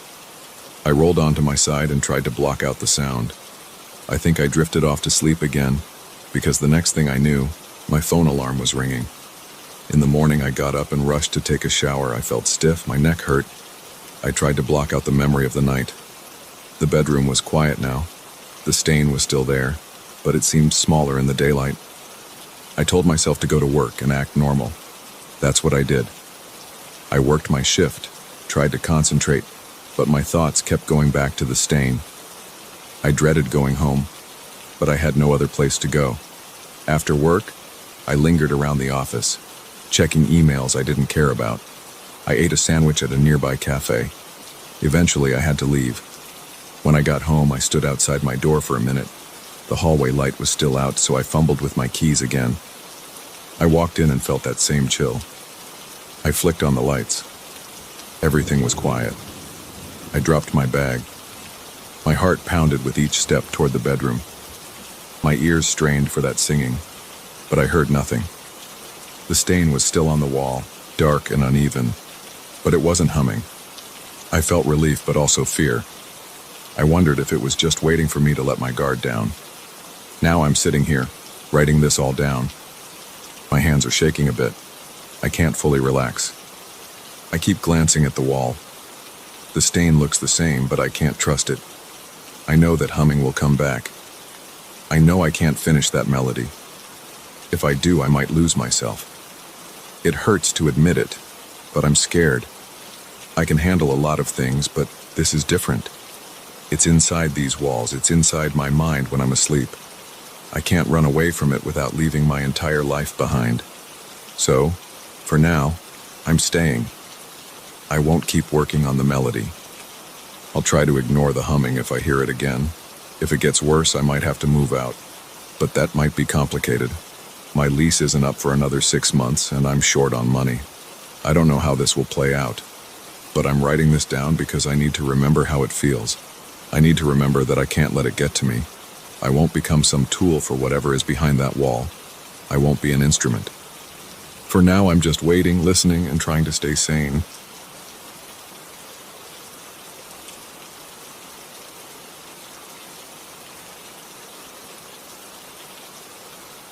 I moved into this apartment a few months ago because the rent was lower than most places in the area. The layout seemed ordinary enough, except for one strange detail. There's a long corridor lined with mirrors on both sides.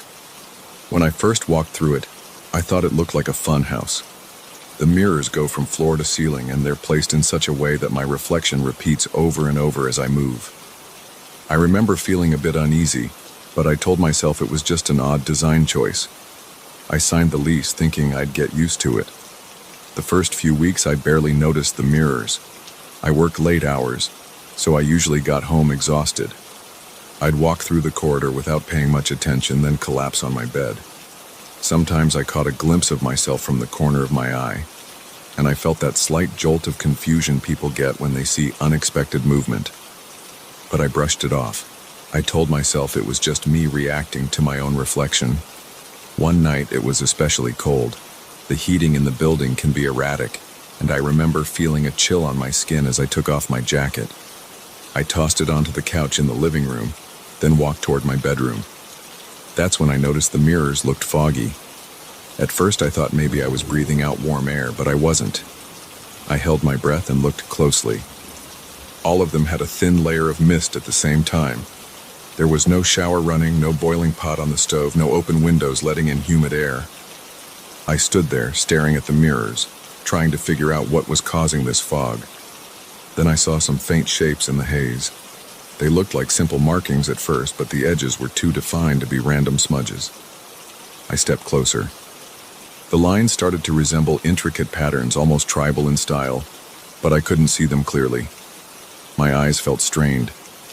Each time I blinked, the shapes seemed to vanish, only to shift into a new position when I opened my eyes again. I stood there for a good few minutes, trying to catch one of these patterns before it disappeared. My heart started racing, and I felt sweat forming on my forehead. I wiped it away, but I didn't feel any heat. I was cold, but my body reacted with sweat anyway. I reached out to touch the mirror, thinking I could wipe off the fog with my sleeve. As soon as my fingers touched the surface, I felt a slight resistance. It was like pushing against a thin layer of thick ice. The mirror wasn't actually frozen, but it didn't feel like simple condensation. My fingertips didn't slide easily. When I pressed harder, I felt my nails scraping against something solid, even though it looked like ordinary glass. That made me recoil. I jerked my hand back, my pulse thumping. I didn't want to try again. Instead, I backed away and went to my bedroom, feeling like I was being watched from behind. That night, I had the first of many disturbing dreams. In it, I was standing in a dense fog, unable to see anything more than a foot in front of me. My skin felt damp, and the air around me was cold.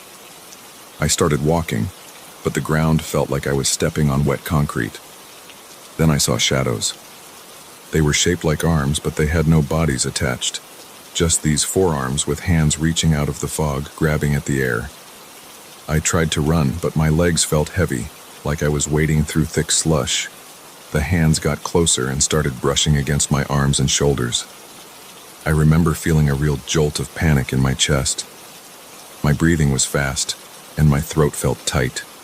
Right when one hand closed around my wrist, I woke up drenched in sweat. It was still dark. My sheets were twisted around my body. My chest hurt from how hard my heart was pounding. It took me a few minutes to calm down enough to breathe normally. The next morning, I walked through the corridor again.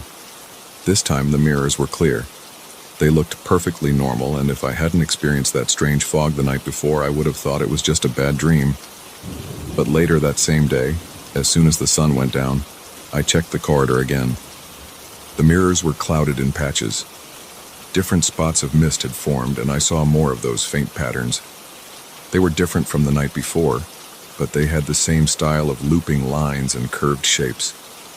I felt a chill slip down my spine. I tried to talk myself out of panicking.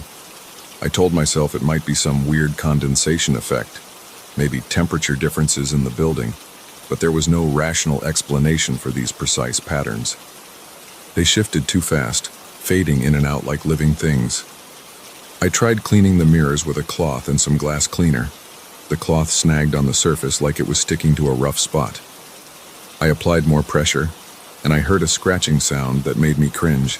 My hand started to tremble. It felt like I was scraping a frozen windshield in the middle of winter. I stepped back and put the cloth down. I couldn't keep going.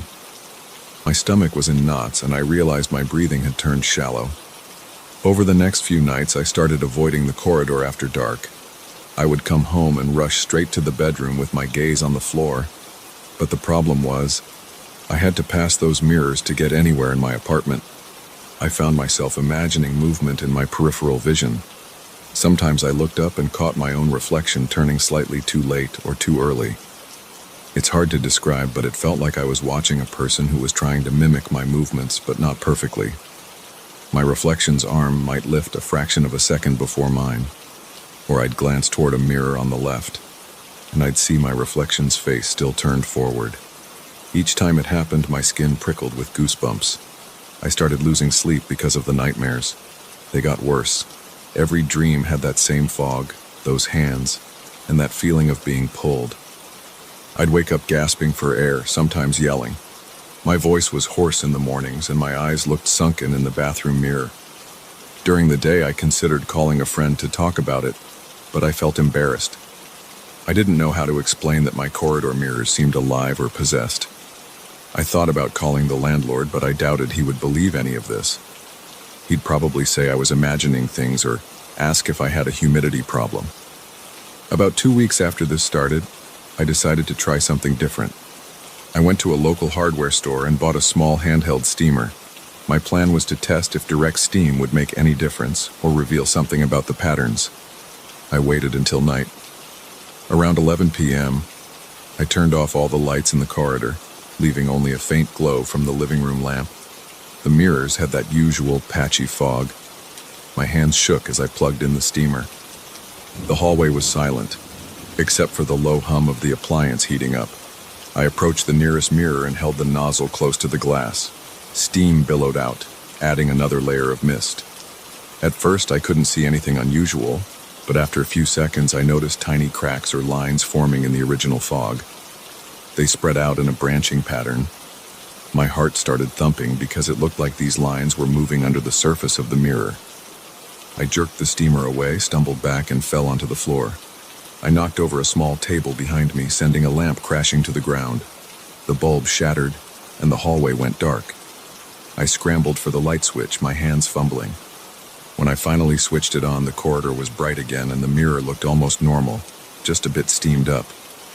But those lines were gone. I picked myself up, feeling a rush of adrenaline pumping through my veins. My shoulders were stiff and my teeth were clenched. At that point, I started thinking about moving out, but I had put down a security deposit, and I didn't have the funds to break the lease without serious financial strain. I thought maybe I could just ignore it. I told myself that if I stayed away from the mirrors after dark, maybe I could pretend nothing was wrong. But the dreams didn't stop, and I still had to pass that corridor every day. 2 nights ago, I tried sleeping on the couch in the living room instead of my bedroom. I hoped that avoiding the corridor might give me some peace. Around 2 a.m., I woke up to a faint sound, like a low scraping or scratching coming from the hallway. My body tensed up and I felt my skin turning clammy. I sat up and stared at the corridor entrance. It was dark, but I could see a slight sheen on the mirrors from the dim streetlight filtering through my window. My heart pounded in my ears. I didn't want to go in there, but I couldn't ignore that noise. I got up, took a few cautious steps, and stood at the threshold of the corridor. The scraping noise stopped. I looked at my reflection. I saw my own shape, but I also noticed a patch of fog near the center of the mirror on the right. It was shifting, forming lines. I stepped closer, wanting to see if it was another pattern. But then I noticed something else. My reflection's head turned to face me before I actually moved. I froze. My breath caught in my throat. I saw my reflection raise its hand and press it against the glass, palm first, but I hadn't lifted my own hand at all. My arms were hanging at my sides. I felt a pulse of panic in my chest, and I stumbled backward. I fumbled for the living room light switch, flicking it on in a rush. Once the bright light hit the corridor, my reflection snapped back to normal, mirroring me exactly. The patch of fog was still there, but the pattern was less distinct. My heart was pounding, and I could hear my ragged breathing. My legs felt like they wanted to give out. I didn't go to work the next day. I was too shaken up. I sat around in the living room trying to think of a plan. I considered covering up the mirrors with sheets or newspaper, but the corridor is so long and the mirrors are so tall, I wasn't sure how to do that by myself. Still, I decided to try. I grabbed a roll of duct tape and an old sheet. I managed to cover maybe 2 panels before I felt something behind me, like a presence. I whipped around, but the corridor was empty, aside from my reflections. I realized my nerves were frayed, and I couldn't keep going alone. My chest felt tight and my fingers were trembling. I left the sheets where they were and retreated to the living room again. That's where I am now, telling this story. It's late, and I'm wide awake because I'm scared to sleep. I keep looking at the entrance to the corridor. Even though the lights are on, I see the mirrors shining in that unnatural way, like they have a thin layer of ice on them. My mouth is dry and my hands feel cold. Every little noise in the building, like the pipes or the distant hum of the elevator, makes me jump. I'm not sure what I should do next. Part of me wants to run out and never come back, but I can't afford that. I'm stuck here until I can figure out a real solution. I think about trying to break the mirrors, but that would cost me a fortune to replace, and I can't predict what might happen if I actually smash them. The idea of releasing something worse makes my stomach turn. For now, I'm just sitting here, keeping an eye on the corridor. My head hurts and I haven't eaten much. My nerves are shot. I keep remembering the feeling of my reflection moving on its own. That moment is burned into my mind, and I can't shake the image of its hand pressing against the glass while mine stayed down at my side. I feel powerless. Every time I think of walking through that corridor to get to my bedroom, my heart races, and I start breathing faster. I don't know if this is going to get worse or if it will just keep repeating each night. I'm afraid to find out, but I guess I have no choice. This apartment is all I have for now, and I can't break the lease without losing everything I saved. I'm going to try to block out the corridor entirely, maybe stack some furniture in front of it, or find a way to seal it off. I'm desperate to keep those mirrors out of my sight. I wish I could say this is some overactive imagination or a misunderstanding, but I know what I saw and felt. I felt that solid resistance when I tried to wipe the glass. I saw those shapes in the fog. I watched my reflection move without me, and I have no explanation. I can only hope that I can make it through the night without another nightmare, and without those mirrors calling out to me. That's all I can say right now. I'm just trying to stay calm, keep the lights on, and not look too long at any reflection I see. If something changes, I'll have to face it, but for the moment, I'm just going to sit here and stare at the corridor from a safe distance, waiting for morning. Maybe in the daylight it'll feel like none of this ever happened. But night always comes back, and I have a feeling those mirrors aren't finished with me yet.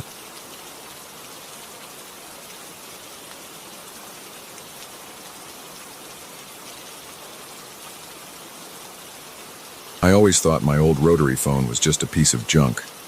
I found it at a flea market years ago. The beige plastic is cracked near the cord, and the rotary dial sticks if I move it too fast. I set it on a small table in my living room because I liked how it looked. It had no cord plugged into the wall, and it never had any line service. It was just a decoration, a relic from a different time. But about a month ago, things started happening that I can't explain. The phone rang in the middle of the night. At first I thought I was imagining it. I was half asleep and I heard a muffled ring that made my stomach churn. I looked over at my digital clock. It was around 2 a.m. I sat up in bed listening. The sound stopped, so I convinced myself it was a dream. The next night it happened again, closer to 3 a.m. The phone's ring wasn't sharp. It sounded distant, like it was coming through thick walls or from underwater. My arms broke out in goosebumps. I got out of bed, heart pounding. I walked into the living room. The phone sat there on its table. The handset was in place. Its plastic body looked dull in the faint light from the street lamp outside. When I picked up the receiver, I heard nothing at first. Then I caught a faint static. It was soft, more like a hum. I waited, my grip on the phone tight. No voice came. My mouth felt dry, so I put the phone back down and turned on all the lights in my apartment. I tried to tell myself that maybe there was some leftover wiring in the wall.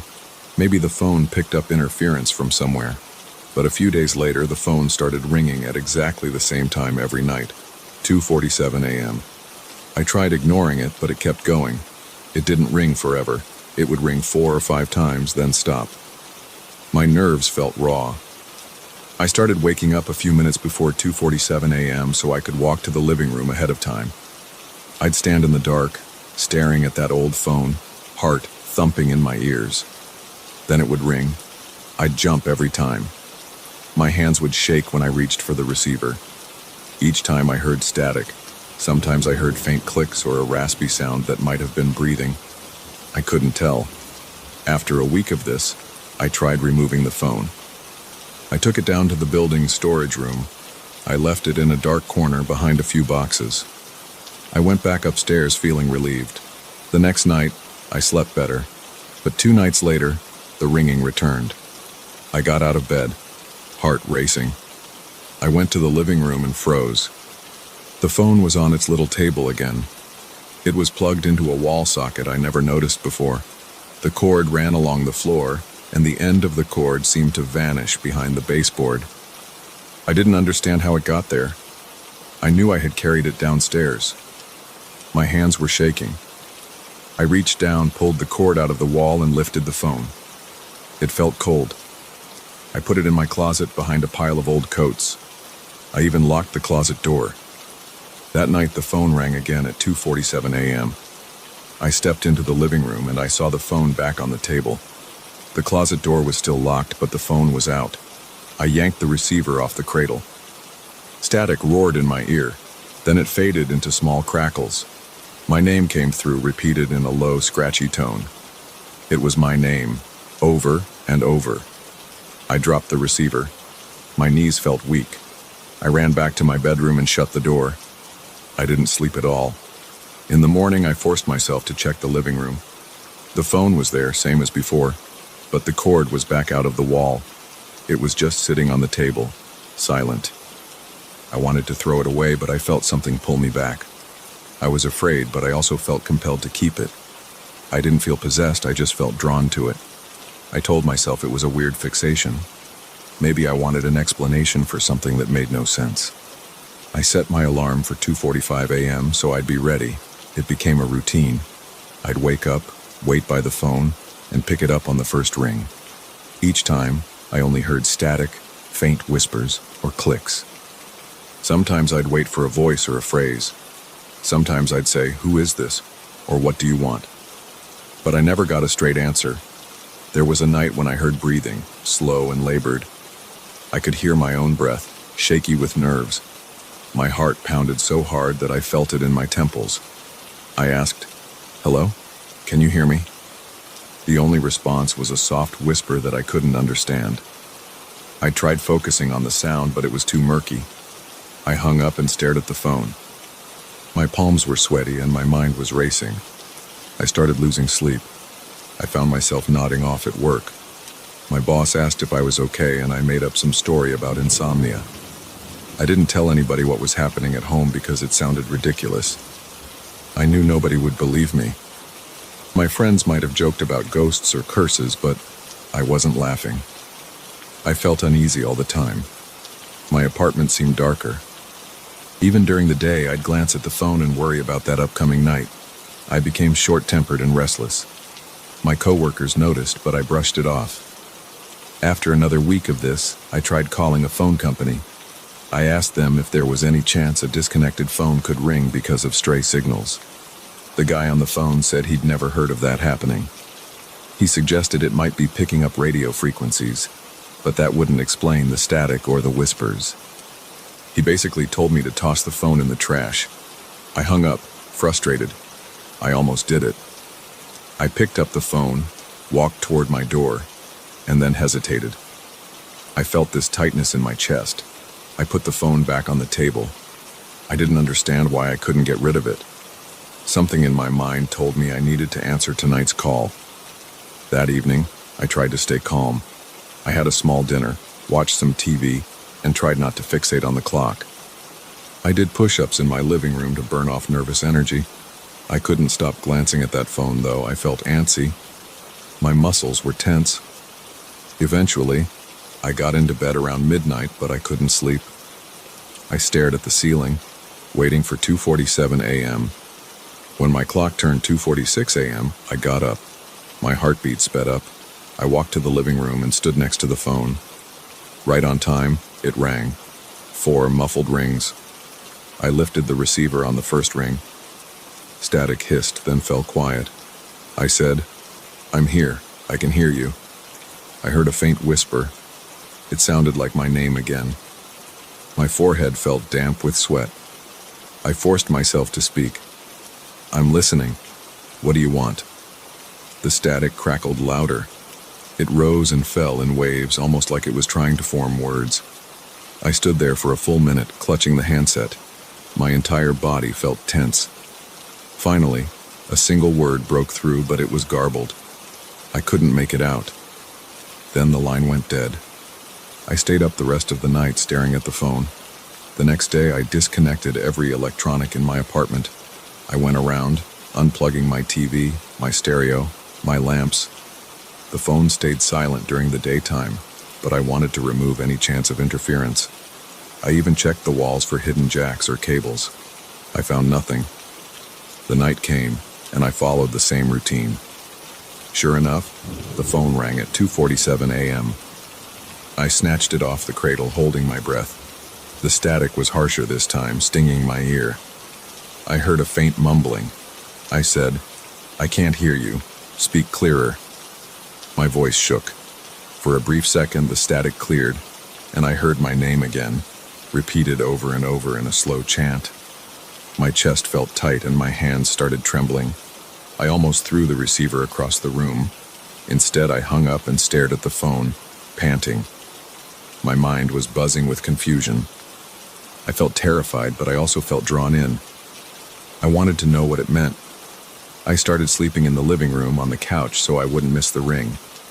I kept a small notebook on the coffee table, hoping to write down any words or phrases I caught. But most nights it was just static and whispers. Sometimes I heard a raspy laugh or a cough. Sometimes I heard a few syllables that sounded like part of my name, but then it faded. I wrote down random letters that I thought I heard, R, N, S, but none of it made sense. My apartment turned into a mess. I had coffee cups everywhere because I was always on edge, always tired. I barely ate. I'd snack on something quick, then wait for the next night. My routine started revolving around that phone call. I stopped seeing friends, canceled plans, ignored texts. I wanted answers. I felt like I was chasing some final bit of knowledge that was just out of reach. My reflection in the bathroom mirror looked pale, with dark circles under my eyes. My clothes were wrinkled. I felt jumpy at every little noise. The hum of my fridge made me twitch. The creak of the floorboards made my heart pound. One night, I tried to speak more forcefully to whoever was on the other side. When the phone rang, I answered and said, "Stop calling me. Leave me alone." My voice cracked a bit, but I tried to sound angry. The static rose in intensity, like a growl. It built up, then abruptly cut out. The line went silent. I hung up, feeling a rush of victory. I thought I had scared it away. But the phone rang again a few seconds later, louder this time. I picked it up and hissed, "What do you want from me?" Static blasted my ear, so loud that I winced. Then I heard that same slow repetition of my name. It sounded closer than before, as if someone was speaking into my ear. I slammed the phone down. My hands were shaking. My entire body felt hot, like I was going to explode. I couldn't stand it, but I also couldn't let it go. Over the next week, the phone rang every night without fail. My sense of time became warped. I dreaded the night, but I also yearned for it. I'd catch myself counting the hours until 2:47 a.m. I'd pace around my living room, picking up the phone before it even rang, hoping to hear something. But the call only started at that exact minute. Never earlier, never later. When it rang, I'd answer. Sometimes I'd speak calmly, sometimes I'd shout, sometimes I'd beg for answers. All I ever got were these weird sounds, static, and occasionally, my name repeated in that horrible whisper.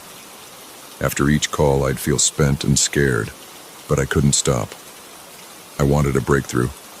I wanted it to speak in full sentences. I wanted to know what was happening to me. I even tried recording the calls on my phone's voice recorder. I set it next to the rotary phone and let it run during the call. The next day I played the recording back, but all I heard was faint static. No voice. No mention of my name. Even the ring itself didn't come through on the recording. It was as if it never happened. That made me feel isolated. I had no proof. Nobody else heard it. I was alone with this nightly horror show. Then, a few nights ago, something changed. The phone rang, I answered, and the static turned into a low hum. It pulsed in my ear, and I heard a long exhale. I said, "I'm here. I'm listening." My voice was shaky, but I tried to hold steady. The hum grew louder, and I heard a soft shuffle, like someone shifting in a chair. My scalp prickled. I waited for a voice. Instead, I felt a sudden drop in temperature. My breath caught in my throat. My living room felt icy. I clutched the receiver tighter. Then I heard a slight scraping sound on the line, like nails on metal. My heart hammered in my chest. I opened my mouth to say something, but I couldn't. The line went dead. I stood there, panting, the phone still in my hand. After that, I decided to try one more time to get rid of it. I wrapped the phone in thick plastic bags. I taped them shut layer after layer. I sealed it with duct tape. I drove out of town, past some industrial lots, and I dumped the phone in a large dumpster behind an abandoned building. I left it there feeling like I was disposing of toxic waste. I drove home, my hands shaking on the steering wheel. That night I fell asleep early, hoping for peace. But at 2:47 a.m., I woke up to the same muffled ring. I bolted upright in bed. My chest felt tight. I ran to the living room and I saw the phone on the table, completely free of any plastic or tape. The handset was off the cradle, resting on the table, as if someone had already answered. The cord was plugged into the wall. I felt this surge of dread in my stomach, my head pounded. I picked up the receiver. Static rattled in my ear. I gasped. I can't take this anymore. My mouth felt dry, my voice shook. The static turned into a hiss, and I heard my name again, repeated. I hung up, stood there for a second, and then grabbed my cell phone. I don't even know who I meant to call. Maybe the police, maybe a friend. But I realized I had no way to explain this. I put my phone down and just stared at that cursed rotary phone. Now, I'm stuck. I keep waiting for 2:47 a.m. I know it's coming, every single night. I feel like I'm on the edge of some strange discovery, but I also feel like I'm losing control. My heart races when I think about the next call. My apartment feels smaller, the walls feel closer. I avoid going into the living room after dark, but I can't help myself when it's almost time. I creep in, my pulse thudding, and I wait for the ring. It always comes. I always answer. I don't know how to stop this. I can't explain it. And each night the static gets clearer. The whispers get bolder. Sometimes I swear I can hear my name echoing in my own ears even after I hang up. I don't know what will happen if I ignore the phone, and I don't know what will happen if I keep answering, but I can't help it. I pick up, every single time, and I feel that tension coil tighter in my chest.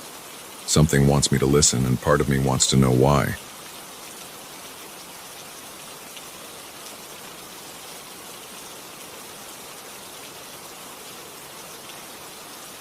I never planned on buying that mask. I was just browsing through an antiques fair on a weekend when my eyes locked onto its red and black patterns. I felt a jolt run through my body the second I saw it. I shrugged off the feeling at first.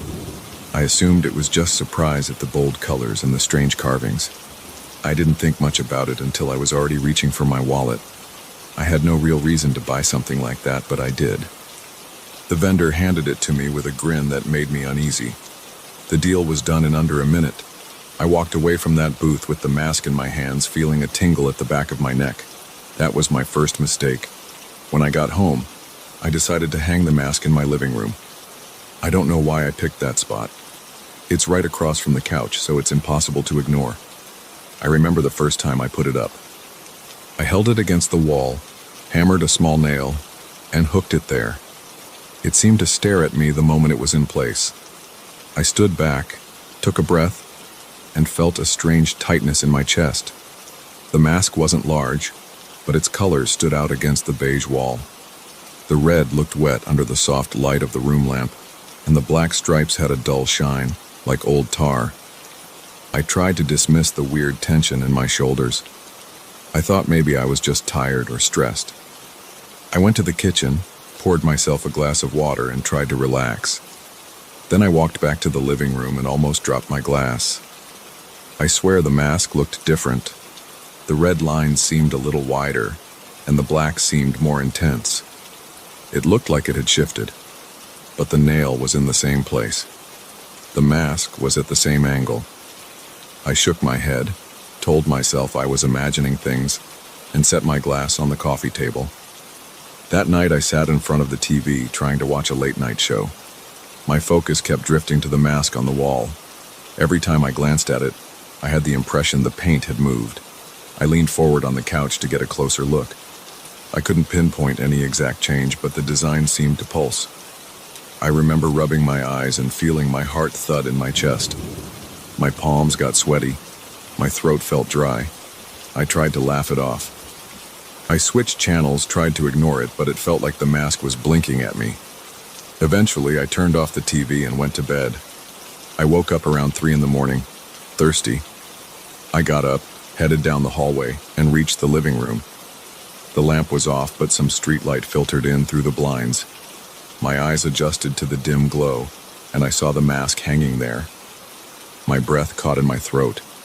My heart started racing. I thought I saw its eyes move.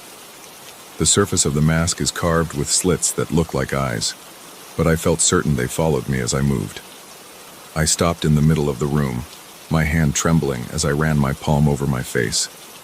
A cold sweat ran down my back. I wanted to deny it, but I could swear the mask was tracking me. I didn't sleep well after that. When my alarm rang in the morning, I felt heavy.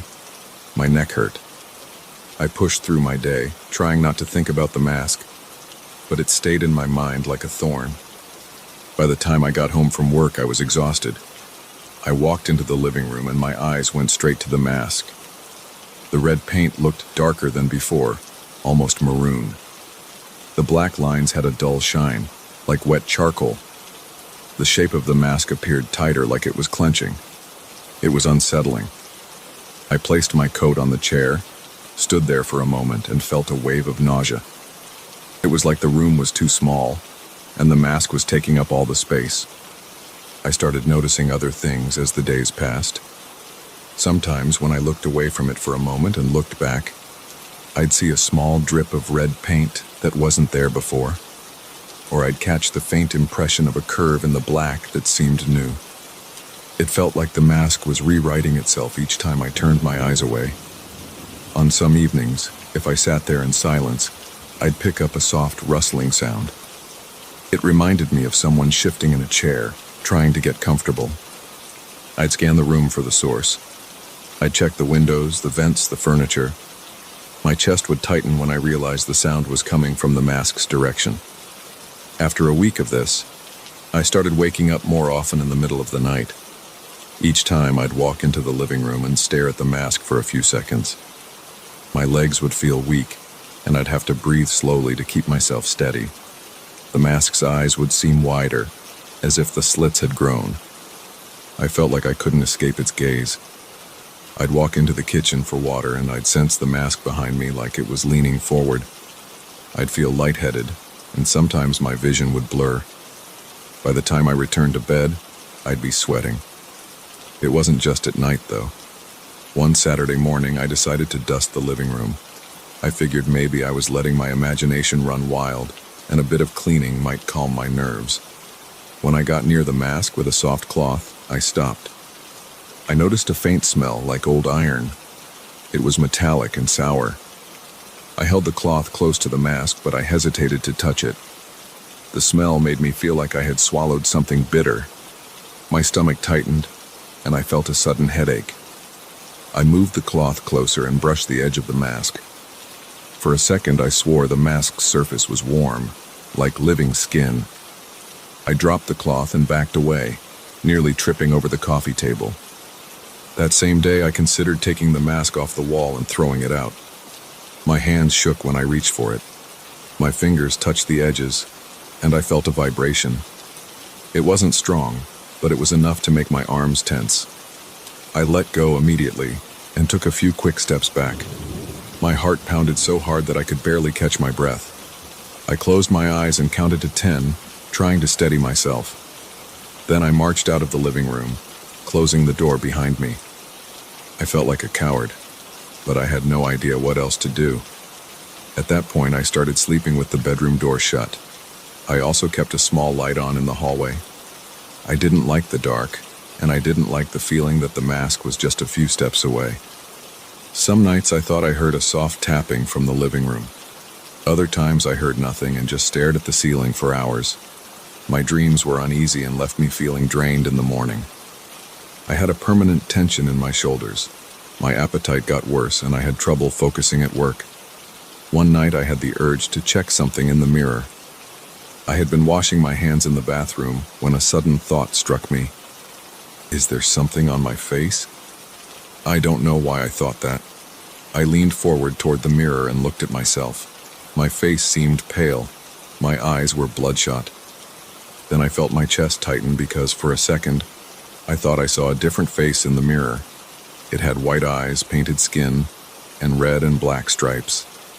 The vision lasted less than a second, but it was enough to make me stagger back. My hand slipped on the sink's edge and I nearly fell. I tried to shake it off as a trick of the light, but the pounding in my head wouldn't go away. After that moment, I started catching glimpses of that painted face in any reflective surface. A window at night, the TV screen when it was turned off, even the glossy finish on the kitchen backsplash. Each time I felt my stomach lurch. I'd see those white eyes and the red and black markings. Then I'd blink and see my own reflection. It was always so fast, but it left my heart thumping.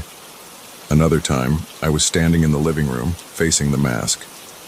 I had turned on every light in the house because I didn't want any dark corners. I noticed something glinting near the mask. It looked like droplets of wet paint. I took a step closer. The liquid was thick and dark red, almost brown. I reached out a finger, then stopped. My body went cold, and I felt a wave of nausea. I grabbed an old rag from the kitchen and tried to wipe the droplets away. They smeared across the wall, leaving faint stains. My ears started ringing. I dropped the rag and pressed my palms to my temples. I had this sudden thought that I needed to do something. I couldn't just leave it like this. I felt like the mask was demanding something, like it wanted me to perform a ritual. Over the next few days, that idea got stronger. It wasn't a clear message or anything spoken. It was a nagging sense in the back of my head that I had to satisfy the mask. It felt like it was calling for something specific, some act that would please it. I had no clue what that could be. I found myself pacing around the living room, staring at it, waiting for some sign. My chest felt tight, and I bit my nails until they bled. My nights were restless, and my days were filled with tension. One evening, I tried to approach the mask again. I put on rubber gloves, hoping that would block out any weird sensation. My goal was to take it down and lock it away in a closet or something. I inched closer, and the air in the room felt heavier. I heard a humming in my ears. My legs shook and my mouth went dry. I reached for the mask, touching the sides. This time, I felt that slight vibration again, like a low pulse. My vision blurred, and my head spun. I had to pull my hands back and grip the edge of the mantelpiece to keep my balance. I kept my eyes on the mask as I leaned forward, trying not to lose my footing. My breath came in ragged bursts. I felt panic rising in my chest. I didn't know what to do. My mind raced with thoughts of smashing it or burning it, but I was scared. I worried about what might happen if I damaged it. The mask seemed to cling to the wall, pulsing with its own energy.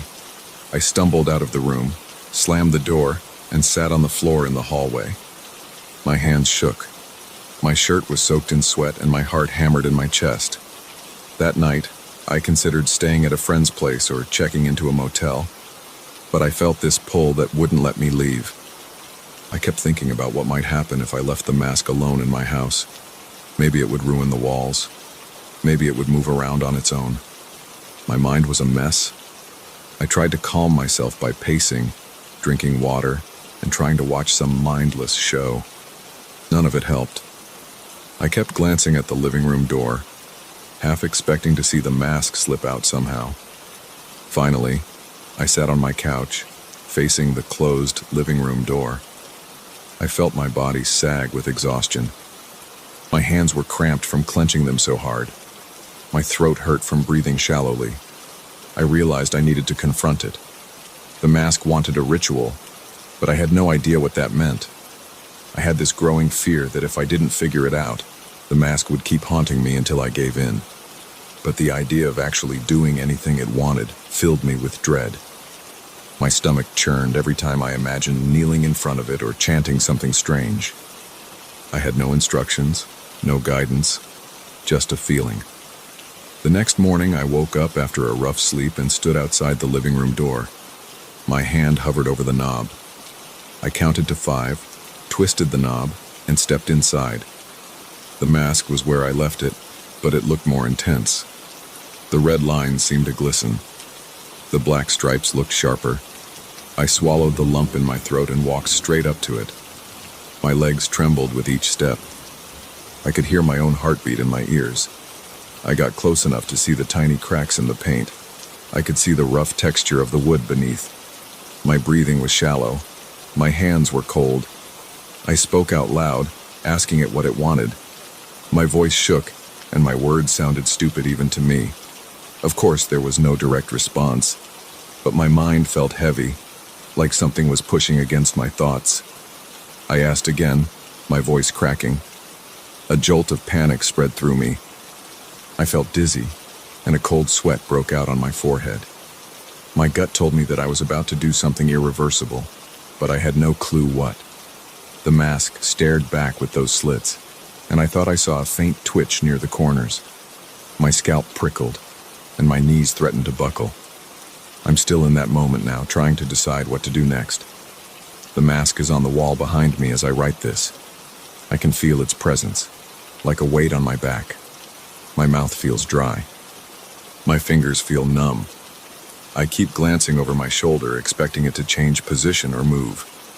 It hasn't yet, but I feel like it could at any second. The walls of this apartment feel tight, and the air feels stale. I don't know what the mask wants, and I'm scared to find out. My only plan is to stay in control of myself and not let it push me into something I'll regret.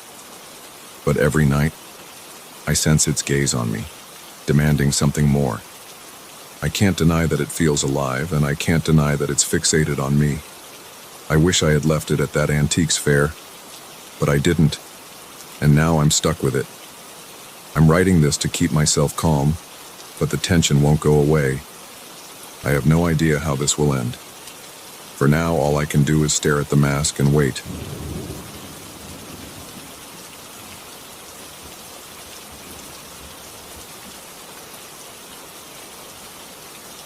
I was halfway through my Sunday when the first letter showed up. It was in an old envelope with no stamp. My name was on the front, written in shaky pencil marks that looked like they were done under a dim light. I felt a chill before I even opened it. There was a dusty smell clinging to the paper like it had been stored in a forgotten box. Inside there was just one word, repeated over and over in erratic handwriting. Come. I didn't know what it meant. I set the letter on my kitchen counter. My heart felt tight, but I tried to shrug it off. It could have been a prank or some weird marketing stunt. It didn't mention a location, a time, or anything else. It just said, come. I tried not to think about it. I went to work the next day, pretending everything was normal. But then I got home and found another letter slipped under my front door. Same style, same dusty smell, same single word. Come. It made my stomach tense. I looked around my hallway. Nobody was there. No footprints. No sign of who delivered it. I locked my door and stood there for a while, staring at the envelope in my hand. My palms got damp. I didn't like how my mind raced with questions I couldn't answer. Still, I tossed the letter in a drawer and tried to distract myself with dinner. The next morning, I found a third letter stuck in my mailbox. Again, no postage, no return address. Just, come. This time the letters were bigger, like someone was more desperate to get my attention. I felt my chest tighten. I went inside and checked my phone for calls or messages from unknown numbers. Nothing. I sat on my couch, flipping through channels, but I couldn't focus. I kept looking at my front door, expecting more letters to appear out of nowhere. By the end of the week, I'd received 5 letters. They all looked the same. Old envelopes, faded paper, that dusty smell, and the single word, come.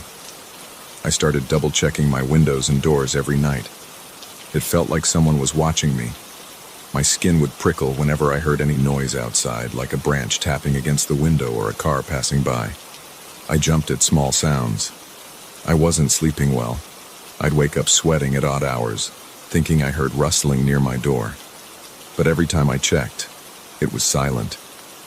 On the 6th day, I felt drawn to do something about it. I don't know how to explain it without sounding crazy.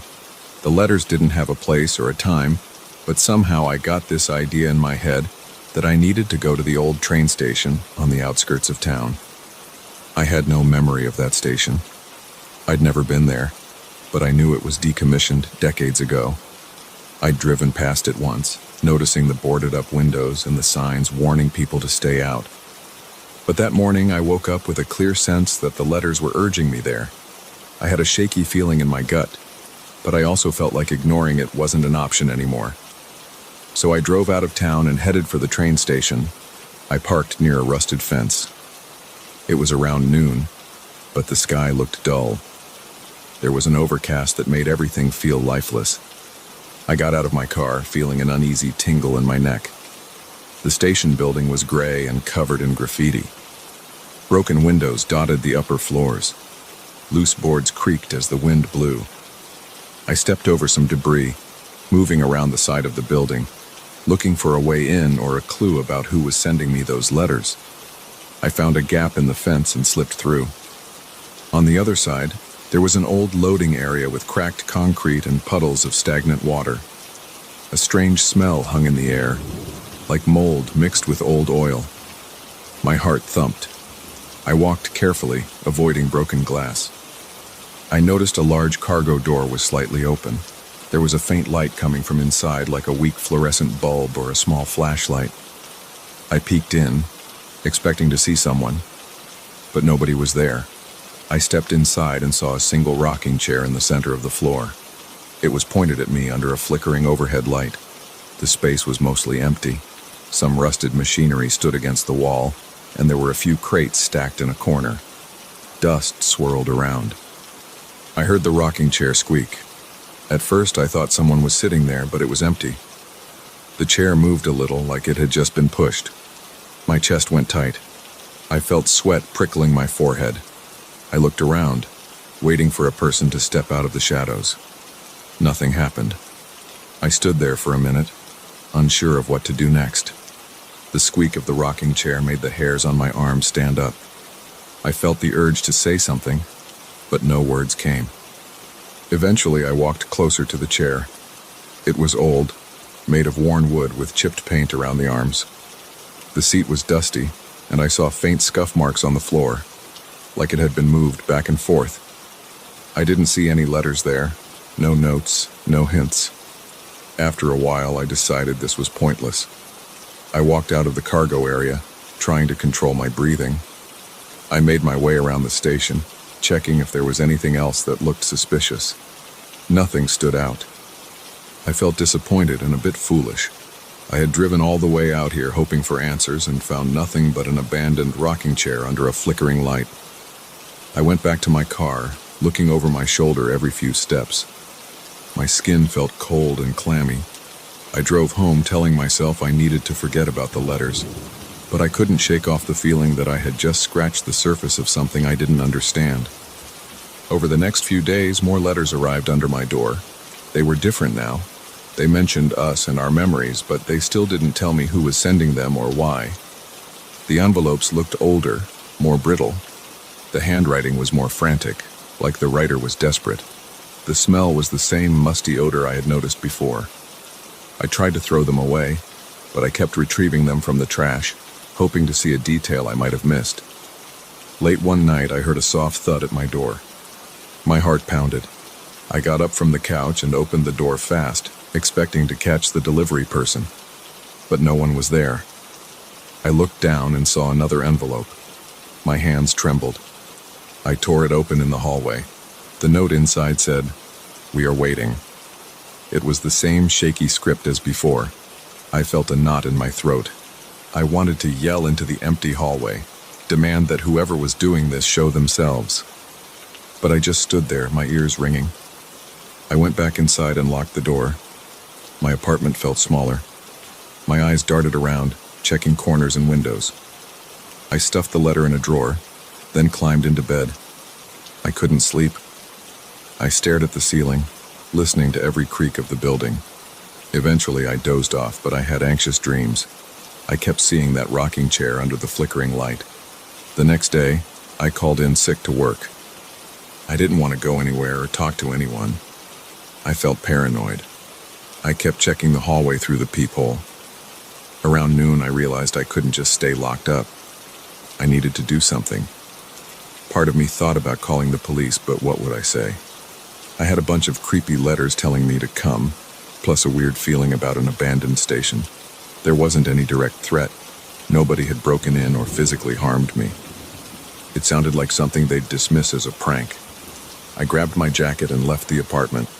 I needed to get some fresh air, maybe clear my head. I walked around my neighborhood looking at people's faces, wondering if one of them was my anonymous messenger.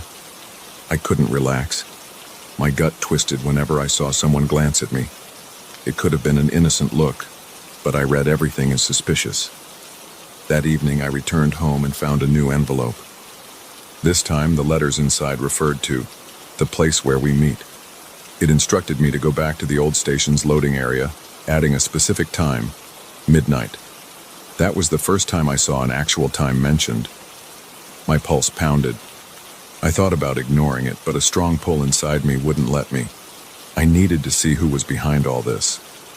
I felt more scared than ever, but I couldn't stand the idea of letting this keep happening without any resolution. I spent the rest of the night pacing around my apartment, trying to decide whether to call someone for backup. I ended up leaving my phone on the kitchen counter, feeling that if I involved others, it might escalate or spook whoever was luring me. I don't know if that was logical. I felt tense, my muscles taut, my jaw clenching every time I thought about that rocking chair. Around 11:30, I grabbed a flashlight and drove back to the station. The roads were mostly empty. My heart thudded with every passing streetlight. When I arrived, I parked at the same spot near the fence. The place was dark, except for a thin moonlight. Clouds drifted overhead, making shadows move. I walked through the gap in the fence. The ground felt uneven under my feet. My flashlight revealed the same puddles and broken glass. The air smelled stale. I heard my own breath echoing in my ears. I pushed open the cargo door. The flickering light above the rocking chair was still on, but it seemed dimmer. The chair was in the same spot, facing the entrance. It moved slowly, like someone had just left it. I stood there, my body stiff. I looked around for any sign of another person. My flashlight beam jumped across the walls and crates. It felt like I was inside a giant empty shell. The silence pressed in on me. Then I saw a pile of envelopes on the floor next to the chair. They were all addressed to me. My name was scrawled on each one. My chest tightened. I moved closer and picked one up. It had the same dusty smell. The note inside said, "We remember." My mouth went dry. I checked another envelope. It said, "We are connected." I felt a rush of cold sweat roll down my back. I shined the flashlight around the room again. I expected someone to step out from behind a crate or appear in the doorway. But nothing happened. I noticed the hair on my arms standing on end. My breathing got shallow. I opened a few more envelopes, each with similar messages about memories, connections, waiting. I felt confused and uneasy. I kept looking for a clue about who "we" was. I stood there for what felt like hours, but it was probably only a few minutes. The rocking chair creaked on its own again. My throat felt constricted. I whispered, "Who's there?" My voice echoed in the empty space. Nobody answered. I took a step back, my hands shaking. I wanted to leave, but part of me wanted to figure it out. I waited, my mind racing with possibilities. Maybe it was some old acquaintance trying to mess with me. Maybe it was a stranger who picked me at random. I had no clear explanation. Finally, I turned to leave. I couldn't stand the feeling that the room itself was closing in on me. As I walked away, I heard one last creak from the rocking chair. I didn't look back. I hurried out and pushed the cargo door closed behind me. Outside, the night air felt fresh but cold. I walked to my car, checking over my shoulder. I kept expecting footsteps behind me, but I only heard my own heartbeat. I drove home, my hands gripping the steering wheel so tightly that my knuckles ached. When I got back to my apartment, there was another envelope under the door. I almost didn't want to pick it up, but I couldn't ignore it. I opened it with shaky hands. It said, "This isn't over." I felt my stomach drop. I stood there listening to the quiet hallway. My skin tingled from head to toe. That's where I am now, feeling stuck in a loop. I keep getting these letters telling me to go back to that place, promising some kind of shared memory or meeting, but never giving me a real explanation. My nerves are shot. I don't know who's behind it or why they chose me. I'm worried about losing my mind, but I can't force myself to walk away from it completely. I know that as long as those letters keep coming, I'm going to feel that weird pull, like I'm being summoned. And I don't know where it leads, or what might be waiting for me the next time I go back. I'm alone with this, and the tension keeps building. I don't see a way to stop it. I keep wondering if I should give in or fight it. But I can't ignore one fact. The more I try to turn away, the stronger the urge becomes, and it's starting to feel like I can't escape. The curtains in Mr. Johnson's living room twitched again, and I felt a chill run down my spine. It was 3 a.m., and this was the third night in a row I'd caught a glimpse of his silhouette peering out into the darkness. Something wasn't right with my elderly neighbor, and I couldn't shake the feeling that I was about to uncover a truth that would change our quiet suburban street forever. I'd lived next door to Mr. Johnson for nearly 5 years, and in all that time, he'd been nothing but a kind, if somewhat reserved, neighbor. He'd always keep an eye on my house when I was away, and I'd return the favor by mowing his lawn or shoveling his driveway in the winter. But lately, something had shifted. It started with small things. I noticed he'd installed new locks on all his doors and windows. Then came the security cameras, their red lights blinking ominously from every corner of his property. At first, I chalked it up to the paranoia that sometimes comes with age. After all, Mr. Johnson was pushing 80, and living alone could make anyone a little jumpy. But then, the night watches began. I'd wake up in the middle of the night to use the bathroom and catch a glimpse of him standing at his window, staring intently at something I couldn't see. During the day, he'd scurry from his car to his front door, looking around furtively, as if he expected someone to jump out at him at any moment. I tried to talk to him about it once, casually mentioning that I'd noticed he seemed a bit on edge lately. His reaction was unsettling. His eyes widened, and for a moment, I saw raw fear there. Then he composed himself, let out a forced chuckle, and said, "Oh, you know how it is. Can't be too careful these days." Before I could press further, he'd retreated into his house, the door slamming shut behind him. That conversation played on repeat in my mind as I stood at my own window, watching Mr. Johnson's silhouette. I knew I should just go back to bed, mind my own business, but something inside me wouldn't let it go. I had to know what was going on. The next day, I called in sick to work. As soon as Mr. Johnson left for his daily trip to the grocery store, always at precisely 10 a.m., I made my move. I felt like a criminal as I crept across our adjoining lawns, my heart pounding in my chest. I told myself I was just checking on a neighbor, making sure everything was okay, but deep down, I knew I was crossing a line. I tried the front door first, not really expecting it to be unlocked. To my surprise, it swung open easily. The house was silent as I stepped inside, the air thick with the musty smell of old books and something else I couldn't quite place. Everything looked normal at first glance. A tidy living room, family photos on the mantel, a half-empty cup of coffee on the side table. But as I moved further into the house, things started to feel off. There were small cameras hidden everywhere, behind picture frames, in the corners of rooms, even one disguised as a potted plant. In the kitchen, I found a stack of notebooks filled with what looked like coded messages and times of day. My hands were shaking as I climbed the stairs to the second floor. I told myself I was being ridiculous, that there had to be a reasonable explanation for all of this. Maybe Mr. Johnson was just really into home security. Maybe he was writing a spy novel in his retirement. The upstairs hallway was lined with closed doors. I tried the first one, locked. The second, also locked.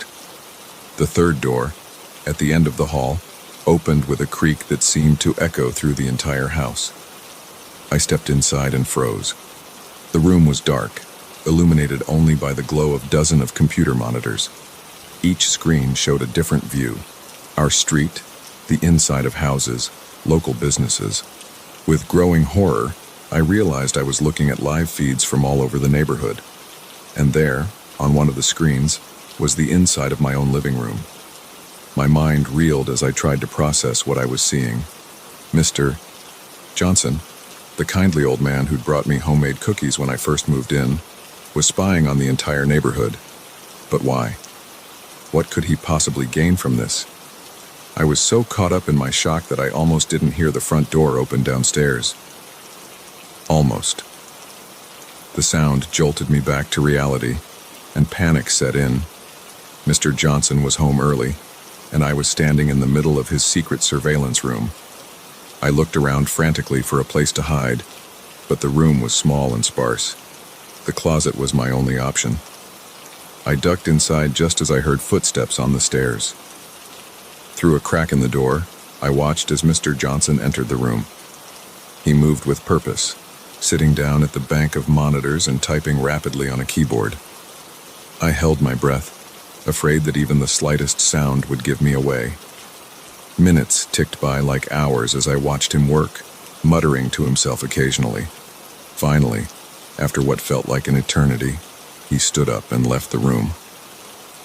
I waited until I heard his footsteps fade away before I dared to move. My legs were cramped from crouching in the closet, and my heart was still racing. I knew I had to get out of there, but I couldn't leave without understanding what was going on. I crept over to the monitors, my eyes scanning the screens. That's when I saw it. A document open on one of the computers. The heading read, Operation Neighborhood Watch, Surveillance Report. As I skimmed the document, pieces started to fall into place. Mr. Johnson wasn't just a paranoid old man. He was a former intelligence operative. The document detailed his mission to monitor the neighborhood for potential threats. But threats to what? The more I read, the more confused I became. Suddenly, a hand clamped down on my shoulder. I spun around to find Mr. Johnson standing behind me, his eyes cold and hard. "I was hoping it wouldn't come to this," he said, his voice eerily calm. "I've always liked you, you know, but curiosity can be a dangerous thing." I opened my mouth to speak, to apologize, to beg, but no words came out. Mr. Johnson sighed heavily. "I suppose I owe you an explanation," he said, gesturing for me to sit down. "But I warn you, once you know the truth, there's no going back." For a moment, I considered making a run for it. But where would I go? And who would believe me if I told them what I'd seen? Slowly, I sank into the chair, my eyes never leaving Mr. Johnson's face. He began to speak, and as the truth unfolded, I felt my world shift on its axis. Mr. Johnson wasn't just monitoring our neighborhood, he was protecting it.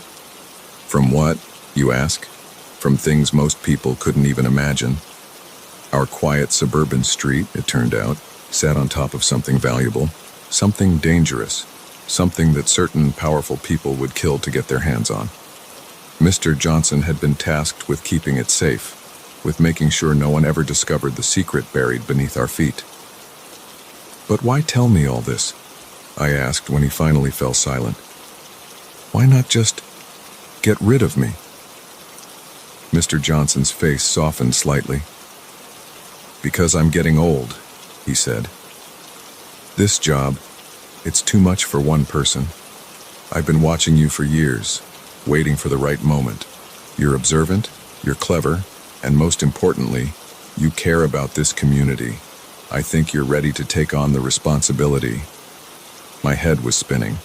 In the span of a few hours, my entire reality had been turned upside down.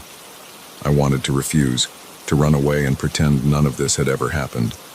But as I looked at the monitors, at the faces of my neighbors, people I'd come to care about over the years, I knew I couldn't walk away. "What do I need to do?" I heard myself ask. Mr. Johnson smiled, relief evident in his eyes. "First," he said, "we need to upgrade your home security system. You're going to need a lot more cameras." As I left Mr. Johnson's house that day, the sun seemed a little dimmer, the world a little darker, but I also felt a sense of purpose I'd never known before. I was no longer just a resident of this neighborhood. I was its protector.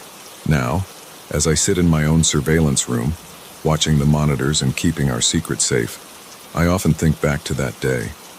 Sometimes, I catch a glimpse of my old self in one of the cameras, carefree, oblivious to the hidden dangers lurking beneath the surface of our quiet street. Part of me misses that innocence.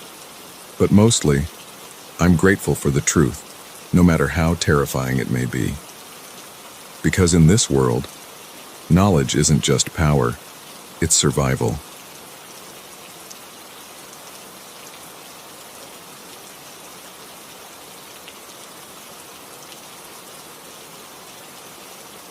The fluorescent lights flickered ominously as I hunched over my laptop. The soft hum of lab equipment, my only company in the otherwise silent building. It was nearly midnight, and I was the last soul left in the university's research wing. Or so I thought. The sound of footsteps echoing down the hallway made my heart skip a beat, and I couldn't shake the feeling that my late-night study session was about to take a sinister turn. I'm Emma, a grad student working on my thesis in biochemistry.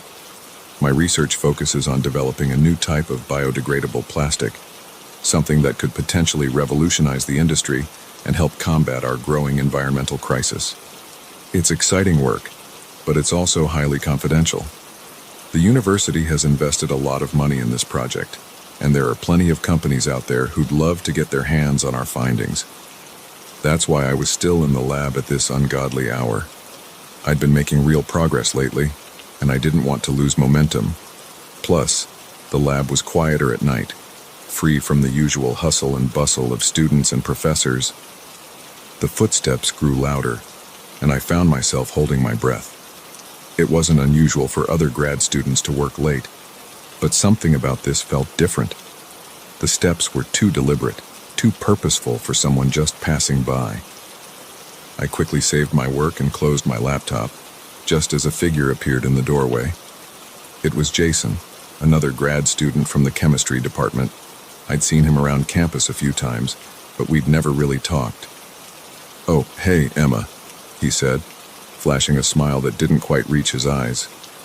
"Didn't expect anyone else to be here this late." I forced a smile in return, trying to ignore the uneasy feeling in my stomach. "Yeah, just trying to get some work done. What brings you to this side of the building?" Jason shrugged, taking a step into the lab. "Just taking a walk, clearing my head. Mind if I hang out for a bit?" Before I could answer, he was already pulling up a chair next to me. I shifted uncomfortably, angling my body to block his view of my notes. "So, what are you working on?" he asked, leaning in closer than necessary. I gave him a vague answer about polymer research, hoping he'd lose interest. But Jason kept pressing, asking increasingly specific questions about my methods and results. "That's fascinating," he said, his eyes gleaming with an intensity that made me shiver. "You know, I've heard rumors about some groundbreaking research happening in this lab. Anything you can share?" I laughed nervously, trying to play it off. "Oh, you know how rumors are. Nothing that exciting happening here, I'm afraid." But Jason wasn't deterred. He continued to probe, his questions becoming more pointed and insistent.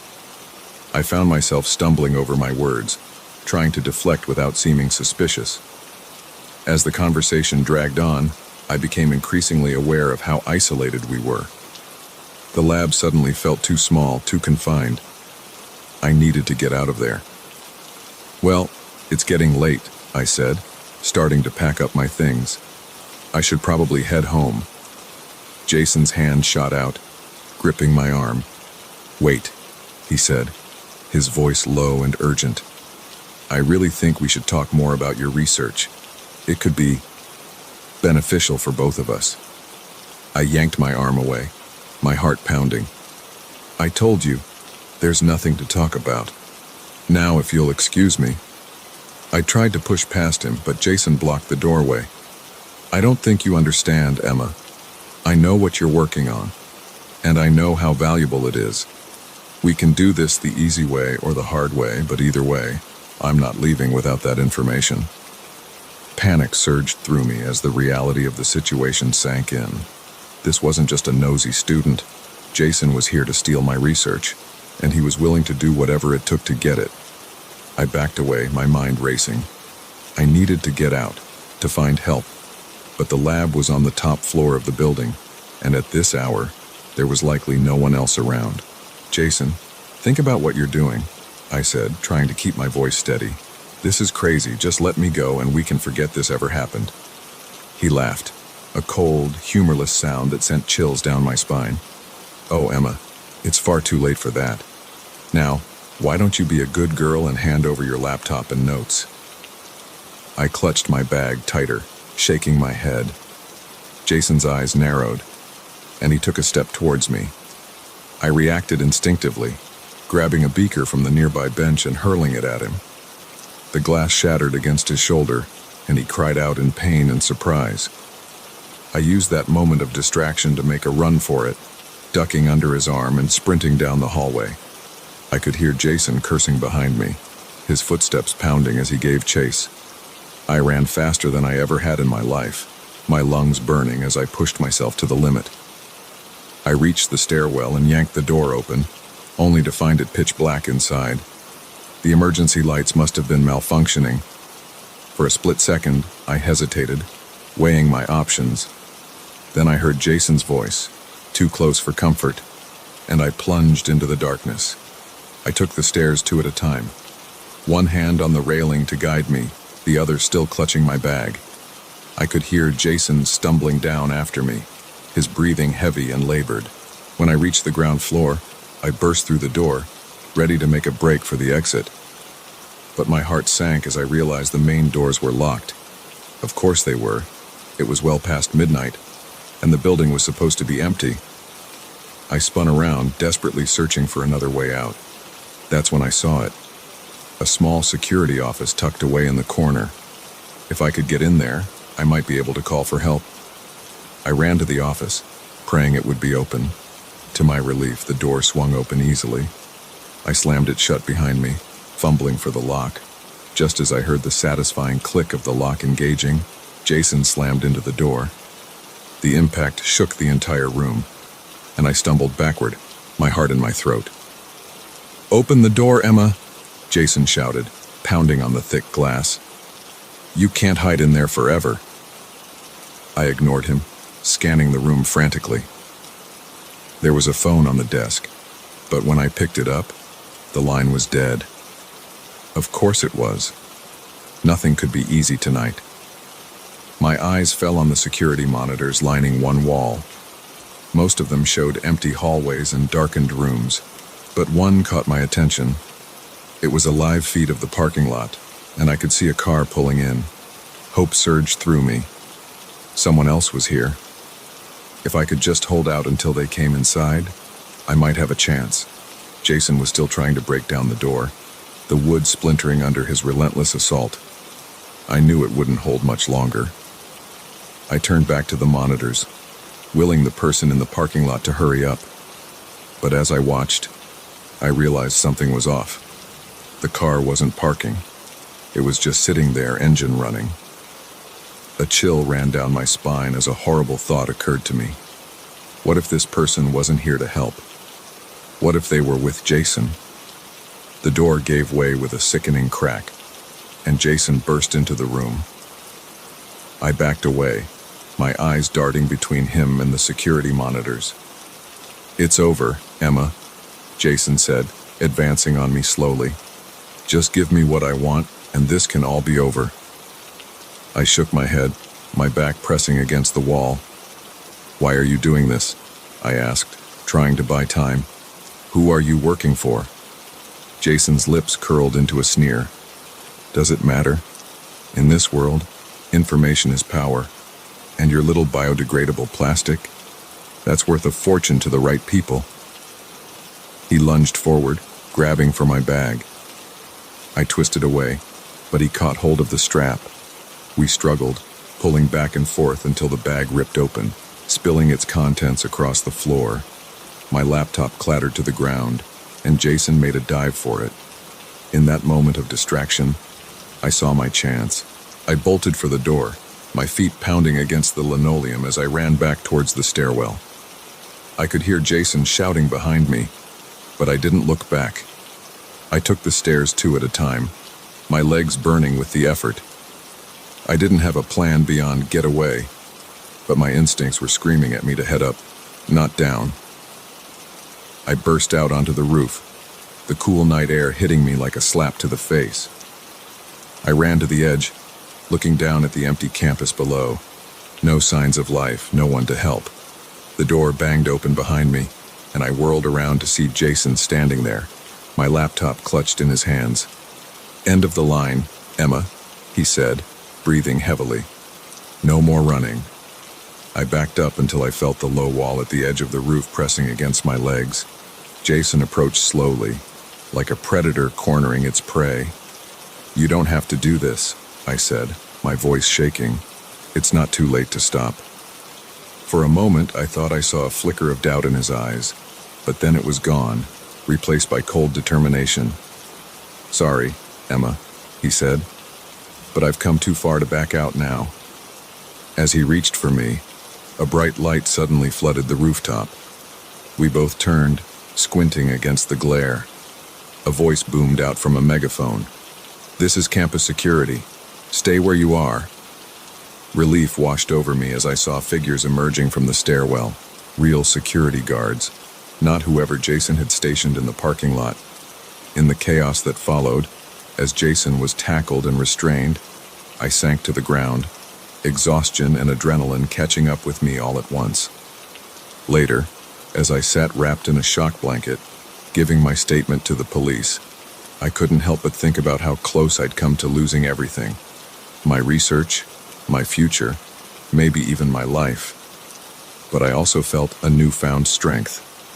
I'd faced my worst nightmare and come out the other side. And now, as I watched the sun begin to rise over the campus, I knew that whatever challenges lay ahead, I was ready to face them head on.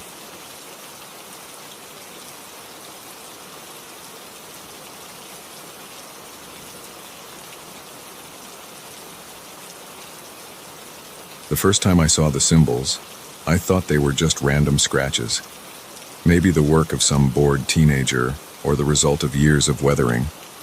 But as I traced my fingers over the rough-hewn marks in the old barn's wood, a chill ran down my spine. These weren't random at all. They formed patterns, intricate and purposeful. And somehow, deep in my gut, I knew they were a warning we should have heeded. My name is Sarah, and this is the story of how my family's dream of a fresh start turned into a waking nightmare. It all began 3 months ago when my husband, Tom, got a job offer in a small town upstate. We'd been struggling in the city for years, drowning in debt and stress. So when the opportunity came to move to a quieter, cheaper area, we jumped at it.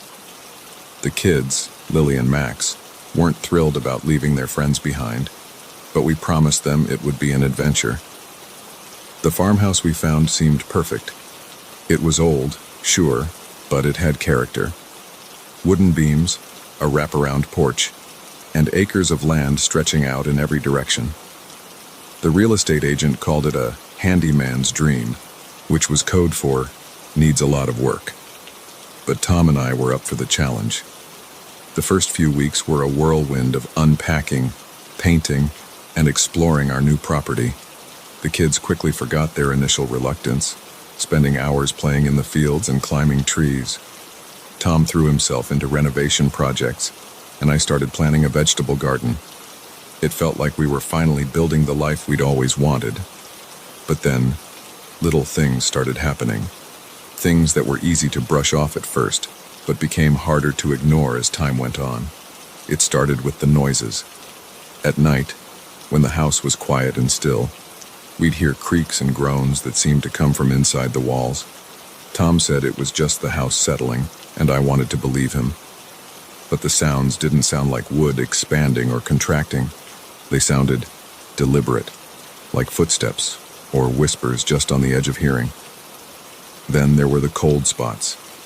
Certain areas of the house would suddenly become frigid, even on the warmest days. We'd walk through them and feel like we'd stepped into a freezer. The kids started avoiding these areas, saying they felt weird in there. But it was the barn that really got to me. It stood a little ways from the house, old and weathered but still sturdy. We hadn't paid much attention to it at first, focusing on getting the house livable. But one day, while the kids were at school and Tom was at work, I decided to check it out. The door creaked ominously as I pushed it open, dust motes dancing in the shafts of sunlight that streamed through the cracks in the walls. It smelled of old hay and something else, something musty and unpleasant that I couldn't quite place. That's when I saw them. The symbols, carved into the wooden support beams, etched into the walls, even scratched into the dirt floor. They were everywhere, once I started looking. Circles and lines and shapes that looked vaguely like letters, but in no alphabet I'd ever seen. I spent hours in that barn, trying to make sense of the markings. By the time I heard Tom's car in the driveway, the sun was setting and my head was pounding.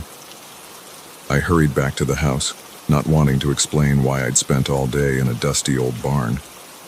That night, the noises were louder than ever.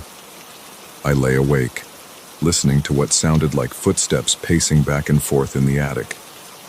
Tom slept soundly beside me, oblivious to the sounds that were driving me to the brink of madness. In the morning, I was determined to tell Tom about the barn and the symbols.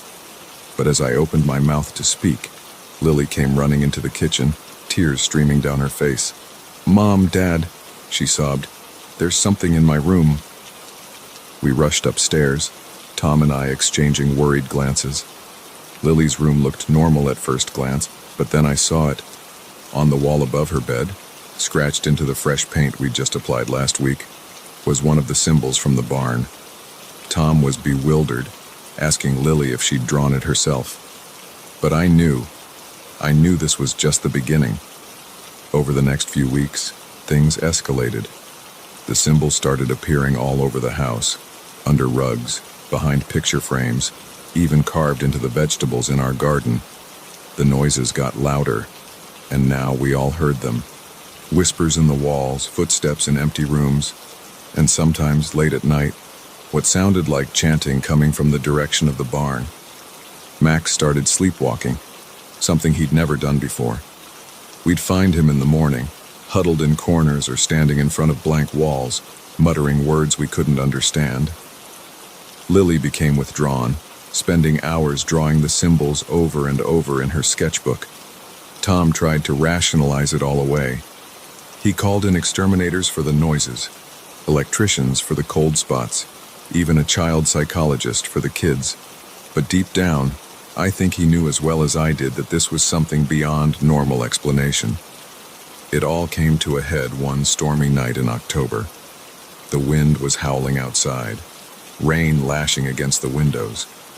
We were all in the living room, trying to distract ourselves with a board game, when every light in the house went out at once. In the sudden darkness, I heard Lily whimper, and Max let out a startled cry.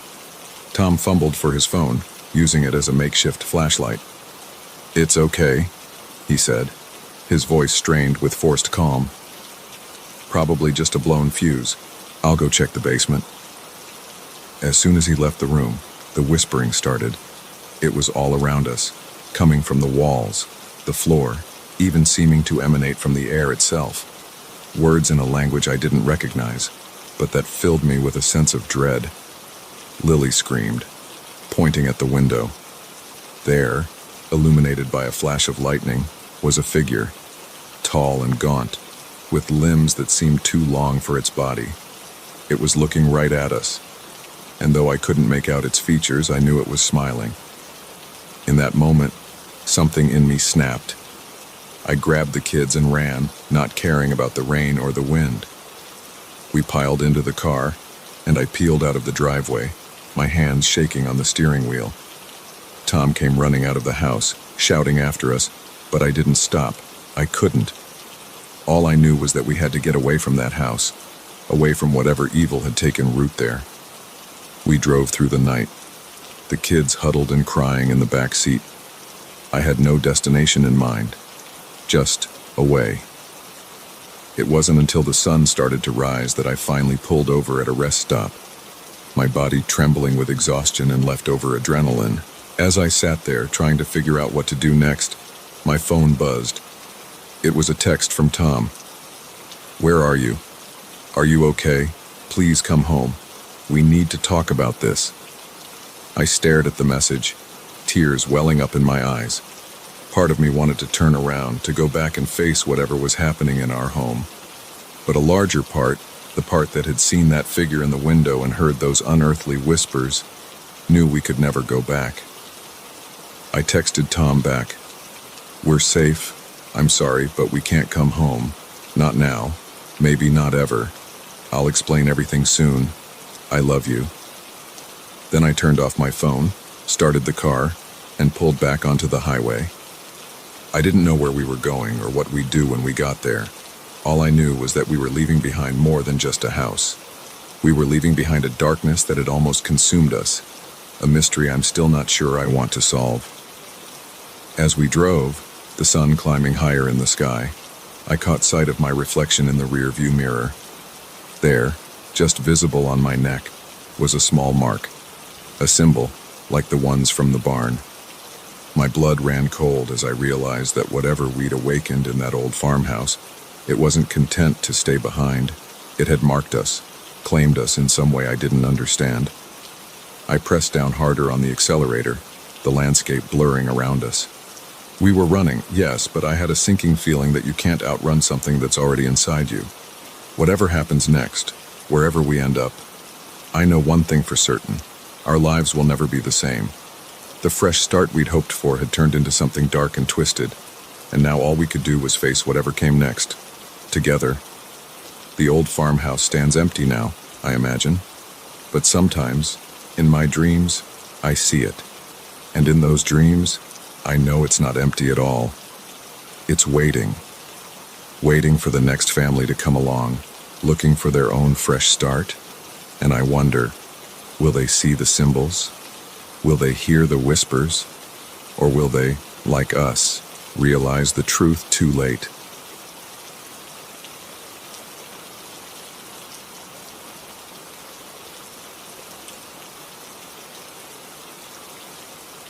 The snap of a twig under my boot echoed through the silent forest, and I froze mid-step. Something wasn't right. The woods, which had been alive with the sounds of birds and small animals just moments ago, had fallen eerily quiet. I felt eyes on me, watching from the shadows between the trees. That's when I realized I wasn't just lost. I was in danger. My name is Alex, and I'm an experienced hiker. Or at least, I thought I was. I'd tackled challenging trails before, spent nights alone in the wilderness, and always prided myself on my ability to navigate even the most remote areas. But this time, I'd made a critical mistake. I'd underestimated the vastness of these woods and overestimated my own skills. It had started as a simple day hike. The trail was new to me, but it came highly recommended by fellow hiking enthusiasts online. Challenging but rewarding, they said. Breathtaking views, they promised. What they failed to mention was how easy it was to lose the trail if you weren't paying close attention. I set out early in the morning, my backpack filled with water, energy bars, and basic survival gear, just in case. The first few hours were exactly as I'd hoped. The trail wound through dense forest, occasionally opening up to reveal stunning vistas of the surrounding mountains. I felt alive, invigorated by the clean air and the physical exertion, but as the day wore on, things started to go wrong. The trail markers became less frequent, and I found myself second-guessing my direction more than once. I checked my phone's GPS, but out here, deep in the wilderness, I had no signal. My paper map and compass were useful, but only if I knew exactly where I was on the map, which I didn't. As the realization that I was lost began to sink in, I tried to remain calm. I knew the basics of wilderness survival. Stay put, they always say. Make yourself visible. Wait for rescue. But something in my gut told me that staying put wasn't an option. I needed to find my way back to civilization, and fast. I picked a direction that I thought would lead me back towards the trailhead and started walking. That's when I first noticed the silence. It crept up slowly, the natural sounds of the forest fading away until all I could hear was my own breathing and the crunch of leaves under my feet. Then came the snapping twig and the undeniable feeling of being watched. I scanned the trees around me, searching for any sign of movement, but saw nothing. Still, the feeling persisted. I picked up my pace, no longer caring about stealth, just wanting to put distance between myself and whatever was out there. As I hurried through the underbrush, I caught glimpses of something moving in my peripheral vision. Shadows darting between trees, always just out of clear sight. My heart raced, and I found myself breaking into a run, branches whipping against my face as I crashed through the forest. I ran until my lungs burned and my legs felt like lead. Finally, gasping for breath, I stopped to lean against a large oak tree. That's when I saw it, a structure in the distance. Hope surged through me. Maybe it was a ranger station or a cabin, somewhere I could find help, or at least shelter for the night. As I got closer, though, my hope turned to confusion, then to dread. It wasn't a single building, but a collection of them. Small, crude structures made of logs and salvaged materials. They formed a rough circle around a central clearing. It looked like some kind of settlement, but like nothing I'd ever seen before. I approached cautiously, every instinct screaming at me to turn and run. But I was exhausted, lost, and night was falling. I needed help, and this might be my only chance. The settlement appeared deserted at first glance. No smoke rose from the chimneys, no lights shone in the windows. But as I entered the clearing, I noticed signs of recent activity. A still warm fire pit, fresh footprints in the muddy ground. Someone, or something, had been here very recently. "Hello," I called out, my voice sounding small and afraid in the vast silence. "Is anyone here? I'm lost, I need help." For a long moment, there was no response. Then, slowly, people began to emerge from the structures. Men and women, dressed in ragged, homemade clothing. Their skin was weathered and dirty, their hair long and unkempt. But it was their eyes that truly frightened me. They were wild, almost feral, filled with a mixture of suspicion and hunger. They surrounded me, keeping their distance but cutting off any chance of escape. An older man with a long, gray beard stepped forward. He seemed to be their leader. "You shouldn't be here, outsider," he said, his voice rough from disuse. "These woods aren't for your kind." I swallowed hard, trying to keep my voice steady. "I'm sorry, I got lost. I'm just trying to find my way back to the trail. If you could point me in the right direction, I'll be on my way." The man laughed, a harsh, humorless sound. "There's no going back for you now. You've seen us. You know we're here." The others murmured in agreement, moving closer. I could smell them now, an earthy animal scent that made my nose wrinkle. "Please," I said, desperation creeping into my voice. "I won't tell anyone about you. I just want to go home." The leader studied me for a long moment, his eyes boring into mine. Finally, he spoke. "We'll discuss your fate in the morning. For now, you'll stay here where we can watch you." Two burly men grabbed my arms, their grips painfully tight. They led me to one of the smaller structures, little more than a shack, and shoved me inside. The door slammed shut behind me, and I heard the sound of a heavy bar being placed across it. The shack was dark and smelled of mold and decay. As my eyes adjusted, I could make out a crude bed made of straw and animal skins. There was a small window, but it was covered with thick branches, allowing in only slivers of moonlight. I sank onto the bed, my mind reeling. Who were these people? How long had they been out here? And what did they plan to do with me? Sleep was impossible. I spent the night listening to the sounds of the settlement, muffled conversations, the crackling of fires, and sometimes, disturbingly, what sounded like animalistic howls in the distance. As the first light of dawn crept through the window, the door to my prison opened. The leader stood there, flanked by two others. "Come," he said simply. They led me to the center of the clearing, where the entire community had gathered. Dozens of eyes watched me, some curious, others hostile. The leader spoke. "We've lived in these woods for generations, hidden from the outside world. We've survived by staying isolated, protecting our way of life. And now you threaten all of that." I opened my mouth to protest, to plead my case, but he held up a hand to silence me. "We can't let you leave," he continued, "but we also can't dispose of you. It's not our way. So we offer you a choice. Stay with us, become one of us, or—" He trailed off, but his meaning was clear. The alternative wasn't really an option at all. My mind raced. Could I really stay here, cut off from everything and everyone I knew? But what choice did I have? I thought of my family, my friends. Would I ever see them again? As if reading my thoughts, the leader spoke again.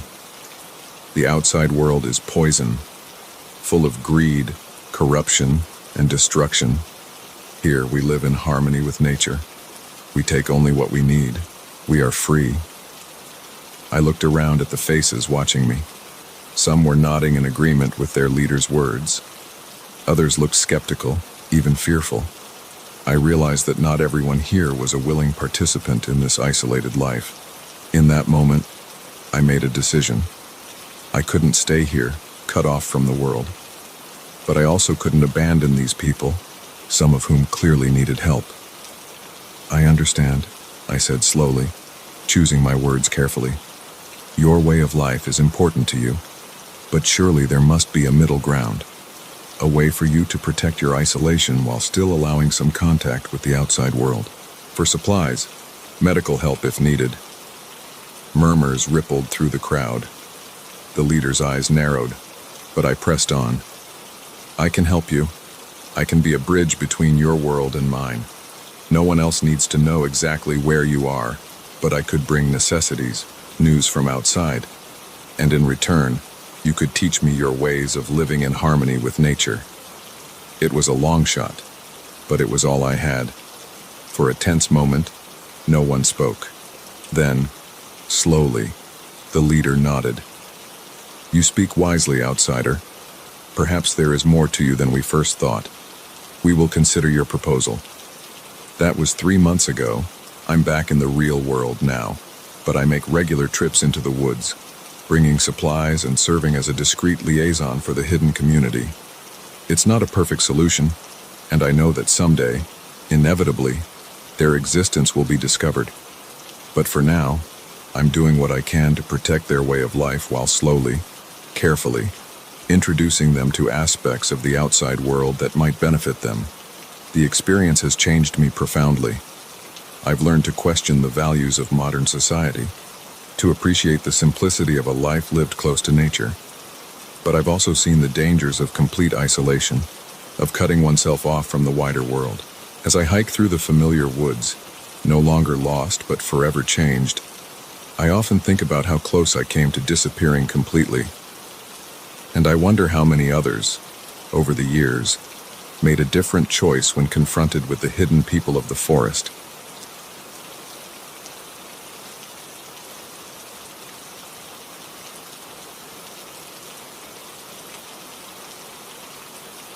The laughter died in my throat as I watched Tom's empty chair at the dinner table. Just moments ago, he had been sitting there, cracking jokes about the overcooked steak. Now, he was gone, vanished into thin air. Little did I know, this was only the beginning of a nightmare that would consume our idyllic weekend getaway. My name is Emily, and what was supposed to be a relaxing vacation with friends turned into a fight for survival against an unseen predator. It all started when 6 of us, myself, my boyfriend Alex, and 2 other couples, Tom and Sarah, Mike and Lisa, decided to rent a lake house for a long weekend. We'd been planning this trip for months, eager to escape the chaos of city life and unwind in nature. The lake house seemed perfect when we arrived on Friday afternoon.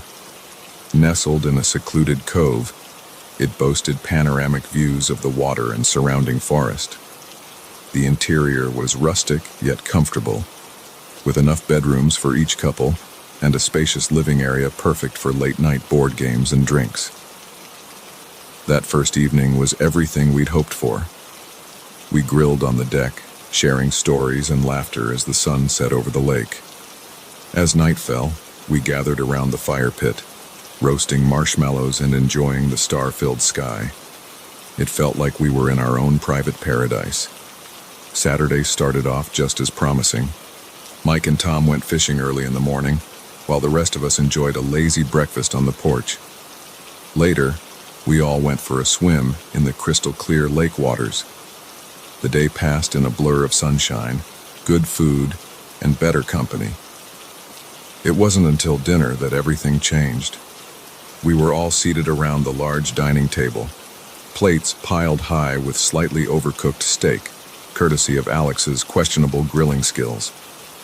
Tom had just finished telling a particularly corny joke, and we were all groaning good-naturedly. I turned to grab the salt shaker, and when I looked back, Tom's chair was empty. At first, I thought he'd just gotten up to use the bathroom or grab something from the kitchen, but as the seconds ticked by and he didn't return, an uneasy feeling settled in my stomach. "Where's Tom?" Sarah asked, voicing the question we were all thinking. We called out for him, checked every room in the house, even looked outside. There was no sign of him. It was as if he'd simply ceased to exist. The mood shifted instantly from relaxed to tense. We tried to rationalize it. Maybe he'd gone for a walk and we somehow hadn't noticed him leave. But deep down, we all knew something was terribly wrong. Tom wouldn't just disappear without a word, especially not in the middle of dinner. We decided to split up and search the surrounding area. Mike and Lisa took the path leading down to the lake, while Alex and I headed into the woods behind the house. Sarah stayed behind in case Tom came back.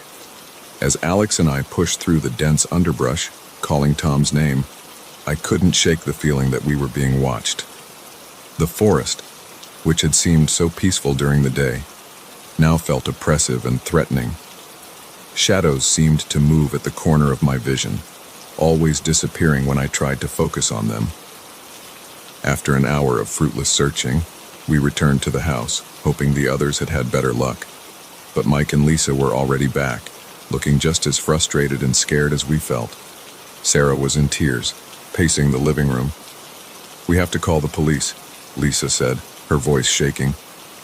Alex pulled out his phone, but the no service on message mocked us from the screen. We'd known cell reception was spotty out here, but now the lack of connection felt suffocating. "There's a landline in the kitchen," I remembered suddenly, but when I tried it, all I got was a dead tone. We were cut off, isolated, and one of us was missing. As the night wore on, our fear and paranoia grew. Every creak of the house settling made us jump. We huddled together in the living room, too afraid to be alone even for a moment. Around midnight, Sarah announced she needed some air and stepped out onto the porch.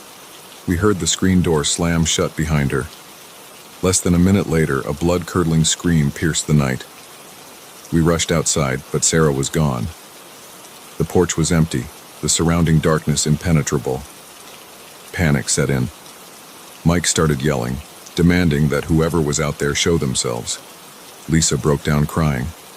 Alex tried to calm everyone, but I could see the fear in his eyes. We retreated back into the house, locking every door and window. Sleep was out of the question. We took turns keeping watch, though what exactly we were watching for, none of us could say. As the first light of dawn broke over the lake, we made a desperate plan. Mike and Alex would take the car and drive to the nearest town for help. Lisa and I would stay at the house in case Tom or Sarah returned. I watched from the window as the guys got into the car. The engine sputtered to life, and for a moment, I felt a glimmer of hope. But as they started down the long driveway, the car suddenly veered off the path and into a tree. I saw Mike and Alex slump forward, motionless. Lisa and I ran outside, screaming their names. But before we could reach the car, a strange mist seemed to engulf it. When it cleared seconds later, the car was empty. Mike and Alex had vanished, just like the others. Overwhelmed with terror, Lisa and I sprinted back to the house. We barricaded ourselves in one of the bedrooms, pushing a heavy dresser in front of the door. We sat on the bed, clutching each other and sobbing. "What's happening?" Lisa whimpered. "Who's doing this to us?" I shook my head, unable to form words. My mind was racing, trying to make sense of the impossible events of the past 24 hours. As the day wore on, we remained locked in that room, too terrified to leave even for food or water. We took turns watching the door while the other tried to rest, though real sleep was impossible. It was during one of my watches, as the sun was setting, that I heard it. A soft scratching sound coming from the other side of the door. At first, I thought I was imagining things, but then I saw the doorknob slowly turning. I shook Lisa awake, pressing a finger to my lips to keep her quiet. We watched in horror as the doorknob turned further, then stopped. For a long moment, nothing happened. Then suddenly, the dresser blocking the door began to slide across the floor as if pushed by an invisible force. Lisa and I pressed ourselves against the far wall, watching helplessly as the door swung open. But there was nothing there. No person, no monster, just an empty hallway. Then Lisa gasped, her eyes wide with terror. I followed her gaze and felt my blood turn to ice. There, reflected in the mirror on the opposite wall, was a figure. It was tall and gaunt, with limbs too long to be human. Its face, if you could call it that, was a featureless void. As we watched, paralyzed with fear, the figure raised one impossibly long arm and pointed directly at us. I felt a tugging sensation, as if hooks had latched onto my very being and were trying to pull me towards the creature. Lisa screamed, and the spell was broken. We bolted from the room, running blindly through the house and out into the night. The forest swallowed us, branches whipping at our faces as we ran. I don't know how long we ran or in what direction. All I know is that eventually, we broke through the tree line and found ourselves on a road. A car was approaching, its headlights cutting through the darkness like a beacon of hope. We flagged it down, probably looking like madwomen with our wild eyes and torn clothes. The elderly couple inside were clearly frightened by our appearance, but they took pity on us and drove us to the nearest police station. The authorities searched the lake house and surrounding area, but found no trace of our friends or the mysterious figure we'd seen. The official report chalked it up to a bizarre series of accidents and possible hallucinations brought on by stress and isolation. But Lisa and I know the truth. Something was hunting us that weekend, something not of this world, and sometimes, late at night, I still feel that tugging sensation, as if it's still out there, waiting to finish what it started. We were 6 friends who went to that lake house. Only 2 came back, and not a day goes by that I don't wonder about the others. Are they truly gone? Or are they out there somewhere, trapped in a nightmare from which they can't escape? One thing's for certain, I'll never set foot near that lake again. Some getaways are better left as distant memories, no matter how idyllic they might seem at first glance.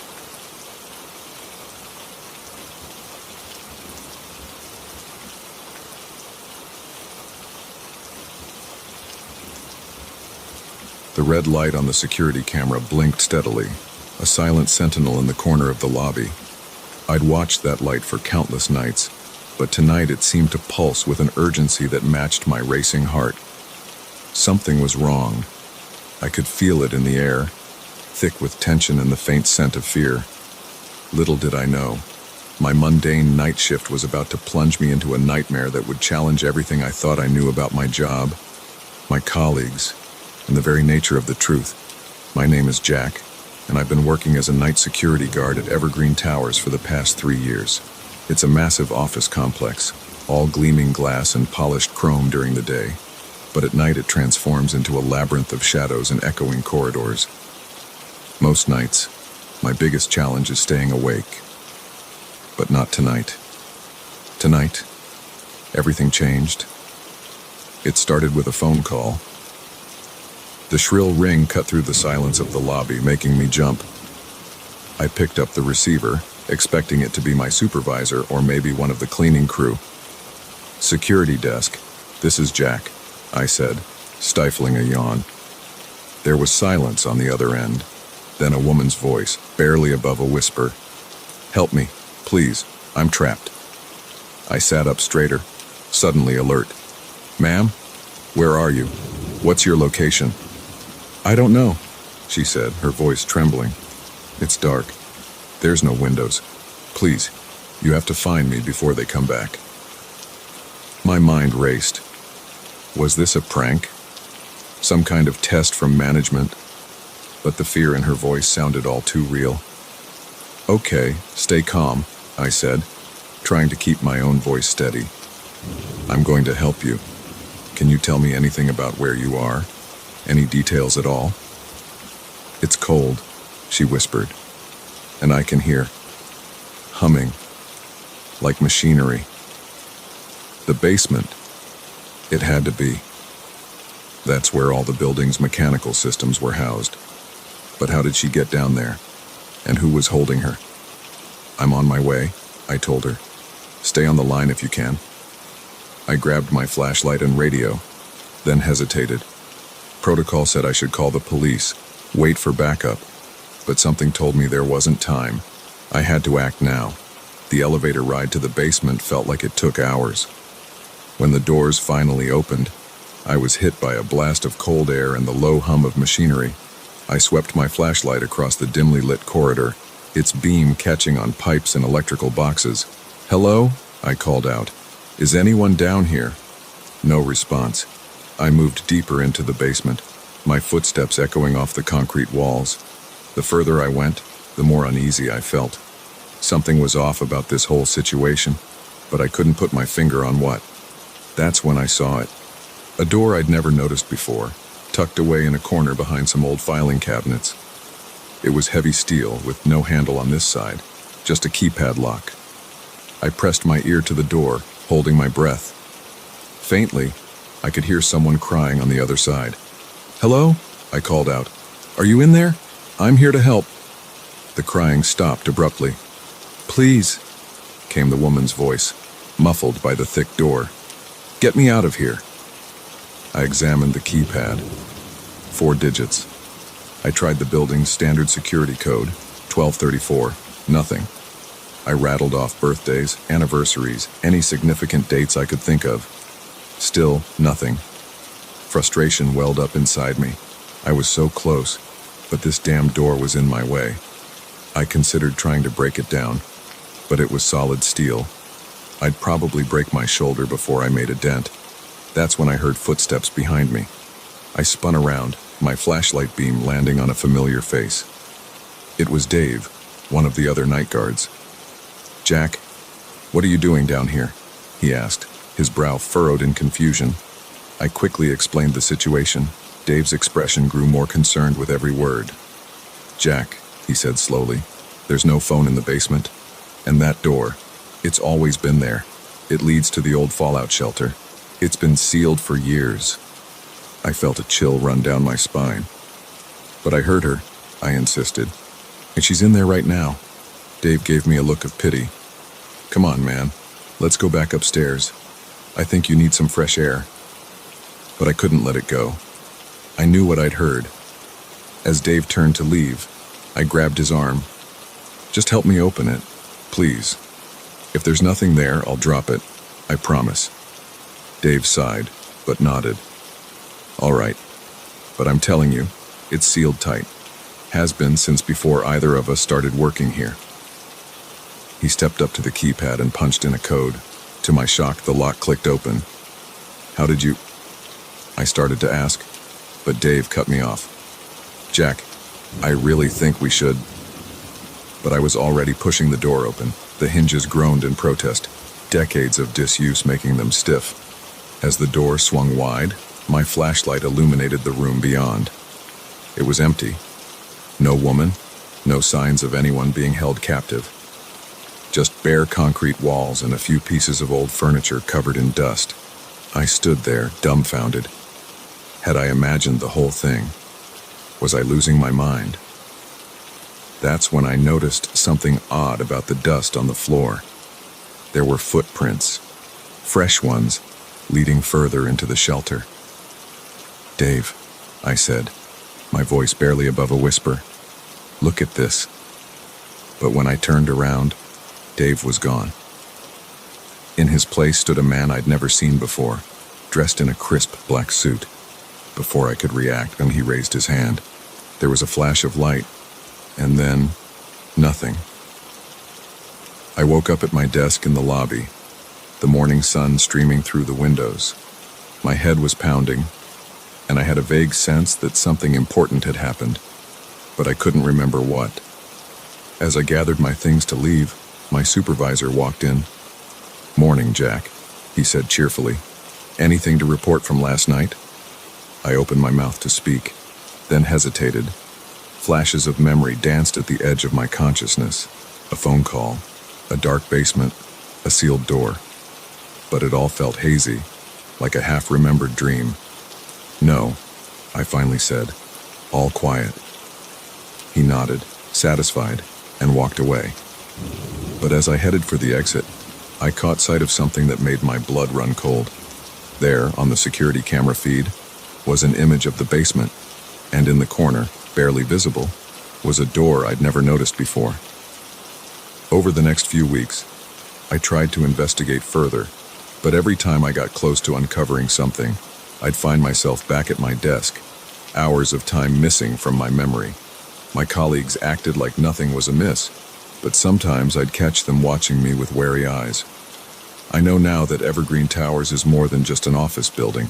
It's hiding something, something big. And whoever is behind it has the power to manipulate memories, to make people disappear. I'm writing this down now while I still can, because I have a feeling that soon, very soon, I might disappear too. If you're reading this, please, don't ignore it like I ignored that woman's pleas for help. Something is happening here, something terrifying, and I fear it's only the beginning. Remember the blinking red light, remember the sealed door, and whatever you do, don't trust anyone at Evergreen Towers, not even yourself.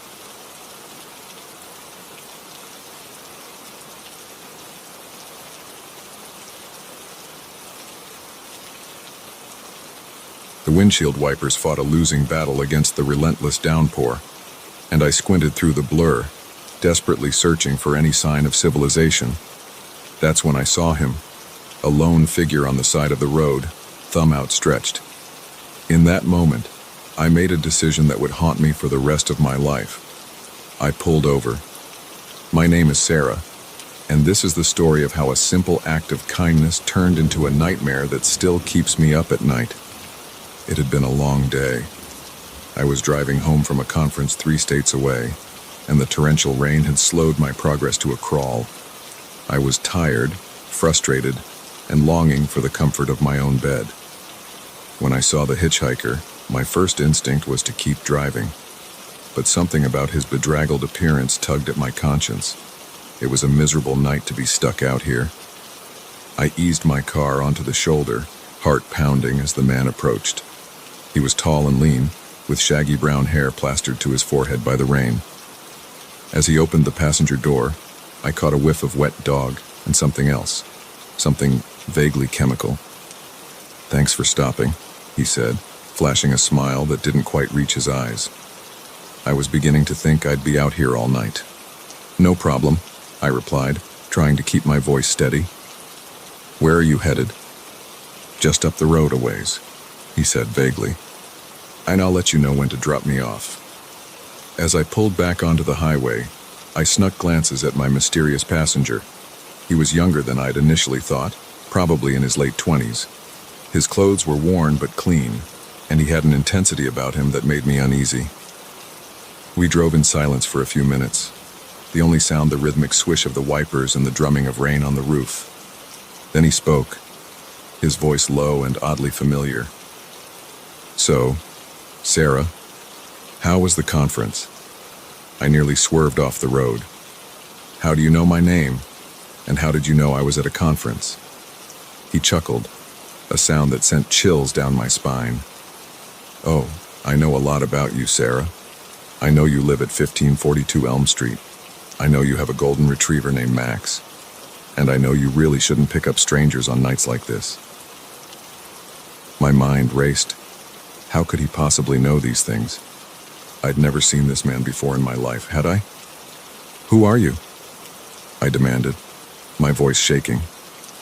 He turned to face me, and in that moment, I saw something in his eyes that made my blood run cold. It was a look of hunger, of predatory anticipation. "Don't you recognize me, Sarah? I'm hurt. After all, we've met before. Many times, in fact. You just don't remember. Images flashed through my mind, glimpses of this man in places he shouldn't have been, at the grocery store, outside my office, walking Max in the park. How had I not noticed before? "What do you want from me?" I asked, fighting to keep my voice steady. "It's not about what I want, Sarah. It's about what you want, deep down, in places you don't like to admit exist. You're bored, aren't you? Tired of your safe, predictable life. That's why you picked me up tonight. You were hoping for a little excitement, a little danger." His words hit uncomfortably close to home. I had been feeling restless lately, dissatisfied with the routine of my life. But this was madness. "You're wrong," I said, more forcefully than I felt. "I picked you up because it was raining and I felt sorry for you. That's all."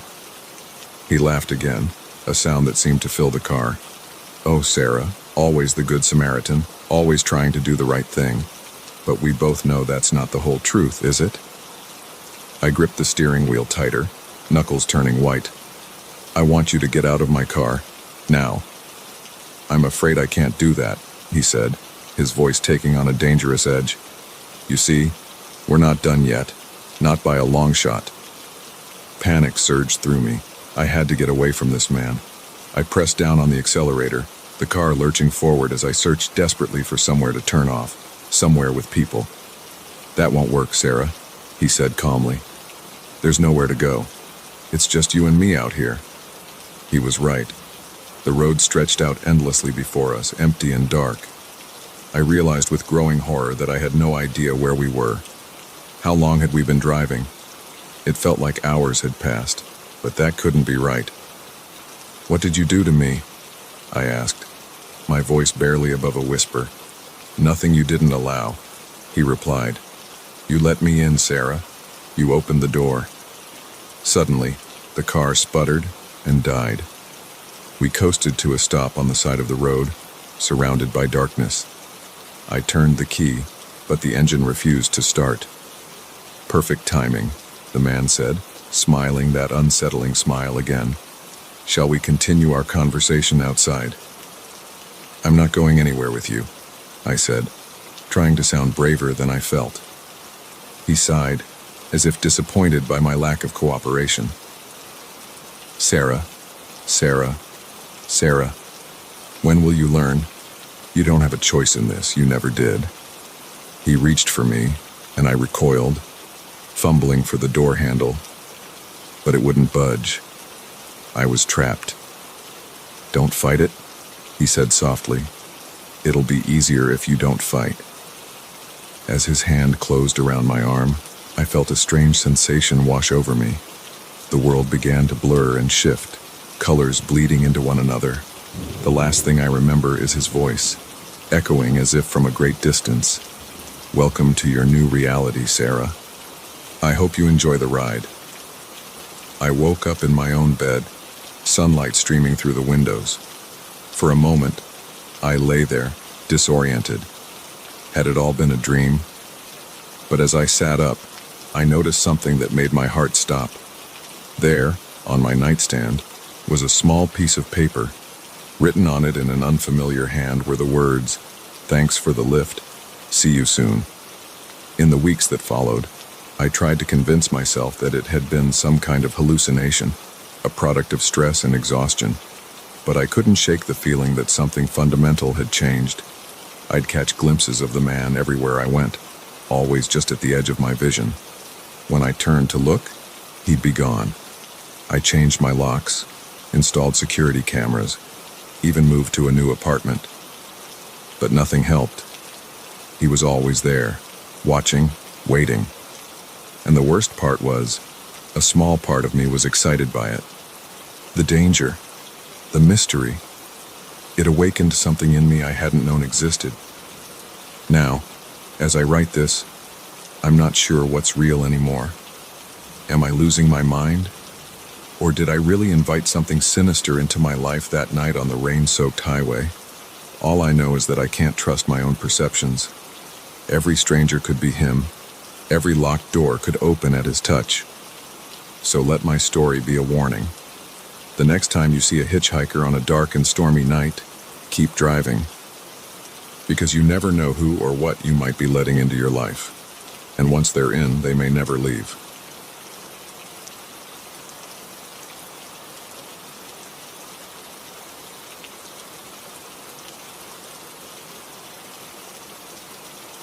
The engine sputtered and died, leaving me stranded in the middle of nowhere. As I coasted to a stop on the dusty shoulder, the realization hit me. I was alone, miles from civilization, with a useless hunk of metal and no cell service.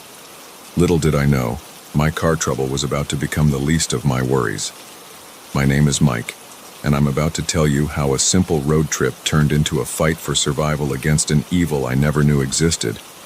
It was supposed to be a straightforward drive. I was heading to my sister's wedding, cutting through backcountry roads to save time. The scenery was beautiful, rolling hills, dense forests, and quaint farmhouses dotting the landscape. But as the sun began to set, casting long shadows across the road, the charm of the countryside gave way to an eerie silence. I'd been driving for hours when my car started acting up. The check engine light flashed on, and the vehicle began to lurch and stutter. I managed to pull over just as it gave out completely.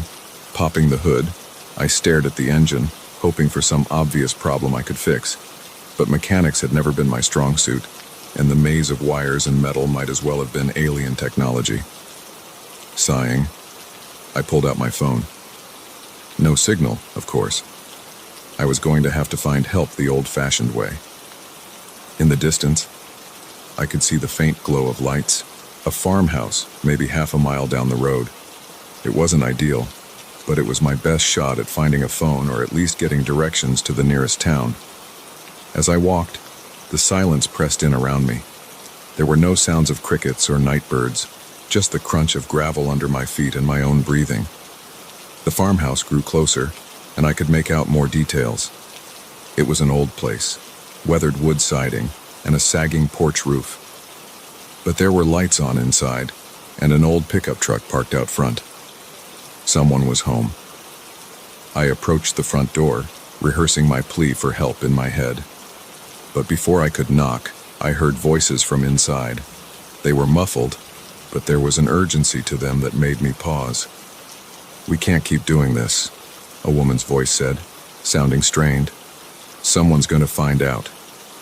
"Ain't nobody gonna find out," a man replied gruffly. "We're careful. Always have been. But what if—" The woman's voice cut off abruptly as I accidentally kicked an empty can on the porch. The voices inside went silent. I held my breath, suddenly aware that I was eavesdropping on something I probably shouldn't have heard. The door swung open, revealing a tall, broad-shouldered man with a weathered face and cold eyes. He looked me up and down, his expression unreadable. "Can I help you?" he asked, his tone making it clear that he'd rather not. I swallowed hard, pasting on my most apologetic smile. "I'm really sorry to bother you, but my car broke down about half a mile back. I was hoping I could use your phone to call for a tow." The man stared at me for a long moment, then glanced over his shoulder at someone I couldn't see. When he turned back to me, there was a glint in his eye that sent a shiver down my spine. "Course," he said, his voice suddenly friendly. "Can't leave you stranded out here. Come on in."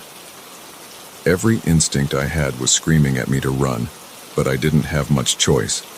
I needed help, and this was my only option. I stepped inside, the floorboards creaking ominously under my feet. The interior of the farmhouse was dimly lit and cluttered. The air was thick with the smell of something I couldn't quite place, sweet and cloying, with an undertone of decay. A woman stood in the kitchen doorway, wiping her hands on a dish rag. She gave me a tight smile that didn't reach her eyes. "Phone's in the kitchen," the man said, gesturing for me to follow him. As we passed the woman, I noticed her knuckles were white where she gripped the dish rag. Her eyes met mine for a moment, and I saw something there that looked a lot like fear. The kitchen was large and old-fashioned, with a massive wood-burning stove dominating one wall. But what caught my attention was the cellar door. It was heavy and reinforced, with multiple locks on the outside. Who puts locks on the outside of a cellar door? The man pointed to an ancient rotary phone on the wall. There you go. You know the number for a tow? I didn't, but I figured I'd call the operator and get connected. As I picked up the receiver, I noticed the man positioning himself between me and the exit. The woman hovered in the doorway, her eyes darting between me and the cellar door. I dialed 0, praying for someone to pick up, but instead of a ring, all I heard was a flat, dead tone. The line was cut. "Something wrong?" the man asked, his voice far too calm. I set the receiver down slowly, my mind racing. Yeah. Seems like the line's dead." The man nodded, unsurprised. "Happens sometimes out here. Storms, you know." But there hadn't been any storms. The night was clear and calm. "Listen," I said, trying to keep my voice steady. "I appreciate your help, but maybe I should just start walking. Try to find a gas station or something." The man's expression hardened. "Oh, I don't think that's a good idea. It's dangerous out there at night. Why don't you stay here? We've got a spare room. In the morning, I'll drive you into town myself." It wasn't a suggestion. The way he said it, the way he was blocking the door, made it clear that leaving wasn't an option. "That's very kind of you," I said, desperately trying to think of a way out of this situation. "But I really should get going. My sister's wedding is tomorrow, and I was cut off by a sound that made my blood run cold, a muffled scream coming from beneath our feet, from the cellar. The woman let out a small gasp, quickly stifled. The man's face darkened. "Now look what you've done," he growled, all pretense of friendliness gone. "You've woken our guest."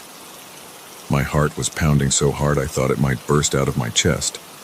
I knew, with absolute certainty, that if I didn't get out of there right now, I never would. I feinted left, then dove right, trying to slip past the man. But he was faster than he looked. His hand clamped down on my arm like a vice, and he threw me against the wall with bone-jarring force. "Martha," he barked at the woman, "get the rope." I fought like a wild animal, kicking and clawing, but the man was impossibly strong. In moments, he had me pinned to the floor, my face pressed against the grimy linoleum. "You should have just kept driving," he muttered as he bound my hands behind my back. "But don't worry, you'll be joining our other guests soon enough." As he dragged me towards the cellar door, I caught a glimpse of Martha's face. There were tears in her eyes, but she made no move to help me. Whatever horrors lay beyond that door, she had long ago accepted them as inevitable. The locks clicked open one by one, and the heavy door swung wide. The stench that wafted up from the darkness below was indescribable, a mix of blood, waste, and despair. As the man began to drag me down the stairs, I closed my eyes, certain that I was descending into hell itself. I don't know how long I was in that cellar. Days blurred into weeks, marked only by the arrival of new guests and the disappearance of others. The things I saw, the things that were done to us, they defy description. But through it all, I never stopped looking for a way out.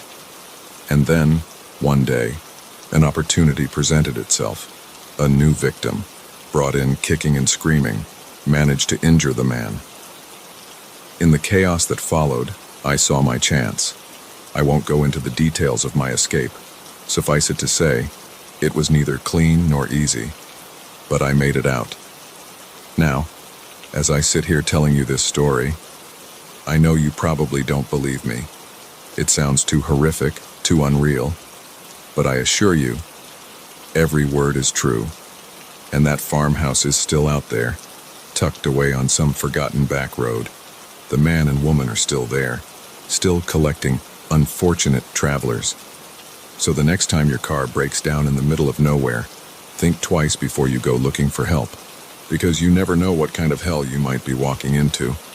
And once you're in, getting out might cost you everything.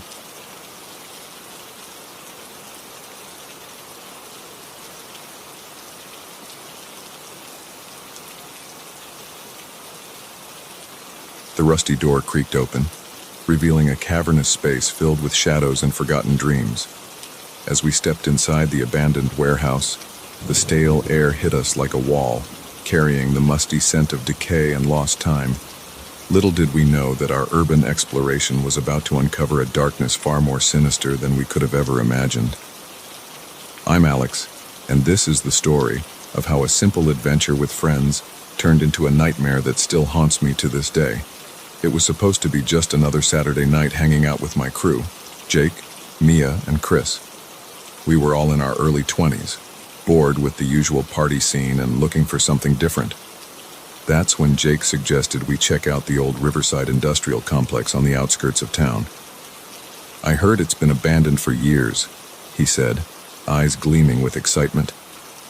"Think of all the cool stuff we might find in there." We were all up for it. The thrill of exploring somewhere we shouldn't be was too tempting to resist. So, armed with flashlights and a healthy dose of misplaced confidence, we set off as the sun was setting.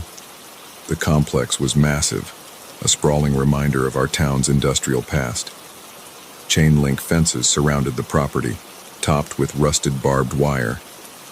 But it didn't take us long to find a gap where the fence had been cut away, probably by other explorers before us. As we slipped through the opening, I felt a shiver run down my spine. The buildings loomed over us, their broken windows like empty eye sockets staring down at us.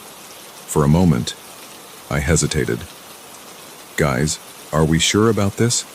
I asked, my voice sounding small in the emptiness around us.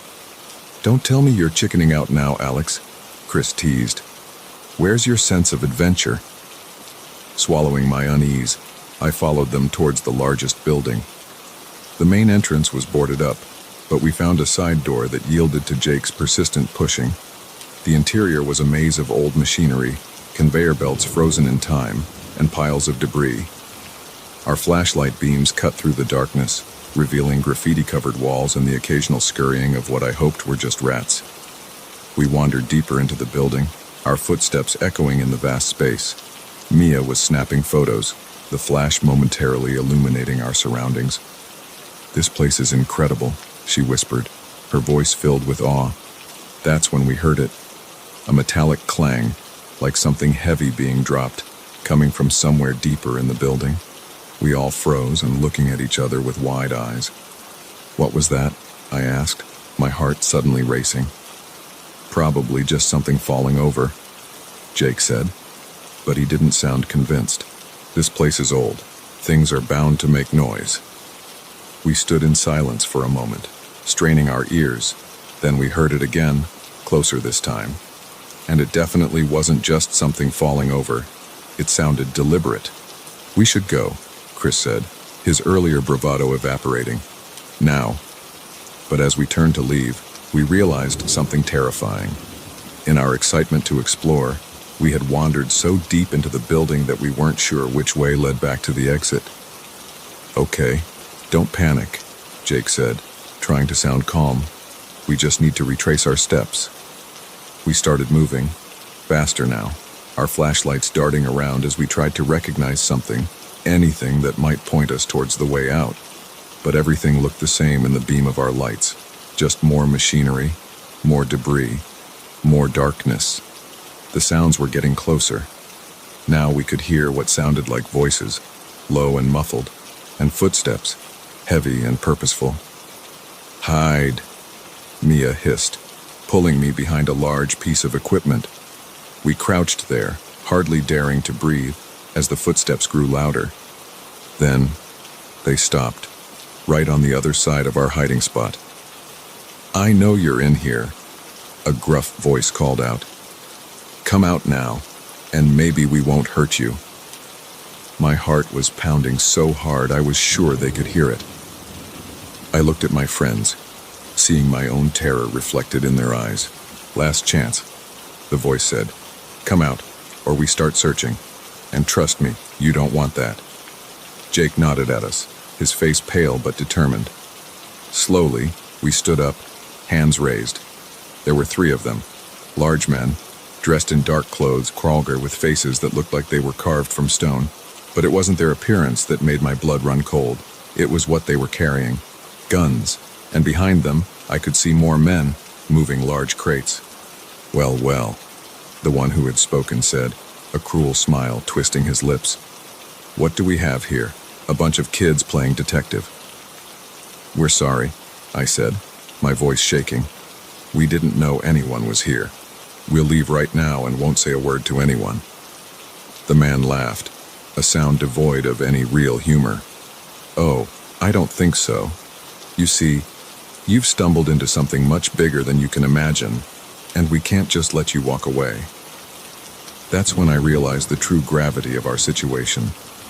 We hadn't just wandered into an abandoned building. We had stumbled upon some kind of criminal operation, and these men had no intention of letting us go. What happened next is still a blur in my mind. I remember running, the sound of shouts and gunshots behind us. I remember the panic, the desperate search for an exit, any exit. Somehow, we got separated. I found myself alone, lost in the labyrinth of the warehouse and with the sounds of pursuit echoing all around me. I ducked into what looked like an old office, my lungs burning as I tried to catch my breath. That's when I saw it. A window, small but big enough to squeeze through. And beyond it, the night sky. Freedom. With shaking hands, I managed to force the window open. It let out a loud creak, and I froze, sure that I had given away my position. But the footsteps I heard were moving away, not towards me. I was halfway out the window when I heard Mia's scream. It was distant, but unmistakable. For a moment, I hesitated. Could I really leave my friends behind? But then I heard more shouts, closer now, and my survival instinct took over. I tumbled out of the window, hitting the ground hard. Ignoring the pain, I scrambled to my feet and ran. I ran until my legs gave out, until I reached the populated part of town, until I finally felt safe enough to stop. The police didn't believe me at first. It sounded too fantastical, too much like a plot from a movie. But when my friends didn't turn up, when their families reported them missing, they had to take it seriously. They searched the warehouse complex, but found nothing. No evidence of any criminal activity, no sign of my friends. It was as if that night had never happened. But I know what I saw. I know what we stumbled into, and I know that somewhere out there, Jake and Mia and Chris are either dead or wishing they were. I don't go out much anymore. I can't shake the feeling that I'm being watched, that those men are out there waiting to silence me for good. Every noise makes me jump. Every shadow could be a threat. Sometimes, I wish I had never made it out of that warehouse. The guilt of leaving my friends behind eats at me every day. But then I remember the terror of that night, the cold determination in those men's eyes. And I know that my survival wasn't just luck. It was a responsibility. So I'm telling this story, hoping that someone will believe me, that someone will help me find out what really happened in that warehouse. Because I can't shake the feeling that what we discovered that night was just the tip of something much larger and much more dangerous. And somewhere out there, in the abandoned places we think are empty, evil is still lurking, waiting for its next unsuspecting victims.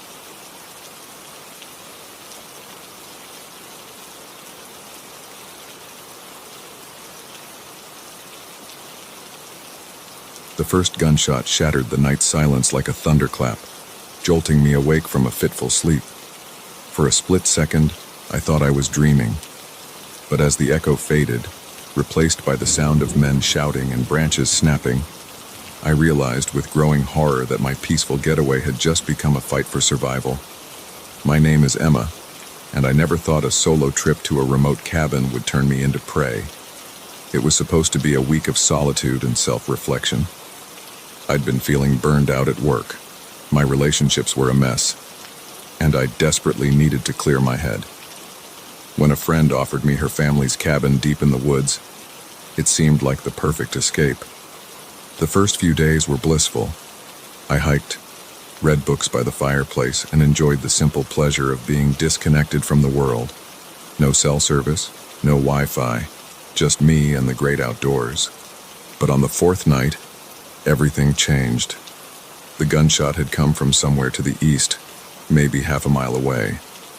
Close enough to hear clearly, far enough to give me hope that whatever was happening might pass me by. I slipped out of bed, my bare feet silent on the cold wooden floor, and peered out the window. The moon was full, casting an eerie, silvery light over the forest. At first, I saw nothing but trees and shadows. Then, a flash of movement caught my eye, a figure darting between the trees, heading in my direction. My heart began to race. I backed away from the window, trying to think rationally. It could be nothing. A hunter, maybe, though it was the wrong season.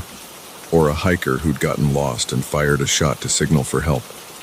But deep down, I knew it was something far more sinister. I quickly pulled on jeans and a sweater, shoving my feet into hiking boots.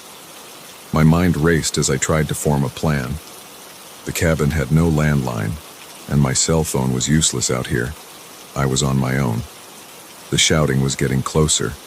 I could make out individual voices now, gruff and angry. She went this way. Don't let her get away. Any hope I had that this wasn't about me evaporated. They were hunting someone, and that someone was close. Too close. I had seconds to decide. Stay in the cabin and hope they passed by, or run and risk being caught in whatever deadly game was playing out in these woods. The decision was made for me when I heard a frantic pounding on the cabin door. "Please, help me." A woman's voice, breathless and terrified. I hesitated for a split second, then ran to the door and yanked it open. She nearly fell into the cabin, gasping for air. She was young, maybe early 20s, with wild eyes and leaves tangled in her long dark hair. There was blood on her shirt. "They're coming," she panted. "Please, you have to hide me." I pulled her inside and locked the door, my mind whirling. Who's coming? What's going on? But there was no time for explanations. Outside, I could hear men crashing through the underbrush, getting closer by the second. "The cellar," I whispered, pointing to a trapdoor in the kitchen floor. "Quick!" We had just closed the trapdoor behind us when the cabin door burst open with a splintering crack. Heavy footsteps moved above us as the men entered. "Search every inch," a deep voice commanded. She couldn't have gotten far. The young woman and I huddled in the darkness of the cellar, hardly daring to breathe. I could feel her trembling beside me. Above us, furniture scraped across the floor as the men tore the cabin apart. "Nothing here, boss," one of them finally said. Maybe she kept running. "Impossible," the deep voice growled. "The dogs would have picked up her scent. No, she's close. I can feel it." My heart nearly stopped as I heard footsteps approach the kitchen. They paused right above the trapdoor. For a long, agonizing moment, all was silent. Then, mercifully, the footsteps moved away. "We'll set up a perimeter," the leader said. "She can't hide forever. By dawn, we'll have her." The men filed out of the cabin. As their voices faded into the distance, I let out a shaky breath I didn't realize I'd been holding. "Thank you," the young woman whispered. "I'm Sarah." "Emma," I replied. "What the hell is going on? Who are those men?" Sarah was quiet for a moment, and when she spoke, her voice was heavy with fear and exhaustion. "They're poachers, but not just any poachers. They're organized, professional. They hunt endangered species and sell them on the black market. I'm a wildlife biologist. I was tracking a pack of wolves when I stumbled upon their operation." The gravity of the situation hit me like a punch to the gut. These weren't just criminals. They were dangerous, well-equipped, and had every reason to want us silenced. "We need to get out of here," I said. "They'll be back at dawn." Sarah nodded. "But how?" "They're watching the cabin. And they have dogs." I thought hard, trying to remember everything I knew about the area. "There's a river about 2 miles west of here. If we can make it there, we might be able to throw off the dogs and find help downstream." It was a long shot, but it was all we had. We gathered what supplies we could from the cellar, some canned food, a flashlight, matches. I found an old hunting knife in a box of junk. It wasn't much against guns, but it was better than nothing. We waited until the moon had set, plunging the forest into near total darkness. Then, moving as silently as we could, we slipped out of the cellar and into the night. The woods were alive with nocturnal sounds, the hoot of an owl, the rustle of small animals in the underbrush. Every snapping twig made us freeze, our hearts pounding. But slowly, painstakingly, we made our way west. We had covered maybe half the distance to the river when we heard it, the baying of dogs in the distance. The poachers had realized we'd fled. "Run!" I hissed, grabbing Sarah's hand. We tore through the forest, branches whipping at our faces. The dogs were getting closer, their howls sending chills down my spine. Just when I thought my lungs would burst, I heard the sound of rushing water. The river appeared before us, a dark ribbon cutting through the trees. Without hesitation, we plunged in. The icy water stole my breath away, but I forced myself to keep moving. We let the current carry us downstream, fighting to keep our heads above water. Behind us, I could hear shouts of frustration as the poachers reached the riverbank. I don't know how long we drifted. It felt like hours. Finally, exhausted and half frozen, we managed to drag ourselves onto the opposite shore. As the first light of dawn began to break, we stumbled upon a hiking trail. It was another 2 hours of grueling walking before we finally reached a ranger station. The look on the ranger's face as we burst in, soaking wet, covered in mud and scratches, was one of utter disbelief. The authorities took our statements, and a massive investigation was launched. In the weeks that followed, the poaching ring was broken up, its members arrested. Sarah's evidence, combined with what we had witnessed, was crucial in bringing them to justice. But even now, months later, I still wake up in a cold sweat sometimes, the sound of baying dogs echoing in my dreams. I've moved to the city, as far from the wilderness as I can get. Sarah and I keep in touch, a friendship forged in the crucible of that terrifying night. I know I should feel safe. The danger has passed. The criminals are behind bars. But I can't shake the feeling that somewhere out there, in the dark woods of the world, other predators are waiting, and not all of them are animals. So I'll keep telling this story, a reminder that sometimes the most dangerous creatures are the ones who walk on two legs, and that even in our most peaceful moments, we must remain vigilant, because you never know when a simple getaway might turn into a fight for survival.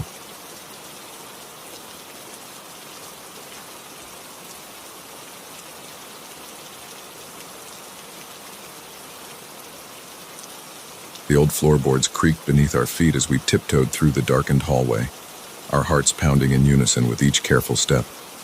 It was supposed to be a romantic getaway, a chance for Mark and I to reconnect away from the chaos of city life. But as we heard the heavy footsteps ascending the stairs, I realized with a sickening dread that our quaint countryside inn had become a trap, and we were the prey. My name is Emily, and this is the story of how our dream vacation turned into a nightmare that would haunt us forever. It had all started so perfectly. Mark and I had been drifting apart lately, both of us consumed by our demanding careers and the daily grind of urban living. When we found an ad for a charming bed and breakfast nestled in the rolling hills of the countryside, it seemed like the perfect opportunity to rekindle our relationship. The Willow Creek Inn looked like something out of a fairy tale as we drove up the winding driveway. A beautiful Victorian-era house, surrounded by lush gardens and ancient willow trees. The innkeeper, a kindly old woman named Mrs. Abernathy, greeted us with warm smiles and freshly baked cookies. "You two are in for a treat," she said, her eyes twinkling. "We don't get many visitors this time of year. You'll have the whole place to yourselves." As she led us to our room, I couldn't help but feel a sense of excitement. This was exactly what we needed: peace, quiet, and time alone together. The first day was blissful. We explored the grounds, had a picnic by a babbling brook, and spent the evening cuddled up in front of a crackling fireplace. For the first time in months, I felt the tension melting away from my shoulders. Mark seemed more relaxed too, his smile coming easier, his laugh more frequent. It wasn't until our second night that things began to feel off. We had just finished a romantic dinner in the inn's dining room when we heard a car pull up outside. Curious, we peeked out the window to see a sleek black SUV parking next to our modest sedan. 3 men got out, all wearing dark suits despite the late hour. "Probably just some businessmen," Mark said, but I could hear the uncertainty in his voice. We retreated to our room, trying to shake off the uneasy feeling. But as we lay in bed, I couldn't help but notice how quiet the inn had become. The usual creaks and settling noises of the old house were absent, replaced by an eerie silence. It was just past midnight when we heard it, hushed voices and footsteps in the hallway outside our room. Mark sat up, pressing a finger to his lips. We listened, hardly daring to breathe, as the voices grew closer. "Are you sure they're in this one?" a gruff voice asked. "Positive," another replied. Mrs. Abernathy confirmed it before we took care of her. A chill ran down my spine. Mrs. Abernathy. What had they done to her? Mark was already out of bed, pulling on his jeans and motioning for me to do the same. We had just finished dressing when the doorknob began to turn. In a moment of panic-driven inspiration, Mark wedged a chair under the doorknob. It wouldn't hold for long, but it might buy us some time. "Hey!" the voice on the other side shouted as the door refused to open. "They're awake. Break it down." The door shuddered as someone threw their weight against it. Mark grabbed my hand and pulled me towards the window. We were on the second floor, but there was a small balcony that ran along the side of the house. As we climbed out onto the balcony, I heard the door splinter behind us. Heavy footsteps entered the room. "They're on the balcony," someone yelled. We ran, our bare feet slapping against the cold wood. I could hear shouts and the sound of breaking glass as our pursuers gave chase. At the end of the balcony, Mark boosted me onto the sloping roof of the inn's sunroom. He scrambled up after me, and we carefully made our way across the slick shingles. "There," a voice called from below. A flashlight beam cut through the darkness, illuminating us. The sharp crack of a gunshot split the night. I felt something whistle past my ear, and a small chunk of roofing material exploded near my foot. "Oh, God," I whimpered. "They're shooting at us." Mark's face was grim in the moonlight. "We need to get to the car. It's our only chance." We reached the edge of the roof. Below us, I could see our car, tantalizingly close. But between us and freedom were our armed pursuers. "On 3, Mark whispered, gripping my hand tightly.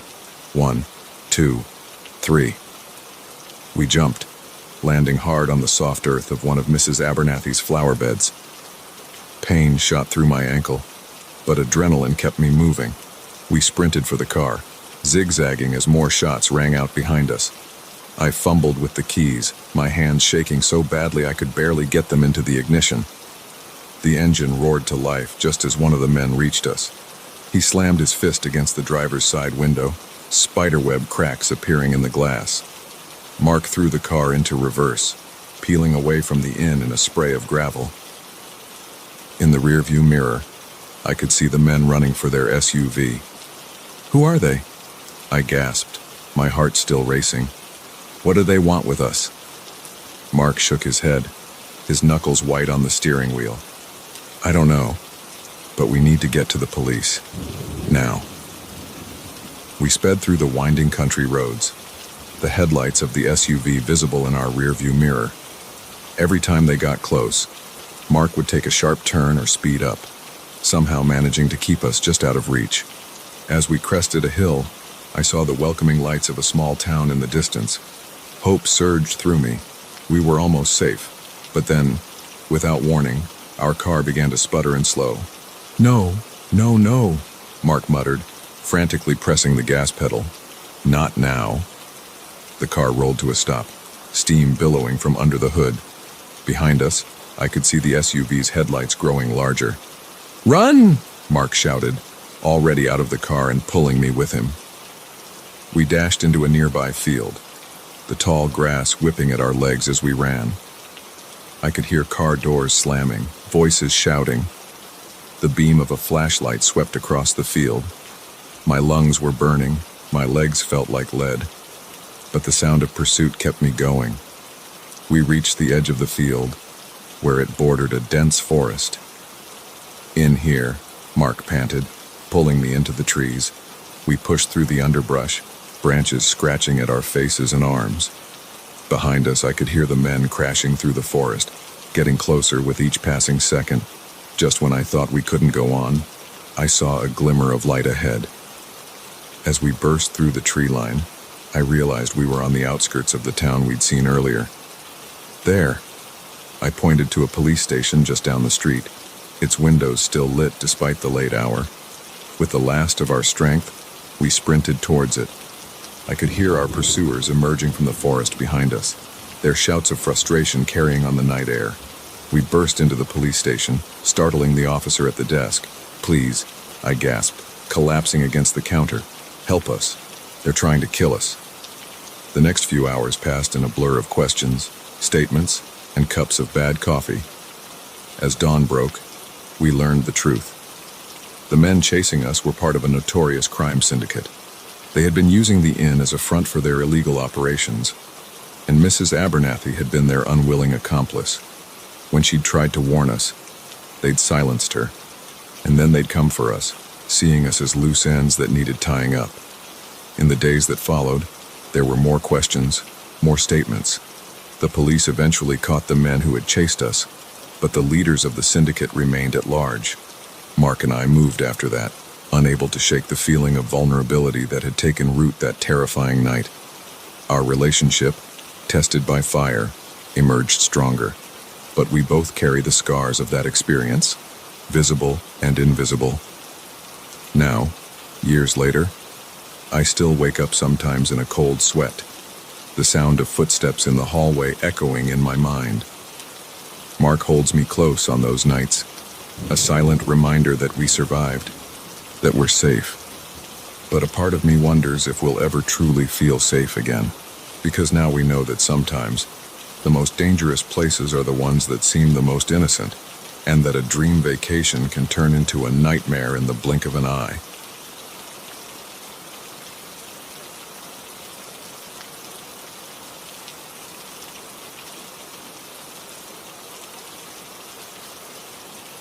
The click of the lock echoed through the room like a gunshot, freezing Mark and me in place. We exchanged glances, our eyes wide with panic. This wasn't how our romantic getaway was supposed to end. Trapped in a stranger's home, with masked intruders on the other side of the door. But as the handle began to turn, I realized our quiet countryside retreat had just become a fight for survival. "My name is Sarah, and what started as a second honeymoon turned into the most terrifying night of our lives." Mark and I had been married for 5 years, and like many couples, we'd fallen into a routine. Work, home, sleep, repeat. When we found a quaint bed and breakfast online, nestled in the rolling hills of a nearby rural county, it seemed like the perfect opportunity to rekindle our romance. The Willow Creek Inn was everything we'd hoped for. A beautiful Victorian-era house surrounded by gardens and towering oak trees. Mrs. Abernathy, the innkeeper, greeted us with warm smiles and freshly baked scones. "You two are in for a treat," she said, her eyes twinkling. "We don't get many visitors this time of year. You'll have the whole place to yourselves." The first day was blissful. We explored the grounds, had a picnic by a babbling brook, and spent the evening cuddled up in front of a crackling fireplace. For the first time in months, I felt the tension melting away from my shoulders. Mark seemed more relaxed too, his smile coming easier, his laugh more frequent. It wasn't until our second night that things began to feel off. We had just finished a romantic dinner in the inn's dining room when we heard a car pull up outside. Curious, we peeked out the window to see a sleek black SUV parking next to our modest sedan. 3 men got out, all wearing dark suits despite the late hour. "Probably just some businessmen," Mark said, but I could hear the uncertainty in his voice. We retreated to our room, trying to shake off the uneasy feeling. But as we lay in bed, I couldn't help but notice how quiet the inn had become. The usual creaks and settling noises of the old house were absent, replaced by an eerie silence. It was just past midnight when we heard it. Hushed voices and footsteps in the hallway outside our room. Mark sat up, pressing a finger to his lips. We listened, hardly daring to breathe, as the voices grew closer. "Are you sure they're in this one?" a gruff voice asked. "Positive," another replied. "Mrs. Abernathy confirmed it before we took care of her." A chill ran down my spine. Mrs. Abernathy. What had they done to her? Mark was already out of bed, pulling on his jeans and motioning for me to do the same. We had just finished dressing when the doorknob began to turn. In a moment of panic-driven inspiration, Mark wedged a chair under the doorknob. It wouldn't hold for long, but it might buy us some time. "Hey!" the voice on the other side shouted as the door refused to open. "They're awake! Break it down!" The door shuddered as someone threw their weight against it. Mark grabbed my hand and pulled me towards the window. We were on the second floor, but there was a small balcony that ran along the side of the house. As we climbed out onto the balcony, I heard the door splinter behind us. Heavy footsteps entered the room. "They're on the balcony," someone yelled. We ran, our bare feet slapping against the cold wood. I could hear shouts and the sound of breaking glass as our pursuers gave chase. At the end of the balcony, Mark boosted me onto the sloping roof of the inn's sunroom. He scrambled up after me, and we carefully made our way across the slick shingles. "There," a voice called from below.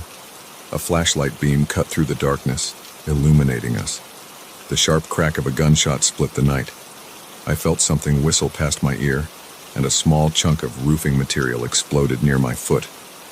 "Oh, God," I whimpered. "They're shooting at us." Mark's face was grim in the moonlight. "We need to get to the car. It's our only chance." We reached the edge of the roof. Below us, I could see our car, tantalizingly close. But between us and freedom were our armed pursuers. "On three," Mark whispered, gripping my hand tightly. "1, 2, 3. We jumped, landing hard on the soft earth of one of Mrs. Abernathy's flower beds. Pain shot through my ankle, but adrenaline kept me moving. We sprinted for the car, zigzagging as more shots rang out behind us. I fumbled with the keys, my hands shaking so badly I could barely get them into the ignition. The engine roared to life just as one of the men reached us. He slammed his fist against the driver's side window, spiderweb cracks appearing in the glass. Mark threw the car into reverse, peeling away from the inn in a spray of gravel. In the rearview mirror, I could see the men running for their SUV. "Who are they?" I gasped, my heart still racing. "What do they want with us?" Mark shook his head, his knuckles white on the steering wheel. "I don't know, but we need to get to the police, now." We sped through the winding country roads, the headlights of the SUV visible in our rearview mirror. Every time they got close, Mark would take a sharp turn or speed up, somehow managing to keep us just out of reach. As we crested a hill, I saw the welcoming lights of a small town in the distance. Hope surged through me. We were almost safe. But then, without warning, our car began to sputter and slow. "No, no, no," Mark muttered, frantically pressing the gas pedal. "What, not now?" The car rolled to a stop, steam billowing from under the hood. Behind us, I could see the SUV's headlights growing larger. "Run!" Mark shouted, already out of the car and pulling me with him. We dashed into a nearby field, the tall grass whipping at our legs as we ran. I could hear car doors slamming, voices shouting. The beam of a flashlight swept across the field. My lungs were burning. My legs felt like lead, but the sound of pursuit kept me going. We reached the edge of the field, where it bordered a dense forest. "In here," Mark panted, pulling me into the trees. We pushed through the underbrush, branches scratching at our faces and arms. Behind us, I could hear the men crashing through the forest, getting closer with each passing second. Just when I thought we couldn't go on, I saw a glimmer of light ahead. As we burst through the tree line, I realized we were on the outskirts of the town we'd seen earlier. There. I pointed to a police station just down the street, its windows still lit despite the late hour. With the last of our strength, we sprinted towards it. I could hear our pursuers emerging from the forest behind us, their shouts of frustration carrying on the night air. We burst into the police station, startling the officer at the desk. "Please," I gasped, collapsing against the counter. "Help us. They're trying to kill us." The next few hours passed in a blur of questions, statements, and cups of bad coffee. As dawn broke, we learned the truth. The men chasing us were part of a notorious crime syndicate. They had been using the inn as a front for their illegal operations, and Mrs. Abernathy had been their unwilling accomplice. When she'd tried to warn us, they'd silenced her, and then they'd come for us, seeing us as loose ends that needed tying up. In the days that followed, there were more questions, more statements. The police eventually caught the men who had chased us, but the leaders of the syndicate remained at large. Mark and I moved after that, unable to shake the feeling of vulnerability that had taken root that terrifying night. Our relationship, tested by fire, emerged stronger, but we both carry the scars of that experience, visible and invisible. Now, years later, I still wake up sometimes in a cold sweat, the sound of footsteps in the hallway echoing in my mind. Mark holds me close on those nights, a silent reminder that we survived, that we're safe.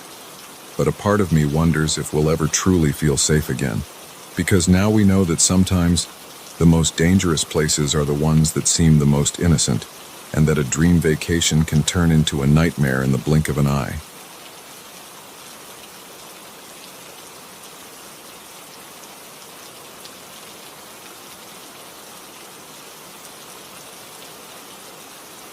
The last customer stumbled out into the night, leaving behind the stale scent of beer and broken dreams. I sighed, wiping down the bar one final time before closing. That's when I heard it, a soft thud from the storage room. My heart skipped a beat. I was supposed to be alone, but something told me this night was far from over. I'm Jenny, and I've been tending bar at the Rusty Nail for 3 years now. It's not glamorous work, but it pays the bills, and I've grown fond of the regulars. Tonight, though, as I stood frozen behind the bar, straining my ears for another sound, I realized how vulnerable I truly was. The storage room door creaked open slowly, and a figure emerged from the shadows. It wasn't anyone I recognized. A man, tall and lean, with a face that seemed carved from stone. His eyes locked onto mine, and I felt a chill run down my spine. "We're closed," I managed to say, my voice sounding thin and weak even to my own ears. He smiled, but it didn't reach his eyes. "Oh, I'm not here for a drink, Jenny." The fact that he knew my name sent a fresh wave of fear through me. I glanced at the phone behind the bar, calculating my chances of reaching it before he could stop me. As if reading my mind, he pulled out a gun, its metal gleaming dully in the low light. "I wouldn't if I were you," he said calmly. My mind raced. Who was this man? What did he want? And how the hell was I going to get out of this alive?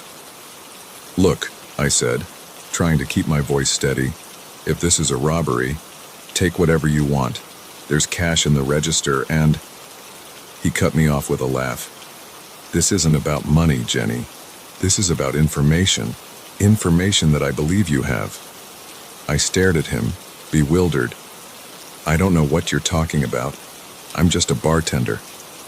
He moved closer, his eyes never leaving mine. "Oh, I think you know more than you're letting on. You see, we've been watching this place for a while now. We know about the little side business your boss has been running, and we know that you're not just a simple bartender." My blood ran cold. It was true that I'd noticed some strange things happening at the bar lately. My boss, Mike, had been having a lot of private meetings in his office. There had been an increase in unfamiliar faces coming in, people who didn't seem like our usual clientele. But I'd chalked it up to Mike trying to drum up more business. "I really don't know anything," I insisted. "Whatever Mike's involved in, he hasn't told me about it." The man's expression hardened. "I don't believe you. And I'm not leaving until I get what I came for." He gestured with the gun towards the office door. "Let's continue this conversation somewhere more private, shall we?" I had no choice but to comply. As we walked towards the office, my mind raced, trying to piece together what little I knew. Mike had been acting strange lately, jumpy and secretive. There had been hushed phone conversations, mysterious packages delivered after hours, but I'd never imagined it was anything like this. Once in the office, the man forced me to sit in Mike's chair. He loomed over me, the gun never wavering. "Now," he said, "let's start with the shipments. When are they coming in?" I shook my head, genuinely confused. "I don't know anything about any shipments, I swear." His eyes narrowed. Wrong answer. Without warning, he backhanded me across the face. The force of the blow sent me sprawling out of the chair. I tasted blood in my mouth as I struggled to sit up. "Let's try this again," he growled. "The shipments. When and where?" Tears stung my eyes, partly from pain, partly from fear. "Please," I begged. "I really don't know what you're talking about. Mike doesn't tell me anything about the business side of things." He studied me for a long moment, then sighed. "Perhaps you need some motivation to jog your memory." He reached into his pocket and pulled out a phone. After dialing a number, he spoke quietly into it. "Bring him in." My heart sank. Who else had they captured? Minutes later, the office door opened again. 2 more men entered, dragging a battered and bloodied figure between them. It took me a moment to recognize him through the bruises and swelling, but when I did, I gasped. "Mike!" My boss lifted his head, his one good eye focusing on me. "Jenny," he croaked. "I'm so sorry." The first man, clearly the leader, smiled coldly. "Now then, Jenny, let's see if your memory improves with some company." What followed was a nightmare of questions, threats, and violence. They demanded information about shipments, contacts, drop-off points, none of which I knew anything about. Every time I couldn't answer, they hurt Mike. His cries of pain tore at my heart, but I truly had no information to give them. As the night wore on, I began to piece together bits of the puzzle. It seemed Mike had gotten involved with a rival gang, using the bar as a front for drug trafficking. The men interrogating us were from another organization, looking to take over the territory. Just when I thought things couldn't get any worse, we heard sirens in the distance. The leader's head snapped up, his eyes narrowing. "Seems like our time is up," he said. "One last chance, Jenny. Tell us what we want to know, or we finish this right now." I looked at Mike, slumped in the corner, barely conscious, then back at the man with the gun, his finger tightening on the trigger. In that moment, something inside me snapped. Maybe it was the adrenaline, or maybe just blind luck, but I saw an opportunity and I took it. I lunged forward, catching the leader off guard. We grappled for the gun, its barrel swinging wildly. The other 2 men shouted, moving to help their boss. But in the chaos, Mike managed to summon the last of his strength. He tackled one of the men, sending them both crashing into the other. The gun went off, the sound deafening in the small office. I felt a searing pain in my side, but I didn't let go. We crashed into Mike's desk, sending papers and a heavy paperweight flying. I managed to grab the paperweight and brought it down hard on the leader's head. He crumpled to the floor, the gun clattering away. I snatched it up, my hands shaking as I pointed it at the other 2 men. "Don't move," I gasped, trying to ignore the warm wetness spreading across my shirt.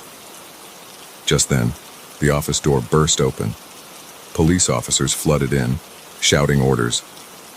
I dropped the gun, relief washing over me as the adrenaline faded and the pain intensified. The next few hours were a blur of ambulances, hospital rooms, and police questioning. It turned out one of our regulars, a off-duty cop who'd left just before closing, had noticed something off and called it in. Mike survived, though he faced a long recovery and even longer jail time. As for me, the bullet had grazed my side, painful, but not life-threatening.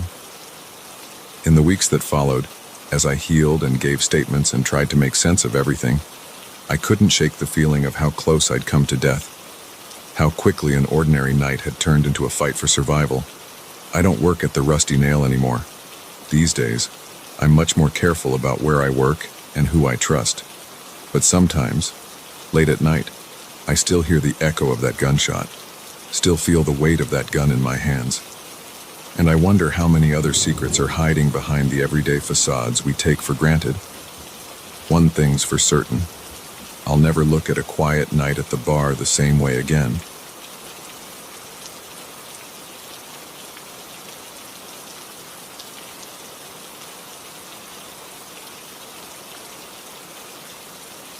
The key turned in the lock with a soft click, and I froze, my heart pounding in my chest. I wasn't supposed to be here, in this lavish house I'd been hired to show. But as I heard footsteps approaching from the kitchen, I realized with growing horror that I wasn't alone. Someone else had decided to pay an unexpected visit, and I had a sinking feeling they weren't here for a tour. My name is Rachel, and I've been a real estate agent for 5 years. It's usually a pretty straightforward job. Show houses, negotiate deals, help people find their dream homes. But on this crisp autumn evening, as the sun dipped below the horizon and shadows lengthened across the manicured lawn, I found myself trapped in a nightmare I never could have imagined. It had started as a routine showing.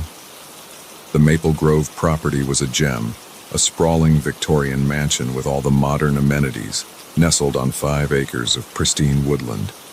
I'd been thrilled when the sellers chose me to list it, seeing dollar signs in my future commission.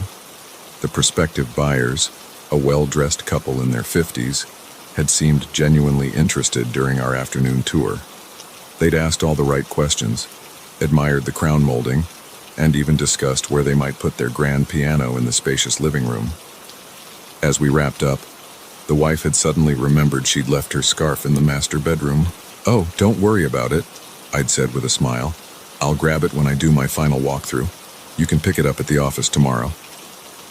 They'd thanked me and left, and I'd locked up, planning to return later that evening to retrieve the scarf and double-check that all the lights were off. It was a service I often provided for high-end listings, just to ensure everything was perfect for the next showing.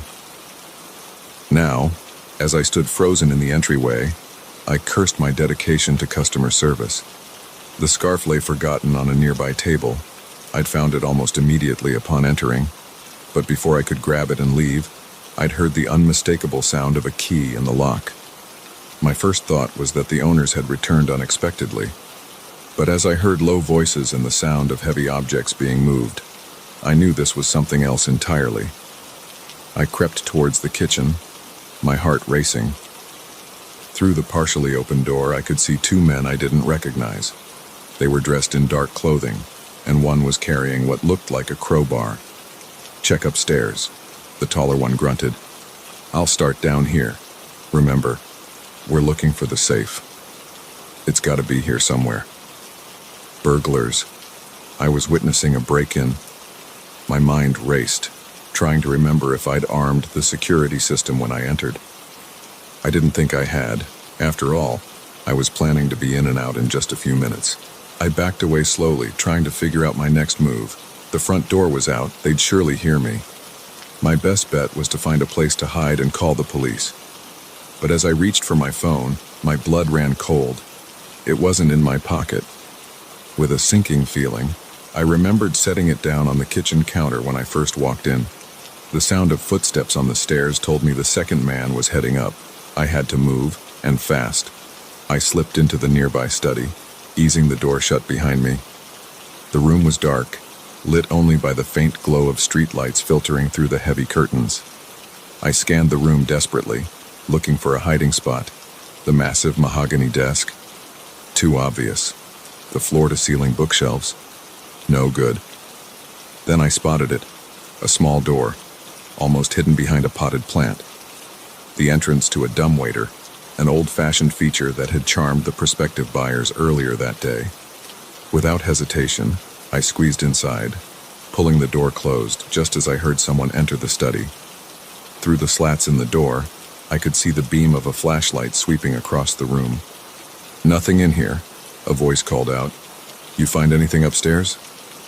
"Nah," came the reply. "But keep looking. That safe's gotta be somewhere."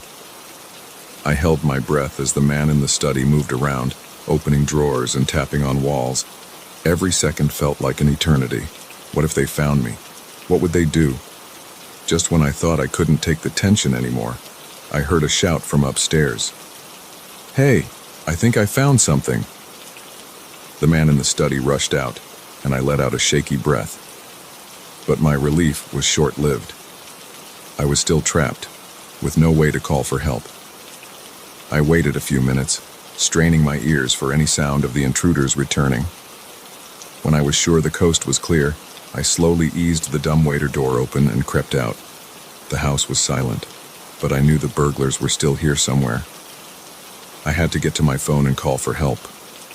Moving as quietly as I could, I made my way towards the kitchen. I had just reached the doorway when I heard a triumphant shout from upstairs. "Got it!" The safe was behind a painting in the master bedroom. Footsteps thundered down the stairs. I ducked behind a large potted plant, praying they wouldn't come into the kitchen. But luck wasn't on my side. The two men burst in, their faces flushed with excitement. "Let's get this thing open and get out of here," the taller one said, hefting a small safe onto the kitchen island. That's when I saw it. My phone, still sitting on the counter where I'd left it. It was so close, yet impossibly far away. If I could just reach it. As the men focused on cracking the safe, I inched forward, my hand stretching out towards my lifeline. Just a little further. My fingers closed around the phone and I nearly sobbed with relief. But as I started to retreat, my elbow knocked against a vase. It teetered for a heart-stopping moment, then crashed to the floor. The burglars whirled around, their eyes locking onto me.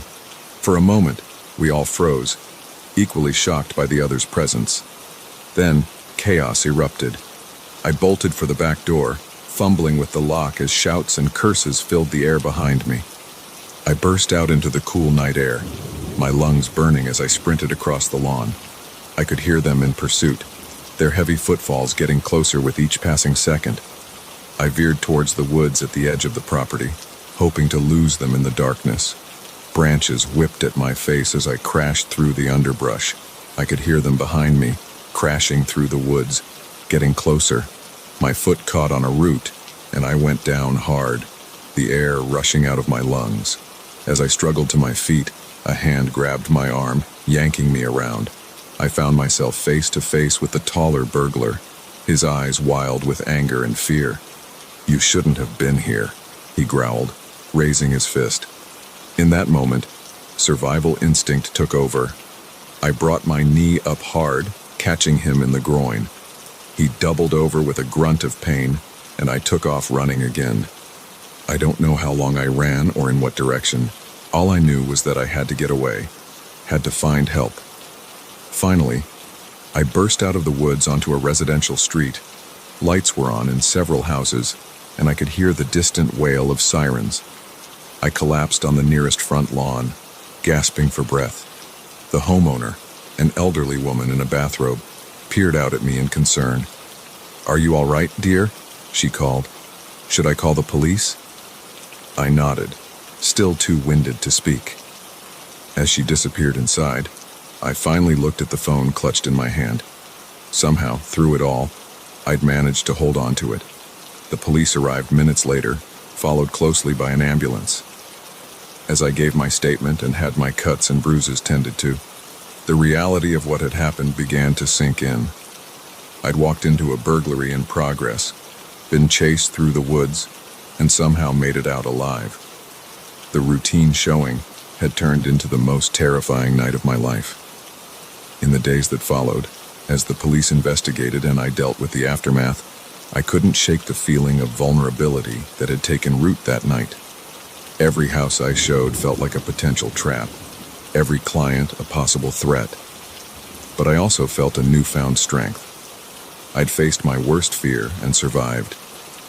And while I knew I'd never forget that night, I was determined not to let it define me. Now, when I turn the key in a lock, I'm always aware of what might be waiting on the other side, but I'm also ready for it, whatever it might be. Because sometimes, the most dangerous situations can reveal strengths we never knew we had.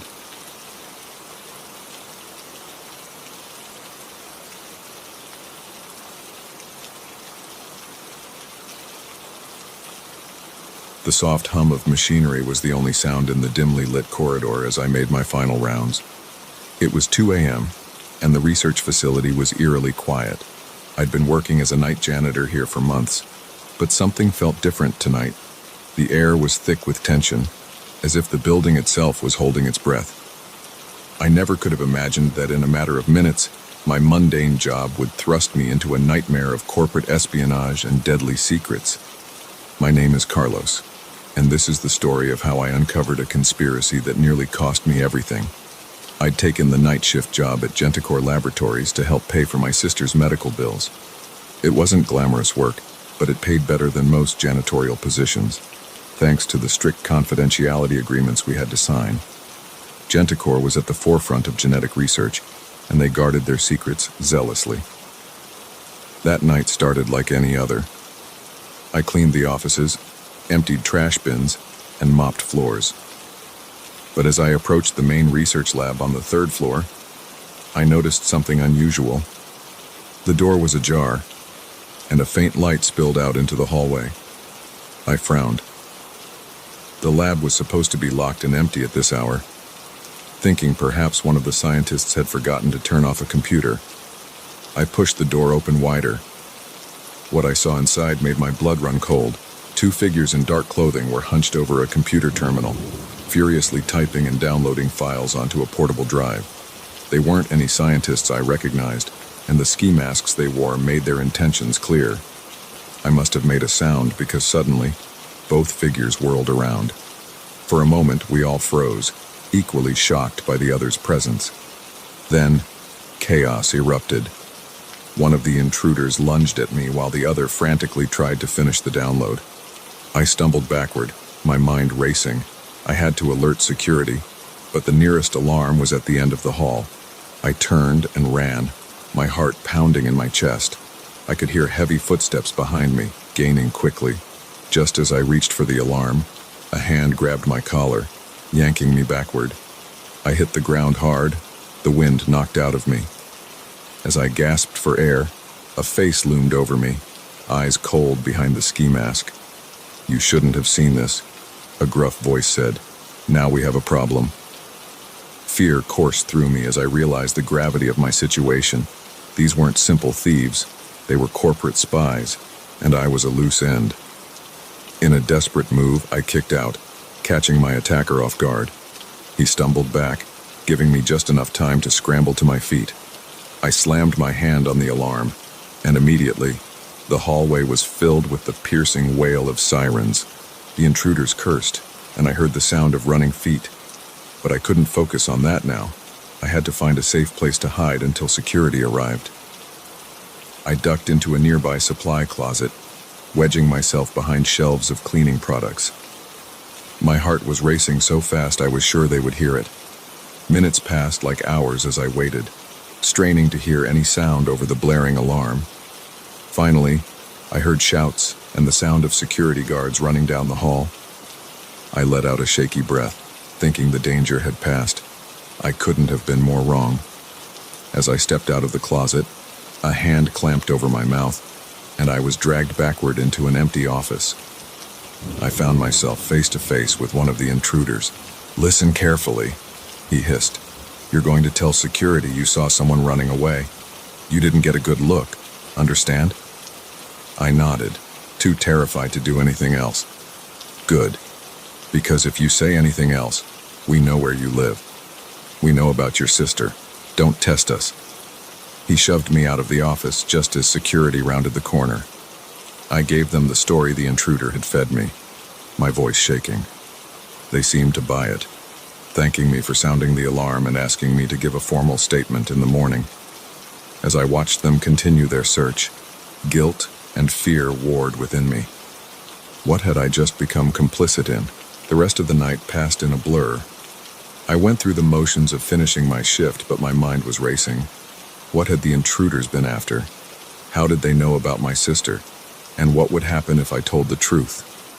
When I finally got home, exhausted and on edge, I found a note taped to my door. Remember, not a word. The next few days were a nightmare of paranoia. I jumped at every shadow, constantly looking over my shoulder. When I gave my statement to the company's security team, I stuck to the story, hating myself for every lie. But as the investigation continued, I noticed strange things happening. Key card logs were altered. Security camera footage went missing. It was clear that someone on the inside was covering up what had really happened that night.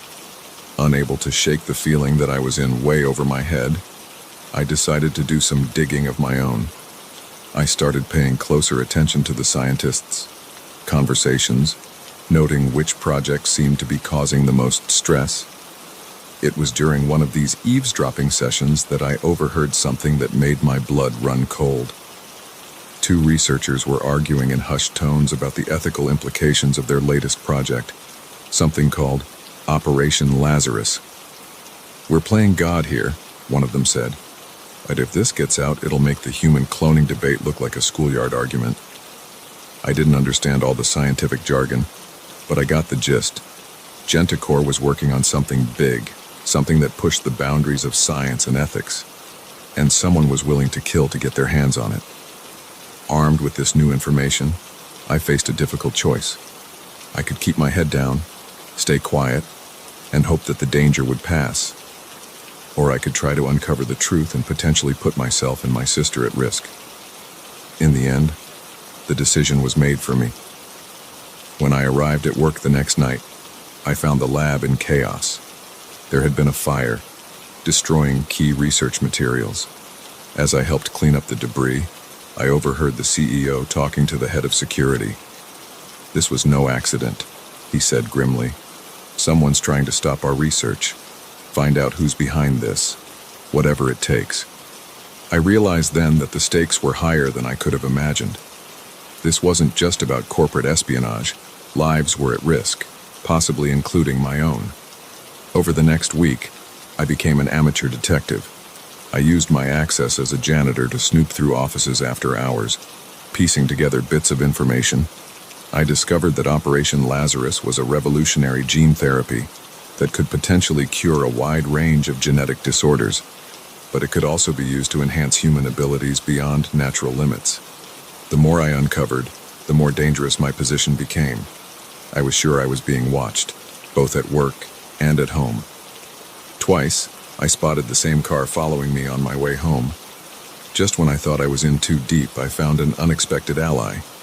Dr. Chen, one of the lead researchers, approached me one night as I was cleaning her office. "I know you saw something the night of the break-in," she said quietly. "And I know you've been investigating. You're in danger, Carlos." She explained that she had been growing increasingly concerned about the ethical implications of their work.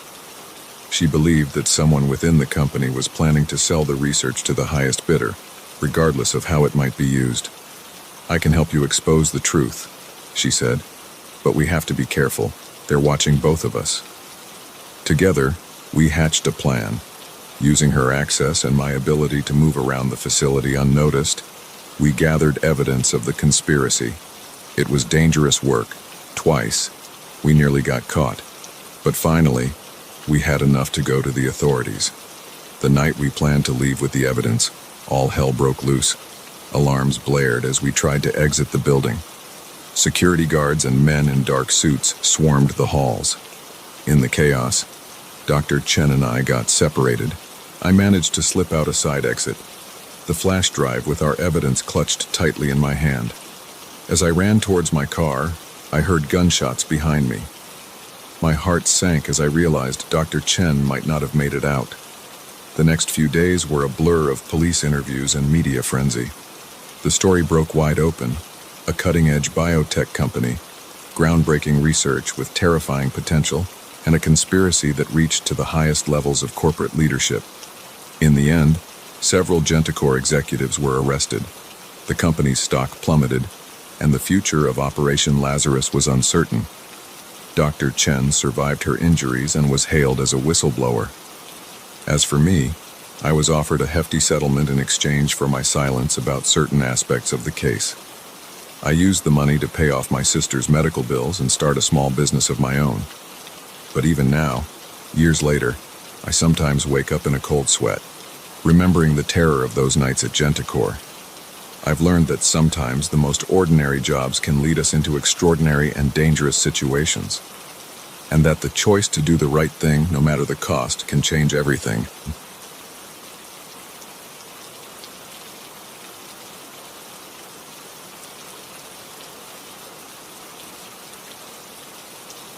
The antique mirror in the hallway caught my eye, reflecting a shadow that shouldn't have been there. I blinked, and it was gone, but as I turned back to the pile of mail I'd been sorting, a chill ran down my spine. I was supposed to be alone in this sprawling mansion, but a creeping sensation told me otherwise. Little did I know, my comfortable job as a house sitter was about to plunge me into a terrifying game of cat and mouse with an intruder I couldn't see. My name is Olivia, and I've been house sitting for the wealthy and elite for the past 5 years. It's a cushy gig, living in luxurious homes, caring for pampered pets, and generally enjoying the lifestyle of the rich and famous, while their actual owners are away on extended vacations or business trips.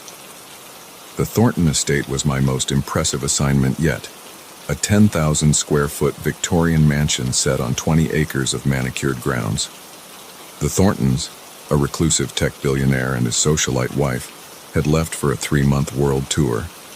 They'd given me a thorough tour of the house before they left, pointing out the state-of-the-art security system, the army of groundskeepers and cleaners who would be coming and going, and the extensive list of daily tasks to keep their home running smoothly. For the first 2 weeks, everything was perfect.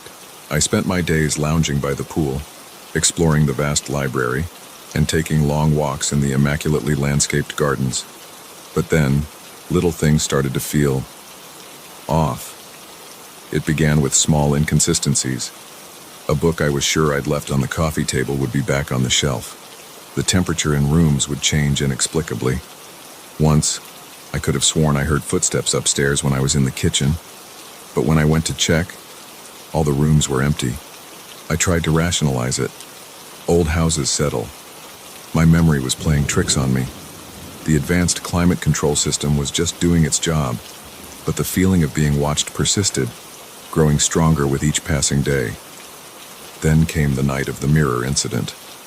I'd been sorting through the day's mail when I saw that shadow, there and gone in an instant. It was the first time I couldn't explain away the oddities with logic. Someone, or something, was in the house with me. Sleep didn't come easily that night. I lay awake, straining my ears for any sound out of place.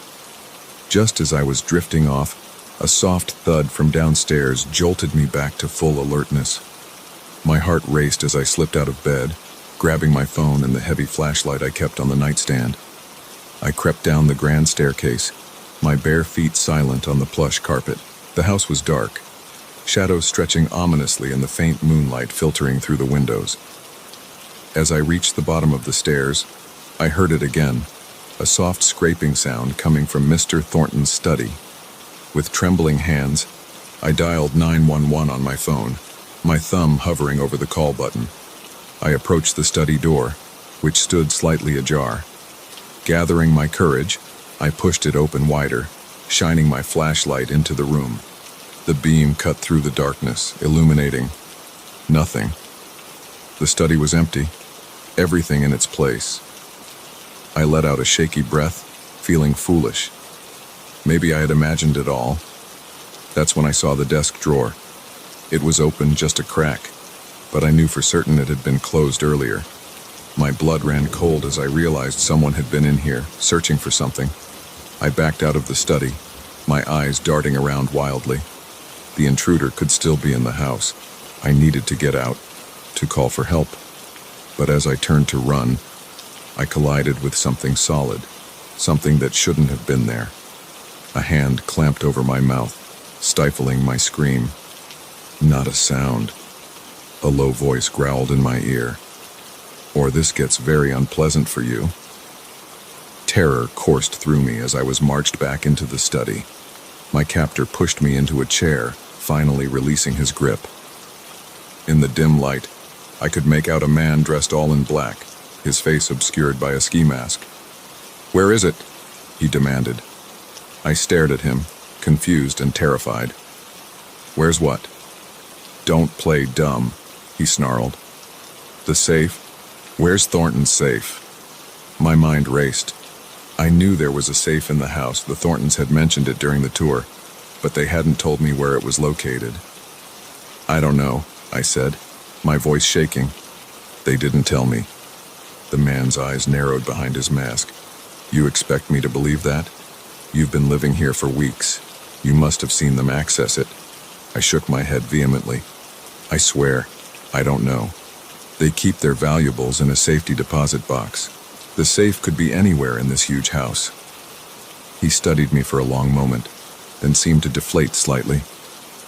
"Damn it," he muttered.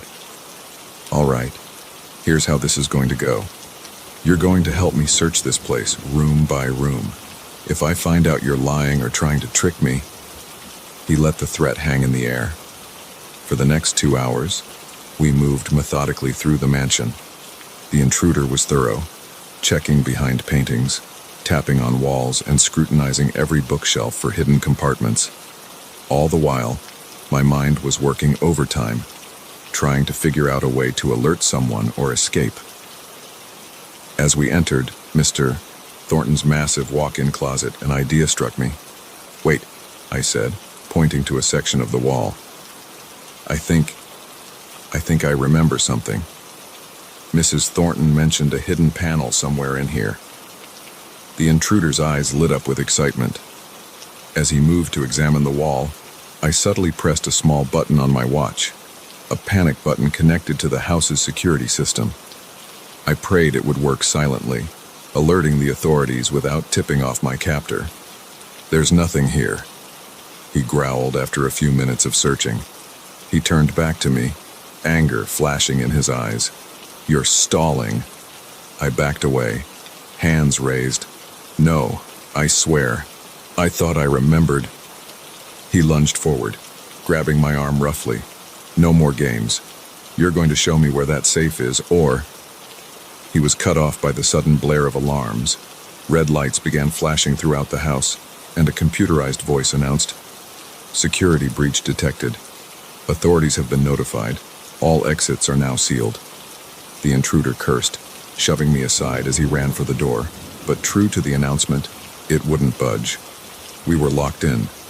What followed was a terrifying game of hide and seek. The intruder, realizing he was trapped, became desperate. He searched frantically for a way out, all the while hunting for me. I managed to slip away in the chaos, hiding in a secret passage I'd discovered during my explorations of the house. From my hiding spot, I could hear him raging, tearing the place apart in his desperation. Tears streamed down my face as I huddled in the darkness, praying for the police to arrive quickly. After what felt like an eternity, I heard new voices, authoritative shouts, and the sound of breaking glass. The police had finally arrived. When it was all over, I emerged shaken but unharmed. The intruder was arrested, and I learned he was part of a sophisticated ring of thieves targeting wealthy homes. The Thorntons, it turned out, had a collection of priceless artifacts hidden in a safe I never knew existed. In the days that followed, as I gave statements to the police and tried to process what had happened, I couldn't shake the feeling of violation. The home that had been my sanctuary had become a place of terror. The Thorntons, upon hearing what happened, offered me a generous bonus and glowing recommendations. But I knew my days of house-sitting were over. The experience had shown me how vulnerable we can be, even in the most secure environments. Now, years later, I still sometimes wake up in the night. Sure, I've heard a floorboard creak or seen a shadow move. The fear never fully goes away, but I've learned to trust my instincts, to be aware of my surroundings, and to never take safety for granted. Because sometimes, The most dangerous threats are the ones we invite into our homes without even realizing it. And in the end, our greatest defense is our own awareness and quick thinking.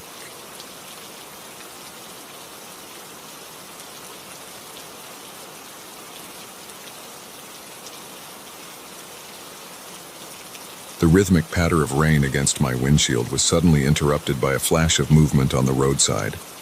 A figure, hunched and desperate, thumb outstretched.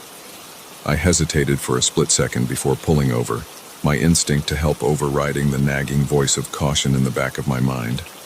As the stranger climbed into my car, I had no idea that this simple act of kindness would lead me down a dark and terrifying path. My name is Jack, and I've always prided myself on being a good Samaritan. Growing up in a small town, helping others was second nature. But on this stormy night, as I drove home from a late shift at the hospital where I worked as a nurse, my compassion would be tested in ways I never imagined. The man who slid into my passenger seat was soaked to the bone, his clothes clinging to a lean frame. He had a scruffy beard and deep-set eyes that darted around nervously before settling on me. "Thanks for stopping," he said, his voice gruff but grateful. Not many people would have in this weather. I smiled, trying to put him at ease. "No problem. Where are you headed?" "Just up the road a ways," he replied vaguely. "I'll let you know when to stop." As I pulled back onto the empty highway, I couldn't shake a growing sense of unease. The man's vague destination, his nervous energy, something felt off. But I pushed the feeling aside, chalking it up to too many late-night crime shows. We drove in silence for a few minutes, the only sound the swish of windshield wipers and the drumming of rain on the roof. I was about to attempt some small talk when the man spoke. "So, Jack," he said casually, "how's life treating you?" I froze, my hands tightening on the steering wheel. I hadn't told him my name. Before I could respond, he continued, his tone shifting from casual to menacing. "I bet it's pretty good, living in that nice house on Elm Street, with your golden retriever, Max, isn't it?" My blood ran cold. How could he possibly know these details about my life? "Who are you?" I demanded, my voice shaking despite my effort to stay calm. "How do you know these things?" He chuckled, a sound that sent chills down my spine. "Oh, Jack, I know a lot about you. I've been watching you for quite some time now." My mind raced, trying to process this information.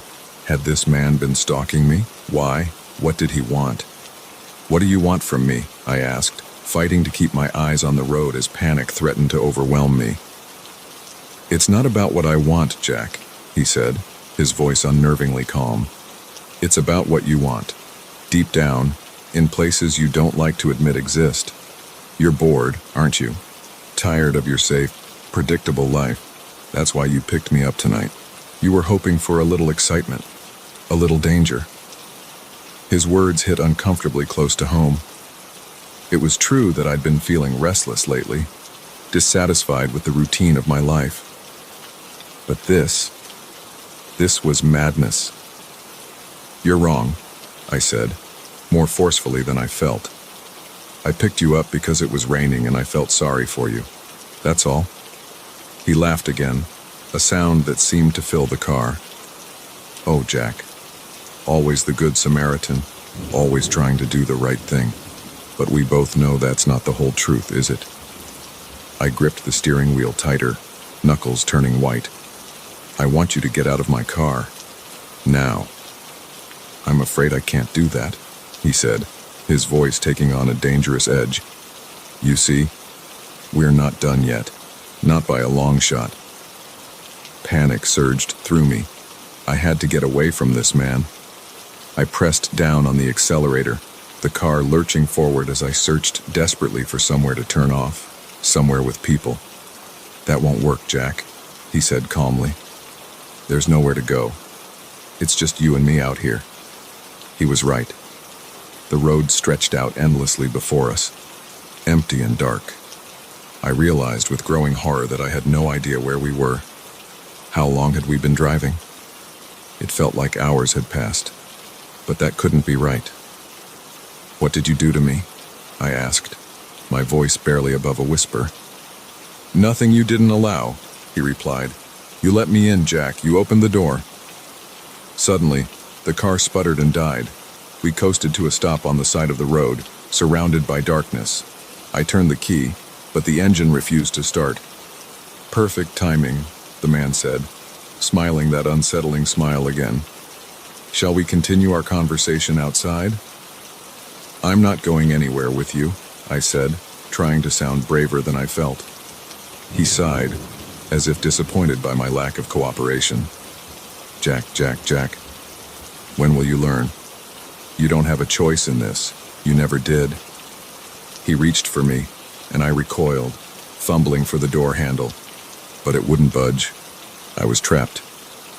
Don't fight it, he said softly.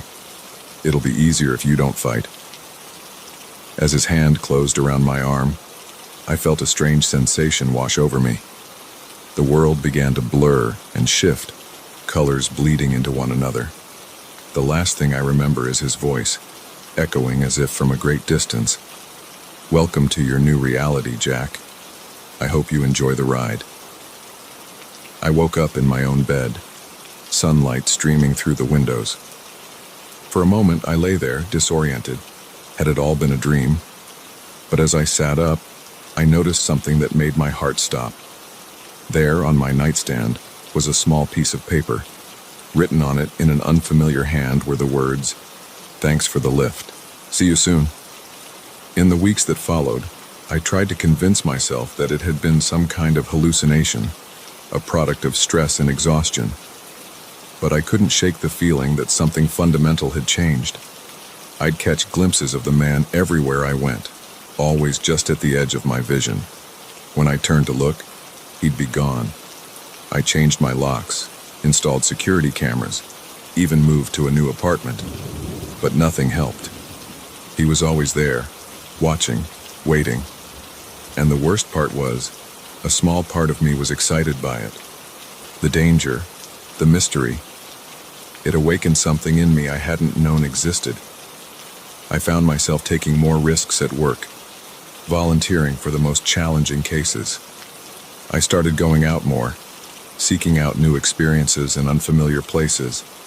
It was as if that night had unlocked a part of me that had been dormant for years. But with this newfound excitement came a constant undercurrent of fear. Every stranger could be him. Every locked door could open at his touch. I lived in a state of perpetual alertness, both dreading and anticipating our next encounter. It came on a rainy night, much like the one where it all began. I was walking home from a late shift, the streets empty and slick with rain. As I turned onto my street, I saw him standing under a streetlight, that same unsettling smile on his face. "Hello, Jack," he said as I approached. "Ready for another ride?" I should have run. I should have called for help. But instead I found myself nodding, a mix of terror and exhilaration coursing through me. As we walked towards his car, I realized that I had changed. The old Jack would never have agreed to this, would have fought against the danger and the unknown. But this new Jack, the one born on that fateful rainy night, craved the thrill of the unexpected. "Where are we going?" I asked as I slid into the passenger seat. He grinned, his eyes glinting in the darkness. "Wherever the road takes us, Jack. Are you ready for that?" As we drove off into the night, the rain pounding on the roof, I knew that my life would never be the same. I had opened a door to a world of shadows and secrets, of danger and excitement, and despite the fear that still gnawed at me, I couldn't bring myself to close it. Now, as I sit here telling you this story, I'm not sure what's real anymore. Am I losing my mind? Or did I really invite something sinister into my life that night on the rain-soaked highway? All I know is that I can't trust my own perceptions. Every stranger could be him. Every locked door could open at his touch. So let my story be a warning. The next time you see a hitchhiker on a dark and stormy night, think twice before stopping. Because you never know who or what you might be letting into your life. And once they're in, they may never leave.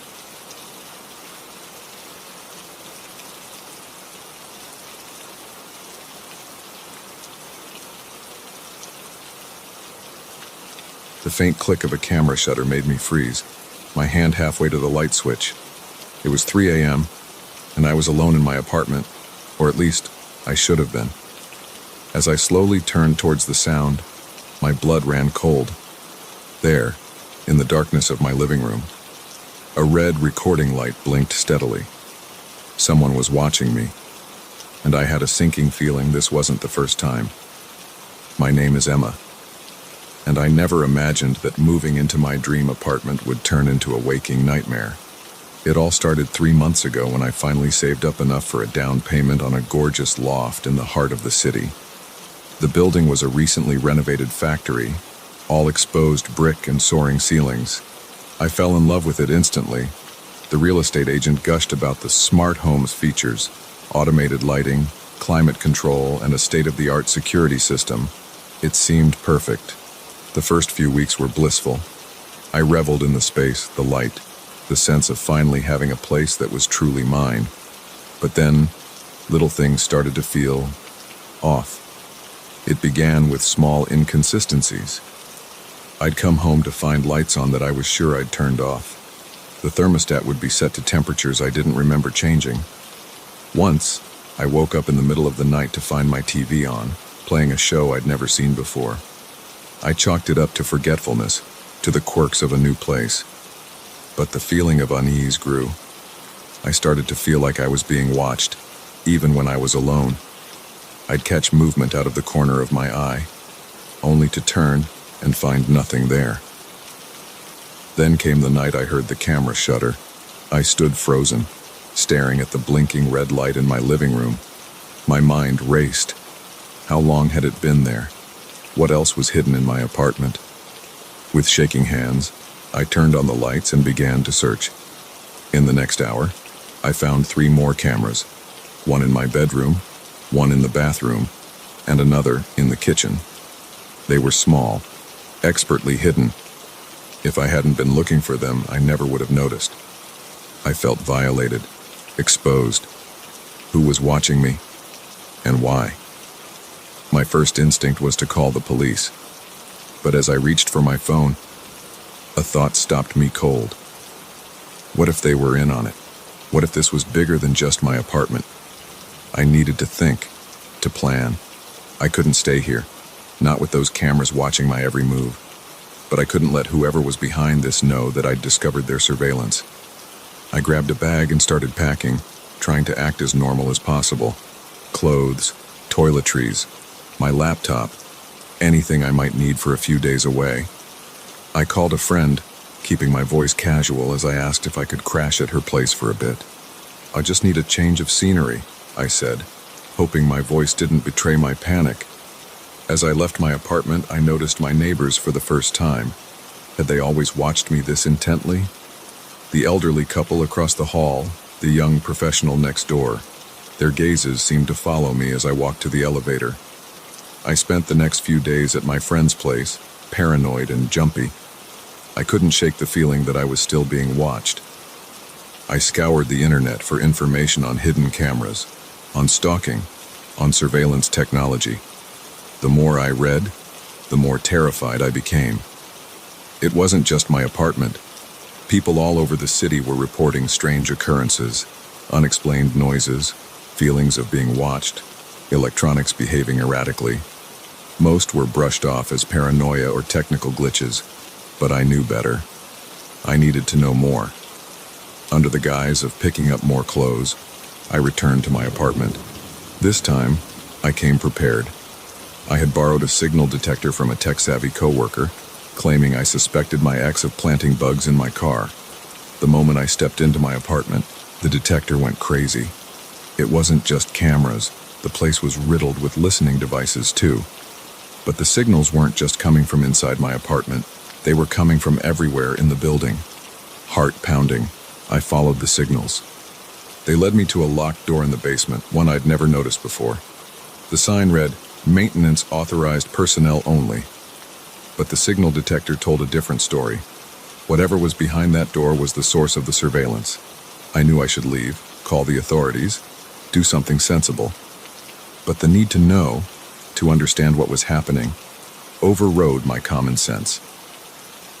Using the lock-picking skills I'd learned from countless YouTube videos over the past few days, I managed to open the door. What I found inside made my blood run cold. The room was filled with monitors, each displaying feeds from different apartments in the building. I saw my neighbors going about their daily lives, unaware they were being watched. And there, on one screen, was my empty apartment, but it wasn't just our building. There were feeds from all over the city, offices, restaurants, parks. Everywhere people gathered, hidden cameras were watching. As I stood there, trying to process what I was seeing, I heard a noise behind me. I turned to find my neighbor, the young professional from next door, standing in the doorway. But he didn't look surprised to see me there. He looked expectant. "We've been waiting for you to figure it out, Emma," he said, his voice eerily calm. "You're more observant than most. That's why we chose you." "Chose me?" I stammered. "For what?" He smiled, but it didn't reach his eyes. "To join us, of course. We've been watching you, evaluating you. You've passed the test." As he spoke, more people filed into the room. I recognized them all. My neighbors, the real estate agent who'd sold me the apartment, even the barista from my favorite coffee shop. They formed a circle around me, their eyes gleaming with an unsettling intensity. "What is this?" I demanded, trying to keep the fear out of my voice. "Some kind of cult." The man who'd been my neighbor laughed. "Oh, Emma, this is so much bigger than that. We're the Watchers. We see everything, know everything. And now, you're one of us." My mind reeled. This couldn't be happening. It was too bizarre, too terrifying to be real. But as I looked at the screens, at the hundreds of lives being monitored and recorded, I knew it was all too real. "And if I refuse?" I asked, already knowing the answer. His smile turned cold. "That's not an option, Emma. You know too much now. You're either with us or, well, let's just say we have ways of dealing with threats to our operation." I felt trapped, cornered. But a part of me, a part I wasn't proud of, was intrigued. The power they held, the knowledge, it was seductive. What would I have to do? I heard myself asking, hardly believing the words coming out of my mouth. The group seemed to relax slightly. "For now, just return to your life. Act normal. We'll be in touch with your first assignment soon." As I left the basement, my head spinning, I knew my life would never be the same. I had uncovered a conspiracy beyond my wildest imagination, and now I was a part of it. The next few weeks were a blur. I went through the motions of my daily life, hyper-aware of the cameras watching my every move. But now, I was watching too. I began to notice things I'd overlooked before, the carefully placed cameras in public spaces, the way certain people always seem to be observing others. My first assignment came in a plain envelope slipped under my door. It contained a name, an address, and instructions to plant a camera in a specific location. My hands shook as I read it, the reality of what I'd become crashing down on me. I stood at a crossroads. I could go through with it, become one of them, always watching, never truly living. Or I could fight back, expose them, risk everything. As I sit here now, writing this down, I still haven't decided what to do. But I know one thing for certain. Nothing is as it seems. The world is full of eyes, always watching, always recording. And once you become aware of it, you can never go back to blissful ignorance. So the next time you feel like you're being watched, trust that instinct. Because in this brave new world of constant surveillance, paranoia might just be the most rational response.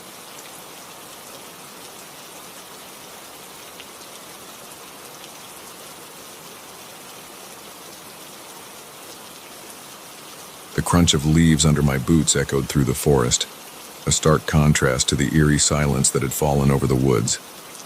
I'd been a park ranger for 15 years, but something about this patrol felt different. The air was thick with tension, and I couldn't shake the feeling that I was being watched.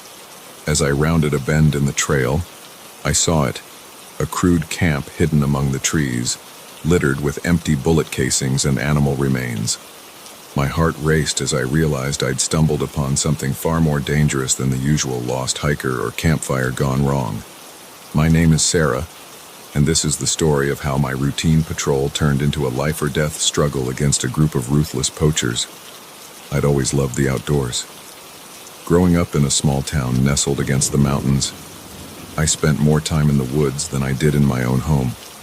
Becoming a park ranger was a natural choice, a way to protect the wilderness I loved so much. Willowbrook National Park had been my home for the past decade, and I knew every trail, every stream, every rocky outcropping like the back of my hand. That day started like any other. I'd set out at dawn, my backpack loaded with supplies for a long day of patrolling the park's more remote areas. The autumn air was crisp, and the changing leaves painted the forest in brilliant shades of red and gold.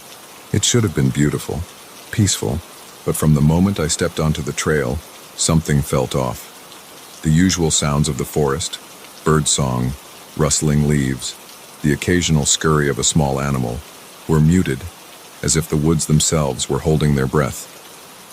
I tried to shake off the unease, telling myself I was being paranoid, but 15 years of experience had taught me to trust my instincts.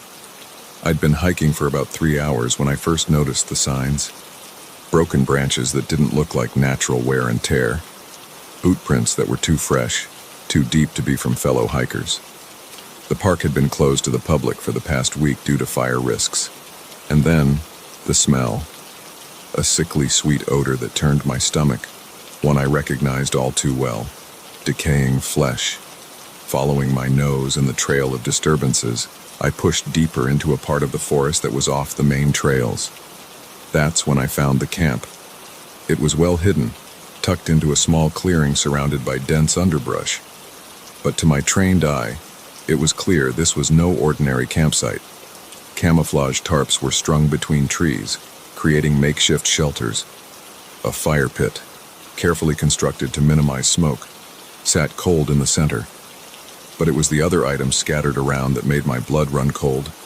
Snares and steel traps, high-powered rifles leaning against trees, and everywhere, the evidence of their grisly work, piles of animal pelts, antlers, and other trophies. I'd heard rumors of poaching rings operating in the area, but I'd never seen evidence this blatant. This wasn't just a couple of locals hunting out of season. This was organized, professional, and incredibly dangerous. I reached for my radio, ready to call for backup, when a twig snapped behind me. I whirled around, my hand instinctively going to the bear spray on my belt, but I was too slow. "Well, well," a gruff voice said. "Looks like we've got ourselves a nosy ranger." 3 men emerged from the trees, rifles aimed squarely at my chest. They were rough-looking, with the hardened expressions of men used to operating outside the law. The leader, a tall man with a scar running down his cheek, grinned at me, but it was a predator's grin, cold and calculating. "Now, what are we going to do with you?" he mused, taking a step closer. I raised my hand slowly, mind racing. "Look," I said, trying to keep my voice steady. "You don't want to do this. Attacking a federal officer will only make things worse for you. Why don't we talk about this?" The man laughed, a harsh sound that echoed through the clearing. "Talk, sweetheart. I don't think you understand the situation. There's no talking your way out of this." One of the other men spoke up, his voice nervous. "We should just get out of here, boss. Leave her tied up and make a run for it." The leader shook his head. "No, she's seen too much. We can't risk it." My heart sank as I realized what he was implying. These men weren't just poachers, they were killers. And I was their next target. In that moment, survival instinct took over. I dropped to the ground, simultaneously pulling the bear spray from my belt. As I fell, I heard the crack of a rifle, felt the wind of a bullet passing just over my head. I rolled, coming up in a crouch, and unleashed a stream of spray directly into the face of the nearest poacher. He screamed, dropping his rifle and clawing at his eyes. I didn't wait to see the effect on the others. I ran, crashing through the underbrush, branches whipping at my face as I fled. Behind me, I could hear shouts and the sound of pursuit. I knew these woods better than they did, but they had the advantage of numbers and firepower. My only hope was to lose them long enough to call for help. I ran for what felt like hours, my lungs burning, my legs screaming for rest. But I didn't dare stop. Every so often, I'd hear a shout or the crack of a branch, reminding me that my pursuers were still on my trail. As I ran, I tried to formulate a plan. I needed to find a place with cell service to call for backup. The nearest ranger station was miles away, but there was an old fire tower on top of Cascade Ridge that might work. It was a steep climb, but if I could make it, I'd have a chance. I veered off toward the ridge, the terrain becoming steeper and more treacherous. Loose rocks slid under my feet, and more than once I nearly lost my footing, but fear and adrenaline kept me going. About halfway up the ridge, I allowed myself a moment to rest, pressing myself against a large boulder and straining my ears for any sound of pursuit. For a few blissful seconds, all I could hear was my own ragged breathing and the pounding of my heart. Then, a voice carried on the wind. "I see her, up on the ridge." Panic gave me a fresh burst of energy.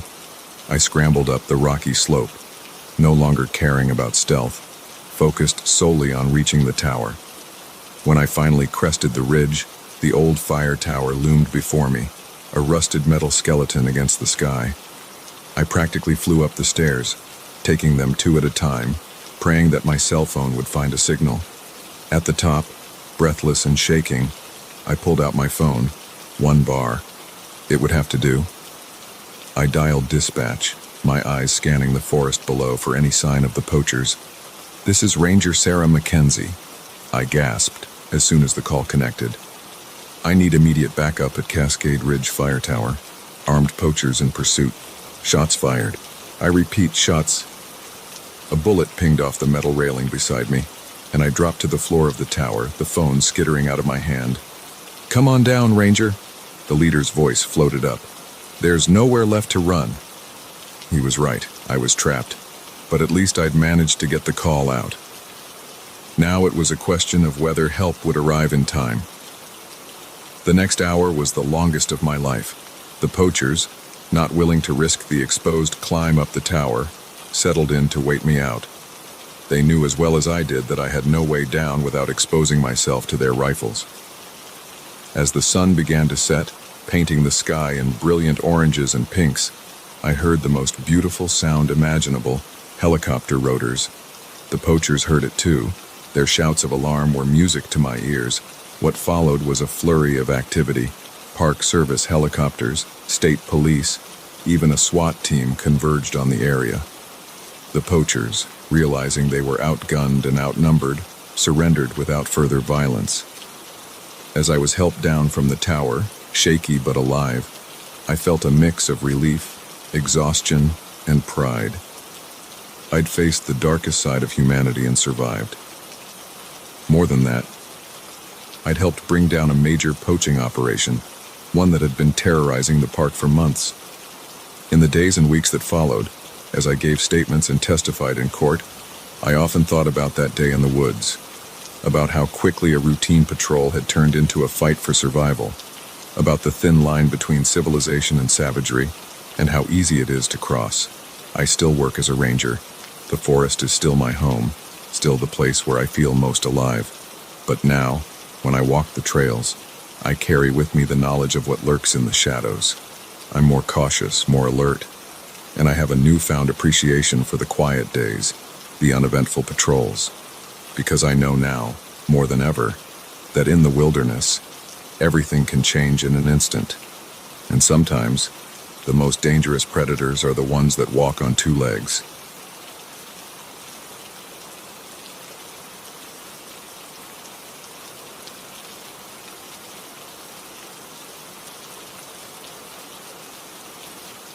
The smell hit me first, antiseptic and something else, something sickly sweet that turned my stomach.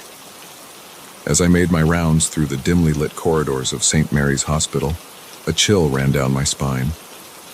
Something was off tonight. The air felt heavy, charged with an energy I couldn't explain. Little did I know, my overnight shift was about to plunge me into a nightmare that would challenge everything I thought I knew about medicine, ethics, and the thin line between life and death. My name is Dr. Emily Chen, and I've been a night shift nurse at St. Mary's for the past 3 years. I thought I'd seen it all: gruesome injuries, miraculous recoveries, and everything in between. But nothing could have prepared me for what I uncovered that fateful night. It started innocently enough.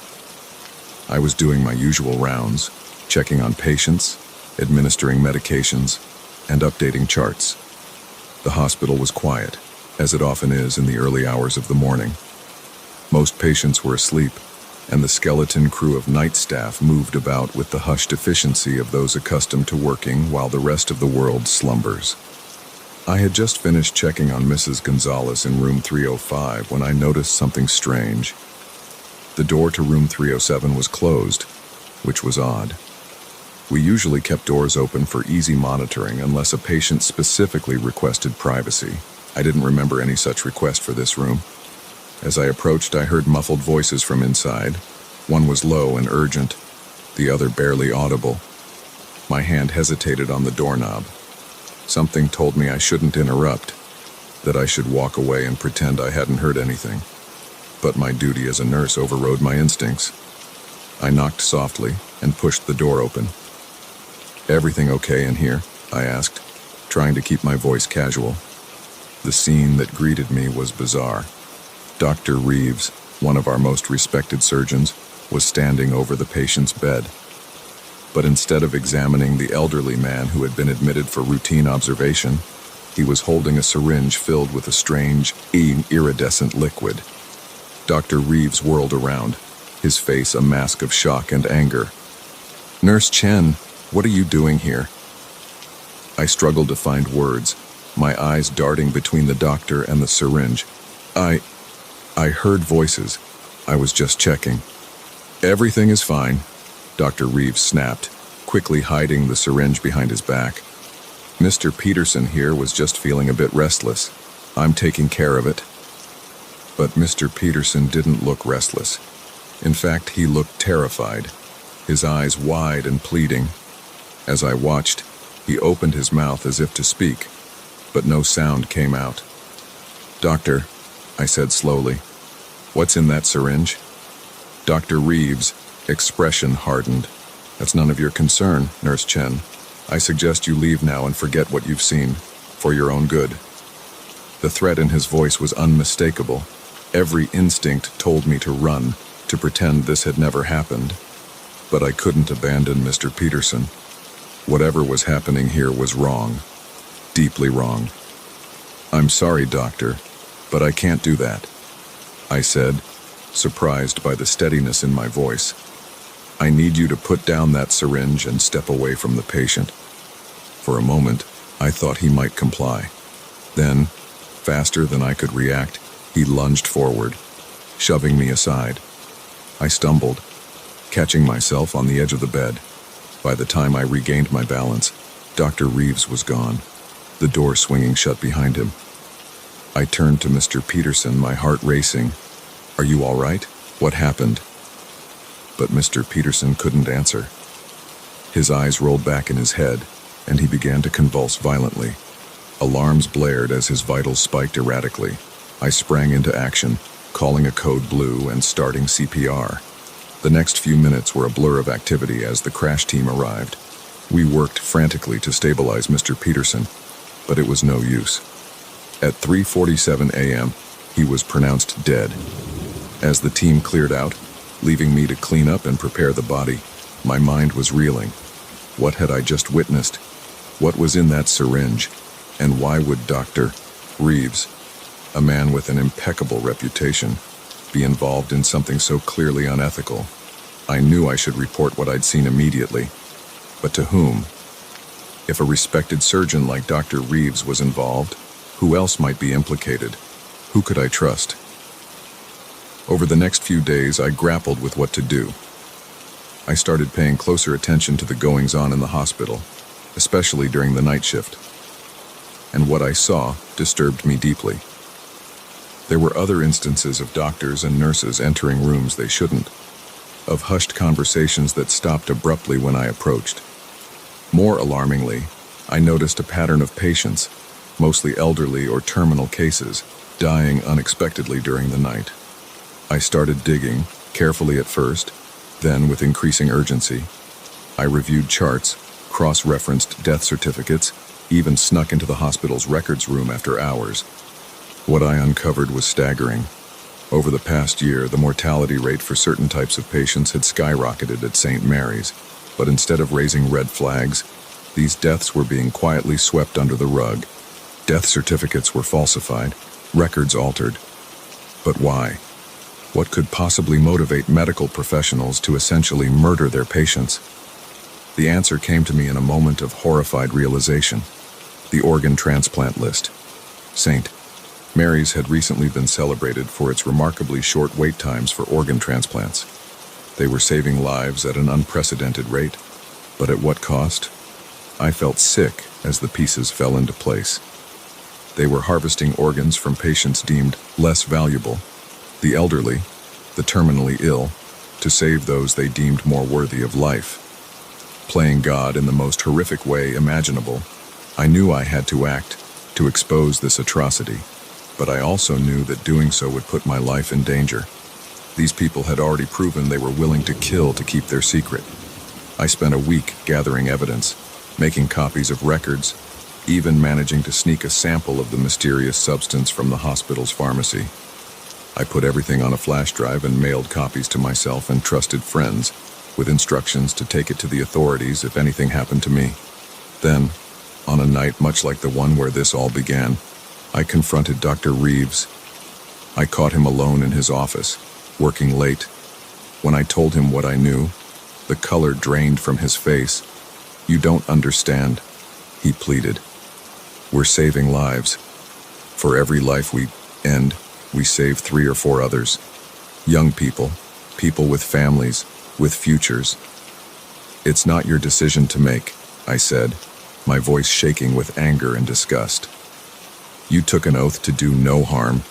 You're murderers, all of you." I told him I was going to the police and that it was over. I thought I saw resignation in his eyes. I should have known better. As I turned to leave, I felt a sharp pain in my neck. Dr. Reeves had moved with surprising speed, jabbing me with a syringe. As my vision began to blur, I saw genuine regret on his face. "I'm sorry, Emily," he said softly, "but we can't let you stop us. We're doing important work here." I woke up 3 days later in a hospital bed, not at St. Mary's, but at a facility 2 towns over. The official story was that I'd had an allergic reaction to something at work and had been rushed to the nearest available hospital. But I knew the truth. They had tried to silence me, to discredit me, but they had underestimated me. In the months that followed, as investigations were launched and arrests were made, I often thought about that night, about how quickly the world as I knew it had unraveled, about the thin line between healing and harming, and how easy it is to cross in the name of a greater good. I still work as a nurse, but now I'm more vigilant, more questioning.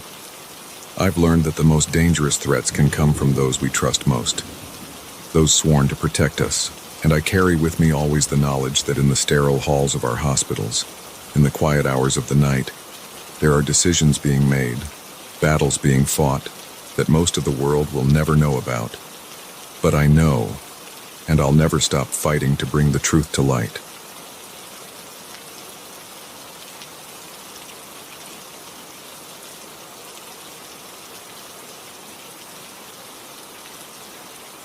The steady rhythm of my footfalls on the pavement was suddenly broken by the sharp crack of a twig behind me. I faltered mid-stride, my heart leaping into my throat. The park, usually a haven of tranquility in the bustling city, now felt ominous in the gathering twilight. As I glanced over my shoulder, I caught a glimpse of a shadowy figure ducking behind a tree. In that moment, I realized my evening jog had become a deadly game of cat and mouse. My name is Lily, and I never thought my passion for running would lead me into the most terrifying night of my life. I've always been a runner. There's something freeing about the way your body moves, the steady in and out of your breath, the world blurring at the edges as you focus on the path ahead. It's my escape, my therapy, my time to clear my head after long days at the office. Central Park had been my go-to running spot since I moved to New York City 3 years ago. I knew its winding paths like the back of my hand, from the bustling areas near the entrances to the quieter, more secluded trails deeper inside. I usually stuck to the well-lit, populated areas when running in the evening, but today had been particularly stressful, and I craved the solitude of the park's more remote corners. It was a decision I would come to regret. The sun was just beginning to set when I entered the park, casting long shadows across the grass. The usual crowd of joggers, dog walkers, and tourists was thinning out, heading home for the day. I relished the quiet, the cool air on my skin as I set off down my favorite trail. I was about 2 miles into my run when I first noticed something was off. It was subtle at first, just a feeling of being watched that made the hair on the back of my neck stand up. I shook it off, telling myself I was being paranoid. But as I rounded a bend in the path, I heard it. Footsteps, not quite in sync with my own, coming from somewhere behind me.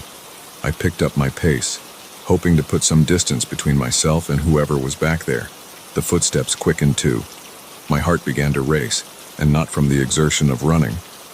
I chanced to glance over my shoulder and saw a figure about 50 yards back, matching my pace. That's when I heard the twig snap, and my worst fears were confirmed. This wasn't just another runner or a coincidence. I was being followed. Panic surged through me as I realized how vulnerable I was. I was alone in one of the most secluded areas of the park, the sun rapidly sinking below the horizon, with no one around to hear me if I called for help. My mind raced, trying to remember the self-defense classes I'd taken years ago. Keys between the fingers, go for the eyes and groin, scream, fire, instead of help, because people are more likely to respond. But all of that assumed I could get close enough to my attacker to fight back. I veered off the path, hoping to lose my pursuer in the denser wooded areas. Branches whipped at my face as I crashed through the underbrush, my lungs burning as I pushed myself harder than I ever had before. I could hear him behind me, closing the distance. He was faster, his longer stride eating up the ground between us. In desperation, I changed tactics. Instead of running deeper into the woods, I turned sharply, making for the more populated areas of the park. If I could just reach people, reach light and safety, I might have a chance. But my pursuer seemed to anticipate this move. As I burst out of the tree line onto a wider path, he was there, cutting off my escape route. In the fading light, I could finally see him clearly. He was tall and lean, dressed all in black, with a face mask obscuring his features. But it was his eyes that terrified me the most, cold and predatory, filled with a hunger that made my blood run cold. "Nowhere to run now, little rabbit," he said, his voice a low growl that sent shivers down my spine. I backed away, my eyes darting around for anything I could use as a weapon, any avenue of escape. But I was trapped between him and a steep embankment that led down to a creek. As he advanced, I made a split-second decision. I turned and half ran and half slid down the embankment. It was reckless, dangerous, but it was my only chance. I heard him curse behind me as he gave chase. The creek was shallow but fast-moving, the water icy cold as I splashed through it. The shock of it spurred me on, giving me a burst of energy born of pure survival instinct. I scrambled up the opposite bank, mud squelching under my feet, my sodden clothes weighing me down. I ran blindly now, no longer caring about direction, focused solely on putting distance between myself and my pursuer. The park had become a maze of shadows and looming shapes in the growing darkness. Every rustle of leaves, every snapping twig sent a jolt of terror through me. I don't know how long I ran. It felt like hours, though it was probably only minutes. My lungs were on fire. my legs trembling with exhaustion, but the fear kept me going. The knowledge that to stop was to die. Finally, blessedly, I saw lights ahead. I'd reached the edge of the park where it bordered the city streets. Safety was so close, just a few hundred yards away. I pushed myself harder, ignoring the burning in my muscles, the stitch in my side. But then my foot caught on an exposed root, and I went down hard. Pain shot through my ankle as I tried to get up. It wasn't broken, but I'd twisted it badly. I could hear him behind me, his breathing heavy but steady. He wasn't exhausted like I was. He'd been toying with me, letting me tire myself out. As his shadow fell over me, I closed my eyes, certain that this was the end. But then I heard something that made my eyes snap open. Voices, coming from the street. A group of people, laughing and talking as they entered the park. My pursuer hesitated, looking from me to the approaching group. I seized my chance. Summoning every ounce of strength I had left, I screamed. It was a primal sound, raw and desperate, filled with all the terror and pain of the last hour. The voices stopped. Then I heard shouts of alarm and the sound of running feet. My attacker cursed, then turned and melted into the shadows of the park. What followed was a blur of police sirens, paramedics, and questions I was too shaken to answer coherently. I was taken to the hospital, treated for exhaustion, dehydration, and my sprained ankle. The police took my statement, promised to increase patrols in the park, but warned me that without a clear description of my attacker, there wasn't much they could do. In the days and weeks that followed, as I dealt with the trauma of that night, I struggled to return to my normal life. The city that I had once loved now felt menacing. Every shadow held a potential threat. Every stranger a possible attacker. I couldn't bring myself to go running, especially not in the park, but slowly, with the help of therapy and a supportive network of friends and family, I began to reclaim my life. I took self-defense classes, not just a few sessions, but intensive training. I bought a personal alarm and pepper spray, and eventually, I started running again, though never alone and never in secluded areas. The man who chased me that night was never caught. Sometimes I still see him in my nightmares, a dark figure always just a few steps behind me. But I refuse to let the fear he instilled in me rule my life. I'm a survivor, not a victim. Now, when I run, I carry with me the knowledge that the world can be a dangerous place, especially for women. But I also carry my strength, my resilience, and the determination to never let fear win. Because sometimes, the most important race we run is the one for our lives, and I intend to keep winning.